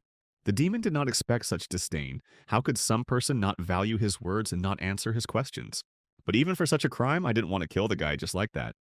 First, he had to understand why he would die. At that moment, the protagonist began speaking in the demon's native language, not understanding why he was behaving so stupidly. Even if he tried to act like a human, he would still never become a human. So what was the point of all this? But the creature didn't really understand who was in front of it, so it considered itself the smartest. He was wrong, of course, to think so, but stupidity is not a disease, it is not contagious. So the protagonist listened with irony as the demon again assured him of his exceptionalism, and of the guy's own worthlessness, because a few phrases in the demonic language did not make him any smarter. At that moment, GP noticed the guy's ring, but he pretended that it was an ordinary piece of jewelry, so it was strange to see how the demon's face changed, although it was clear why everything was like that. But the time for talking was over, and Chen Bai attacked his opponent. Whatever you say, the guy had a real punch. GP fell down and started coughing, and just a couple of minutes ago he was threatening people with violence. Now the demon was in no hurry to rise, moreover. He knelt down on one knee in front of the main character, saying that he was wrong when he showed disrespect to the young man. Chenbai's companions did not expect such a turn of events. The protagonist had no need for such admiration if it did not come from the heart, but from fear for the safety of the ring. Besides, the demon could try to kill the guy, and then this ring would be his by right of being the strongest. The spirit of the ring did not understand the guy's decision. He was too polite with his opponents, while Chenbai did not want to take advantage of someone else's influence. However, the ring on the protagonist's finger belonged to the Demon King, but even so, Ji-Pei was going to obey him. However, the demon was not able to defeat the main character, since his viruses were already so strong that even hellfire did not frighten them. But the demon was frightened. He fell to his knees, begged to forgive his stupid prank, and leave him alive. In the end, it was clear that there would be no fight, since the demon was scared to death before his eyes. If that was the case, then Ji-Pei now had to obey Chen Baiyu unquestioningly, and Chen Baiyu had big plans for his body. Therefore, the demon separated his soul from his body, which he considered an honor, as well as the fact that he now had to give a piece of his soul to the guy. He placed this very particle in the guy's ring. Now that everything was over, the protagonist's friend had a question for the demon about his sister. The girl ended up in hell, changed her name to Riku, and received the freedom she dreamed of. GPI didn't know her current location, but as soon as he found out, he would immediately report it. By and large, the demon was gentle and kind with her, and not only with her, but with all his brides. That was all clear, but now the Demon King demanded to know about the current situation in Hell. But here GP wilted since Hell was ruled by Beelzebub. Moreover, he pursued such a policy that the young demons had already forgotten even the name of their true king. Beelzebub's propaganda was strong, and everyone readily believed in his power, considering him to be the most powerful emperor of Hell, who would lead it to prosperity. Only a few powerful demons remained loyal to their true emperor, but they were in the minority, so they decided to remain silent and wait. This news outraged, insulted, and offended the Supreme Demon. But there wasn't enough information to make a plan of action, so Junpei continued to tell the story. Lucifer, Visago, and Paimon were also currently in Hell, two of whom were in prison because they weren't thrilled with Beelzebub. In general, the situation was now clear. GP could return to his place, but he was obliged to report all the hellish news to the protagonist. The demon left, and the guy checked his statistics. After the victory, unfortunately, he did not receive experience points, because the demon, in essence, did not die. But overall, he had improved his skills and leveled up quite well, so there was no reason to complain. It was time to find out how Han Xiao was doing with his mission. Finally, the guy has finished the quest. And all this is thanks to the support and help of the main character, so if Han Xiao continues to be by the young man's side, then the next quest to find his sister will be a piece of cake. The main character didn't like such displays of affection from guys, so Han Xiao had better let him go and get out of trouble. But it got even worse. A girl grabbed him by the other leg, and a stream of flattery and requests poured from her lips. Somehow, the boy magically freed himself from the steel grip of his friends and began to examine the trophy. It was the only one, but very valuable and rare. Moreover, these were wings, the rarest and most useful type of equipment, especially when you are in Hell. And with their help, you can not only fly, but also summon and control hellfire. But to activate them, some materials were needed, so Chen Bai was going to find them. And to do this, he would go and level up his experience and skills. His friends could go with him if they wanted, and they did. True, it was necessary to find a suitable place, and the man knew of one such place. Before the end of the world, cool programmers and other talented people gathered there. But after the apocalypse, many spiritual monsters of at least the 13th level appeared there. So many people avoid that place. This was what was needed. And in order to hide his approach, the protagonist asked Han Xiao to use his spiritual power. After some time, they arrived at the place, and there really were a lot of monsters there. Just what the doctor ordered, but Han Xiao and the girl had to continue to hide their presence and be careful. You never know what could go wrong. Chen Bai was planning to try out combinations of different techniques that he hadn't gotten around to yet. Now was the right time and place. Only, as usual, he miscalculated his strength and killed all the monsters with one blow. By the time the training was over, the protagonist had returned home, where he summoned 2 girls and informed them that they had reached level 10, meaning it was time to think about changing classes. To do this, he threw them a scroll which first lit up, and then the girls disappeared. This was unusual but quite normal for the process of assimilation and class change. Moreover, the class chosen by the guy had to be ideal for the girls. The Demon King was very pleased with this approach to choosing and helping his comrades. He believed that at this rate, the boy himself would be able to compete with real deities. But Chenpai didn't really believe the demon's beautiful and flattering speeches because he knew perfectly well what he was really thinking. Even if that was the case, the demon was still confident that the boy possessed wisdom that was unmatched by others, so he shouldn't worry about the little things. Perhaps that was the case, but the protagonist was not particularly keen on meeting Beelzebub, and he had not yet fully appreciated the king's worth. But this was a bit of a shame, considering that the demon's most interesting and useful things remained in hell. In hell, after all, there really could be found a dark crystal that the guy needed from their common enemy. Meanwhile, the girls finished changing their class, and Chenbai inquired about what interesting effects they had received. One of them received quite a few new skills, but overall they all revolved around the binding place. For example, if you replace the ordinary materials from which this villa was built with special ones, it will be impossible to destroy it. The girl realized that she could be useful to the protagonist, so he promised to take her with him when he went home after another foray into hell. But for now, he needed to go to the library, and he hoped that Yan Shui knew where it was. She knew, and the guy was already standing in the middle of the room and trying to negotiate with its occupant, saying that he came with gifts and brought many books and other literature from Earth. Hydra was grateful for such a wonderful gift. She would never forget this favor. Besides, her favorite historical treatises were here. It was nice that the new lord hadn't forgotten their passion for human culture, so these books should be cherished and treasured. And to express its gratitude, the creature even composed a poem about the main character and began to recite it with feeling. But something went wrong, and the heads almost started arguing among themselves, so they decided to thank the guy financially. The scroll he received was truly priceless, so Chen Bai was ready to bring not only books to the Hydra in the future, but also much more if she wanted it. Meanwhile, the protagonist and the Demon King received a message from Hell, which showed that they had a like-minded person who wanted Beelzebub dead. This was good because the black crystal was handed over to him, and now practically all the pieces of the puzzle were in the hands of the young man. So he was able to create the first piece of equipment, and it was curious to test its effect, whether he could really hear the demons whisper or not. And he heard, but the pressure of these voices was extremely difficult to withstand. But he endured, and after a while he was already in Meng Meng's apartment. The girl looked tired, as teleporting people over long distances was not as easy for her as she would have liked. So now more than anything in the world, she wanted to get some sleep, and then talk and do everything else. Chen Bai didn't object, and he himself had something to think about, for example, how the White Emperor City was developing. Today it was clear that many houses had been rebuilt, which was encouraging. Meanwhile, Mrs. Song was working, and she could use some good news right now. But there was no good news. No one was able to really advance and increase their rank. They only had one B-rank person, but there was still time, and there was no need to rush. But Li Shuang was wrong because they needed strong players. Otherwise, problems would not be long in coming. Yes, they had Chen Bai, and yes, no one dared to challenge him and rebel. But the crux of the problem lay elsewhere. It was their fault. If they couldn't keep the players under control, Chen Bai wouldn't be able to go about his business without worrying, as he would be constantly thinking about the White City in them. Li Shuang understood everything, so she took on the search for an A-rank player, promising that she would find a suitable person as quickly as possible, which suited Madame Song perfectly, since she could not leave the White City. It was at this moment that the main character entered the room. He liked the right hand's prudence.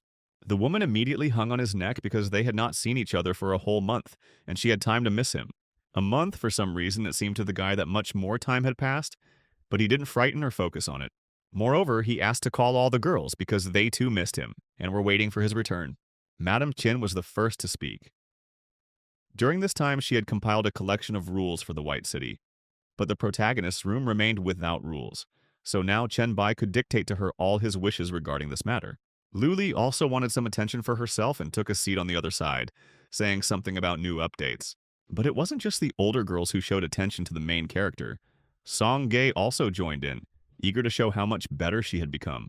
True, Chen Bai did not particularly appreciate her impulse and decided to punish the girl, but this punishment caused mixed feelings and reactions in her. Moreover, the guy could do whatever he wanted in this room, with whomever he wanted, and for as long as he wanted. And he did. When the tension eased, it was possible to talk about business.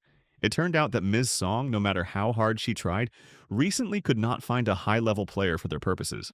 She should have approached him earlier on this issue. He would have helped, because the woman was creating the White City for him.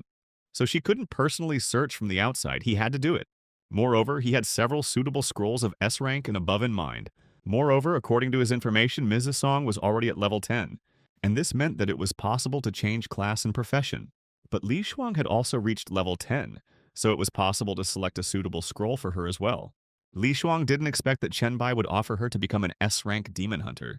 However, they were all in the position that it was time to move to a new level, although the women themselves had to take care of the place where this could be done.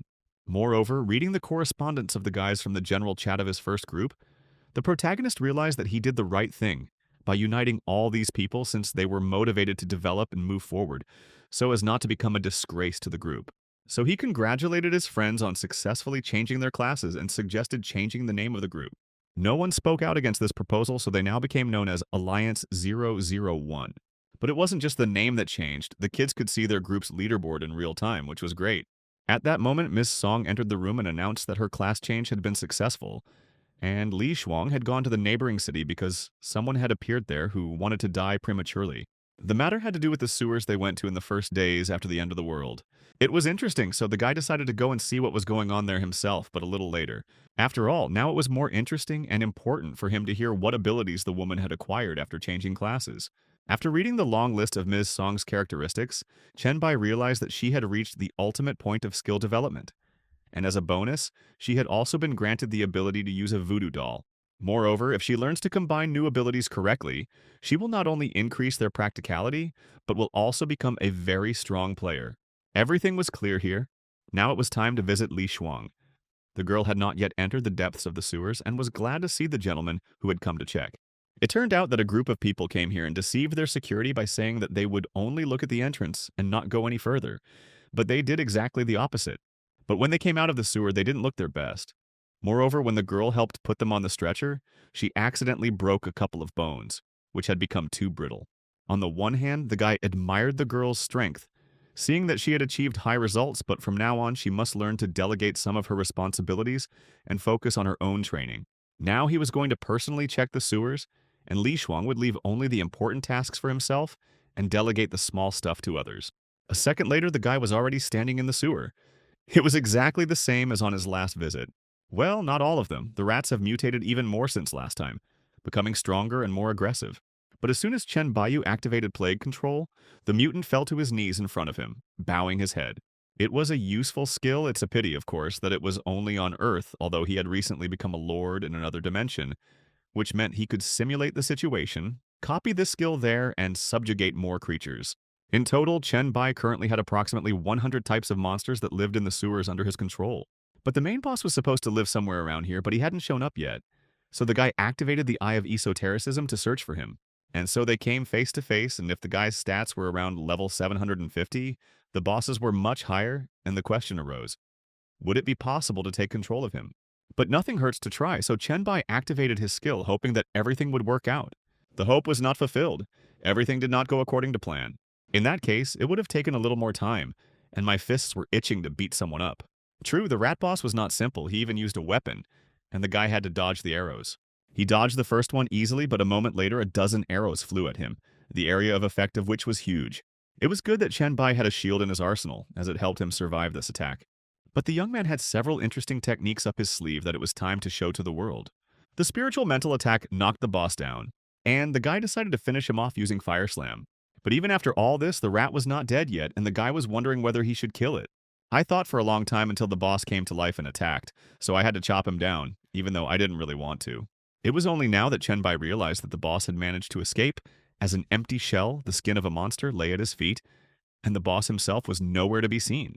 It would have been possible to go look for him, but for now it looked dangerous even for the main character, since this boss and the others were higher in strength than him. So, first of all, he went to the Abyss, where he threw all the plague monsters he controlled from the first floor into the Abyss.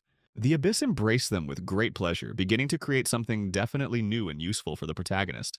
The new types of monsters looked great, and they all obeyed Chen Bai as long as it was enough for his purposes. At the same time, he watched as the eggs with monsters began to break, and new servants licked out of them. They would definitely become much stronger than everyone else, and take root in the Abyss. In general, there were rules in the Abyss, but they were very simple. Kill and become stronger, so even if his monsters were still weak now, this would soon change.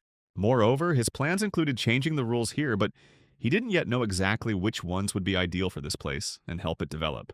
After a short discussion, the guy finally understood what decisions needed to be made for the development of the Abyss. Everyone was curious about what the Abyss would become after some time, and whether it would really be as powerful as Chen Bai said. Minashot, for example, liked the part that talked about building cities in the Abyss and the functioning of the Goblin Chamber the most. Gabor was also delighted and was eagerly awaiting the moment when the main character would bring all his dreams to life.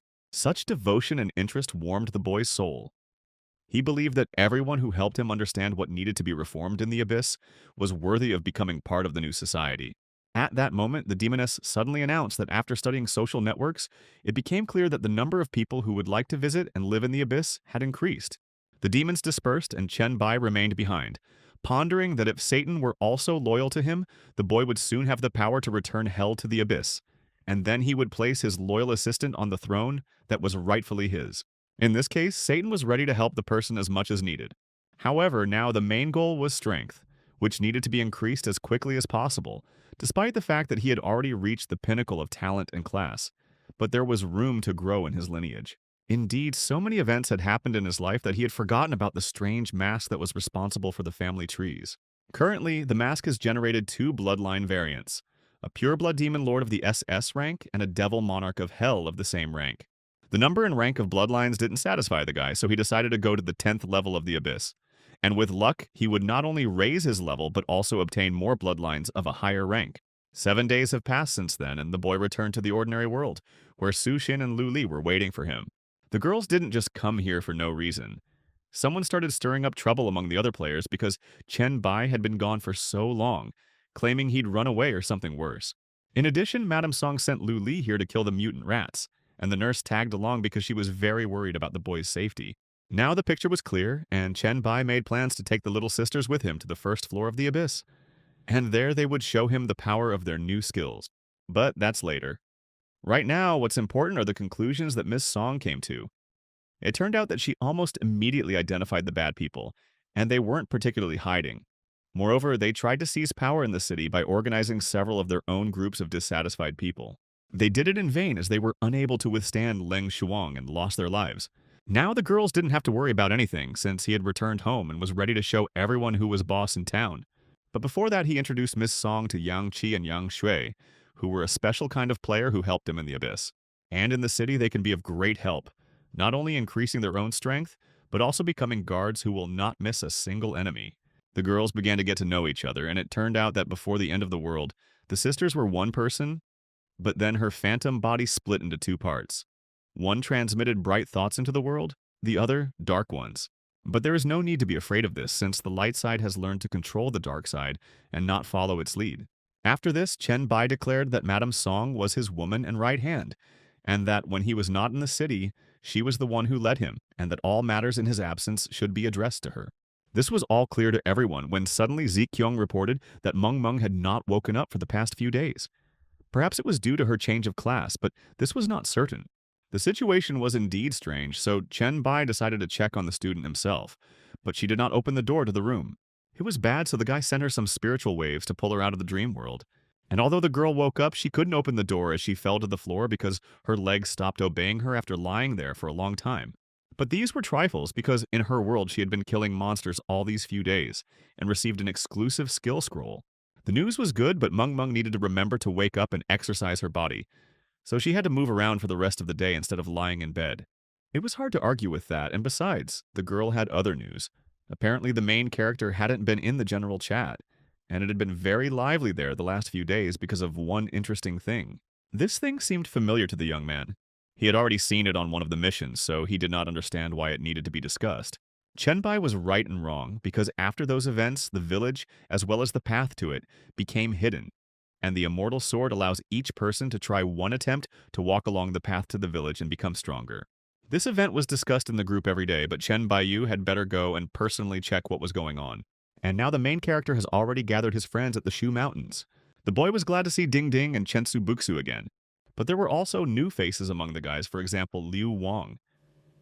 In his past life, this guy was one of Chen Bai's few close friends. They were also joined by Shui Chuan and Overlord. The main character was also glad to see these guys, since in his past life they were experts in their field. But among them all, there was one guy who couldn't hide his fanatical feelings for Chen Baiyu. It was hard to believe that the guy who had terrified every living being in his past life had turned into something like this. But no matter how much Chen Bai begged them to let go of his leg, they ignored him. Now the blonde was ready to carry out any order, any task of the main character, and promised that it would be so in the future. That was the end of the greetings, and it was time to go to the Demon Tower, which the guys had been talking about in the chat for so many days. But they had to move quickly, since their time in the mountains was limited. And now they are already inside the tower, surprisingly. From the outside, it did not look so big, but inside there was a whole other huge world. And just a moment later, a huge green toad blocked their path. It was this monster that did not let them pass last time, so today they had to show the main character how much stronger they had become and defeat the enemy. So the first to enter the battle was Liu Wang. And after he tied the toad, the blonde hit her with lightning bolts. But this was not enough, and the toad counterattacked. True, it was unsuccessful because Chensu Buksu entered the game and brought down a wall of water on her head. The guys worked together, strengthening each other's attacks. Ding Ding had almost come very close to the toad. Her technique was aimed at tying the toad's legs and preventing it from moving. Now it was the Overlord's turn to pierce her with his huge spear. But it didn't work because the monster's skin was too tough, and the spear couldn't damage it, so it couldn't harm the toad, and it was going to grab the guy with its tongue. But Overlord was lucky as Ding Ding managed to replace it with one of her talismans and move the guy to a safe place. Now the boys were ready to attack the enemy again, and they did it all together. In this way, they were able to defeat the enemy and received very valuable prizes. Demonic elixir, a pass to the treasure pavilion, and a skill book. Chensu Buksu decided to take the skill book for himself, since no one else needed the water attributes of power. At this moment, the guys realized that Chen Bai was not among them, and the question arose as to where he had gone. It turned out that at the moment when the guys had victory in their pocket, the main character decided to go explore the cave in the mountain. And there he found entertainment to his liking in the form of two huge demonic beasts. As soon as the blonde boy saw all this, he was ready to jump down from the mountain to help the main character. This may have been a good idea since the attackers were bosses on levels 17 through 19. True, the guys didn't have to worry about this since the Son of Plague could kill almost any monster. And after a few seconds, the three bosses fell dead. In fact, the guy had recently acquired a few new skills, and this was the perfect place to practice them. And when he was almost done training, his friends came down to him. Now the guy promised to quickly clean up here and then they could move on. To do this, he used one of his old upgraded skills. Suddenly, Liu Wang asked Chen Bai to try out the snake monster first. Having received permission, the boy began to partially transform into a spiritual snake, after which he began to absorb and examine the monster. When he finished, he looked full and happy because he had managed to satisfy his aunt, who had not had a tasty meal for a long time. But there was still the snake's body left, which the protagonist could take and absorb, increasing the level of the light and darkness virus. After the absorption was completed, the guy received another bloodline, but it was D rank. Meanwhile, the spirit amulets continued to collect prizes, including another skill book, as well as pieces of some equipment. The catch was not bad, and the main character did not need most of the things. He kept the elixir for himself, and the guys could divide everything else among themselves. Only the guys couldn't take these items, thinking it was wrong because Chen Bai personally killed 3 bosses, and these items were rightfully his, and accepting them for free would be wrong. Therefore, if someone had suggestions on how to repay the main character, Ba Wang, Overlord, was ready to support that person. Chen Bai appreciated this noble impulse and made his own proposal. They needed to collect as many prizes as possible in the Demon Tower, so the guys would lure out monsters, and he would kill them, so they would earn experience and receive rewards. The guys even found the perfect place where the main character could wait out the influx of monsters. So everyone did this. To brighten up the wait, Chen Bai swallowed the elixir and raised his indicators by 10 points. Meanwhile, Liu Wang had already driven the first monster. It was a huge bird that was flying straight at the main character. The young man didn't even make any special effort, and with one blow he sent the bird to the next world. Although everything went well, the old friend was worried that he couldn't fly and wasn't as useful as he would have liked. 2 more guys lured out a huge turtle and a tree with legs. There was also a hare and a lizard approaching. This influx of powerful monsters was a boon to the protagonist, and he was pleased with the guy's work. 2 hours later, Chen Bai returned home and told Meng Meng that the hunt was a success, and he had now reached level 18. And if it weren't for the time limit, no one would have left so quickly. He himself ate 2 elixirs there and brought 10 more especially for the girl. In addition, this time the monsters dropped a lot of useful items, so the guys decided to organize an auction in their common group. Therefore, Meng Meng must be sure to look through all the items, and if she wants to buy something, if she doesn't have enough money, she can always ask him or Ms. Song. It was tempting, but Chen Baiyu needed to stop looking down on her. After all, she also had an SSS rank talent like him. Meanwhile, Meng Meng went to the auction house in the dream world. To begin with, she got rid of all the zombies that were in the room. Now it was clean, and the event could be held. A few simple manipulations and modern, comfortable chairs appeared in the hall. In the front row, of course, there was a place of honor for the main character. The remaining seats were taken by other members of their group, while the girl stood behind the presenter's podium. Among the guys, there were also those whom Chen Bai saw for the first time, such as Yi Qi, who was clearly different from the others. The guy was nice and bold when communicating online, but when they all met offline, he became a shy violet. In general, everyone was in place, so it was time to start the bidding. The first lot was 4 capsules of elixir, worth 4 gold coins. The first one who was willing to pay 4 gold coins was Raven, since he did not have the qualifications and opportunity to go to the mountains. And for him, these capsules were an excellent opportunity to become stronger. But another guy outbid him by paying 40 gold coins because he needed to take care of his loved ones, who would definitely not be able to get into the Shu Mountains. Nobody wanted to pay more, so the elixir became a brunette. The next lot was a scroll worth 10 gold coins. Han Xiao offered the most gold coins for it, a whole 50. But the brunette entered the game again and doubled the bet. This was impossible, and Han Xiao had to raise the bid. However, the scroll was more important to the brunette, and he raised the bid again to 250 gold coins. Moreover, he also bought all the other lots, so Overlord had a question. Did the guy even have that kind of money, or was he just making fun of everyone? Yes, he had money, and he was ready to pay the necessary sums to the main character as soon as they all woke up. Besides, if someone really needed some item, then he was ready to give it up. But if these things are not essential items for the boys, then he will buy them all. Only the blonde needed tiger tail, the rest remained silent for now. Chen Baiyu didn't like this guy. He had too much money. And the video showing his fighting strategy raised concerns and questions. It was necessary to understand what forces stood behind this person or organization. We wouldn't want him to turn out to be a spy and a traitor. Still, the guys needed to meet after the auction and clarify the situation.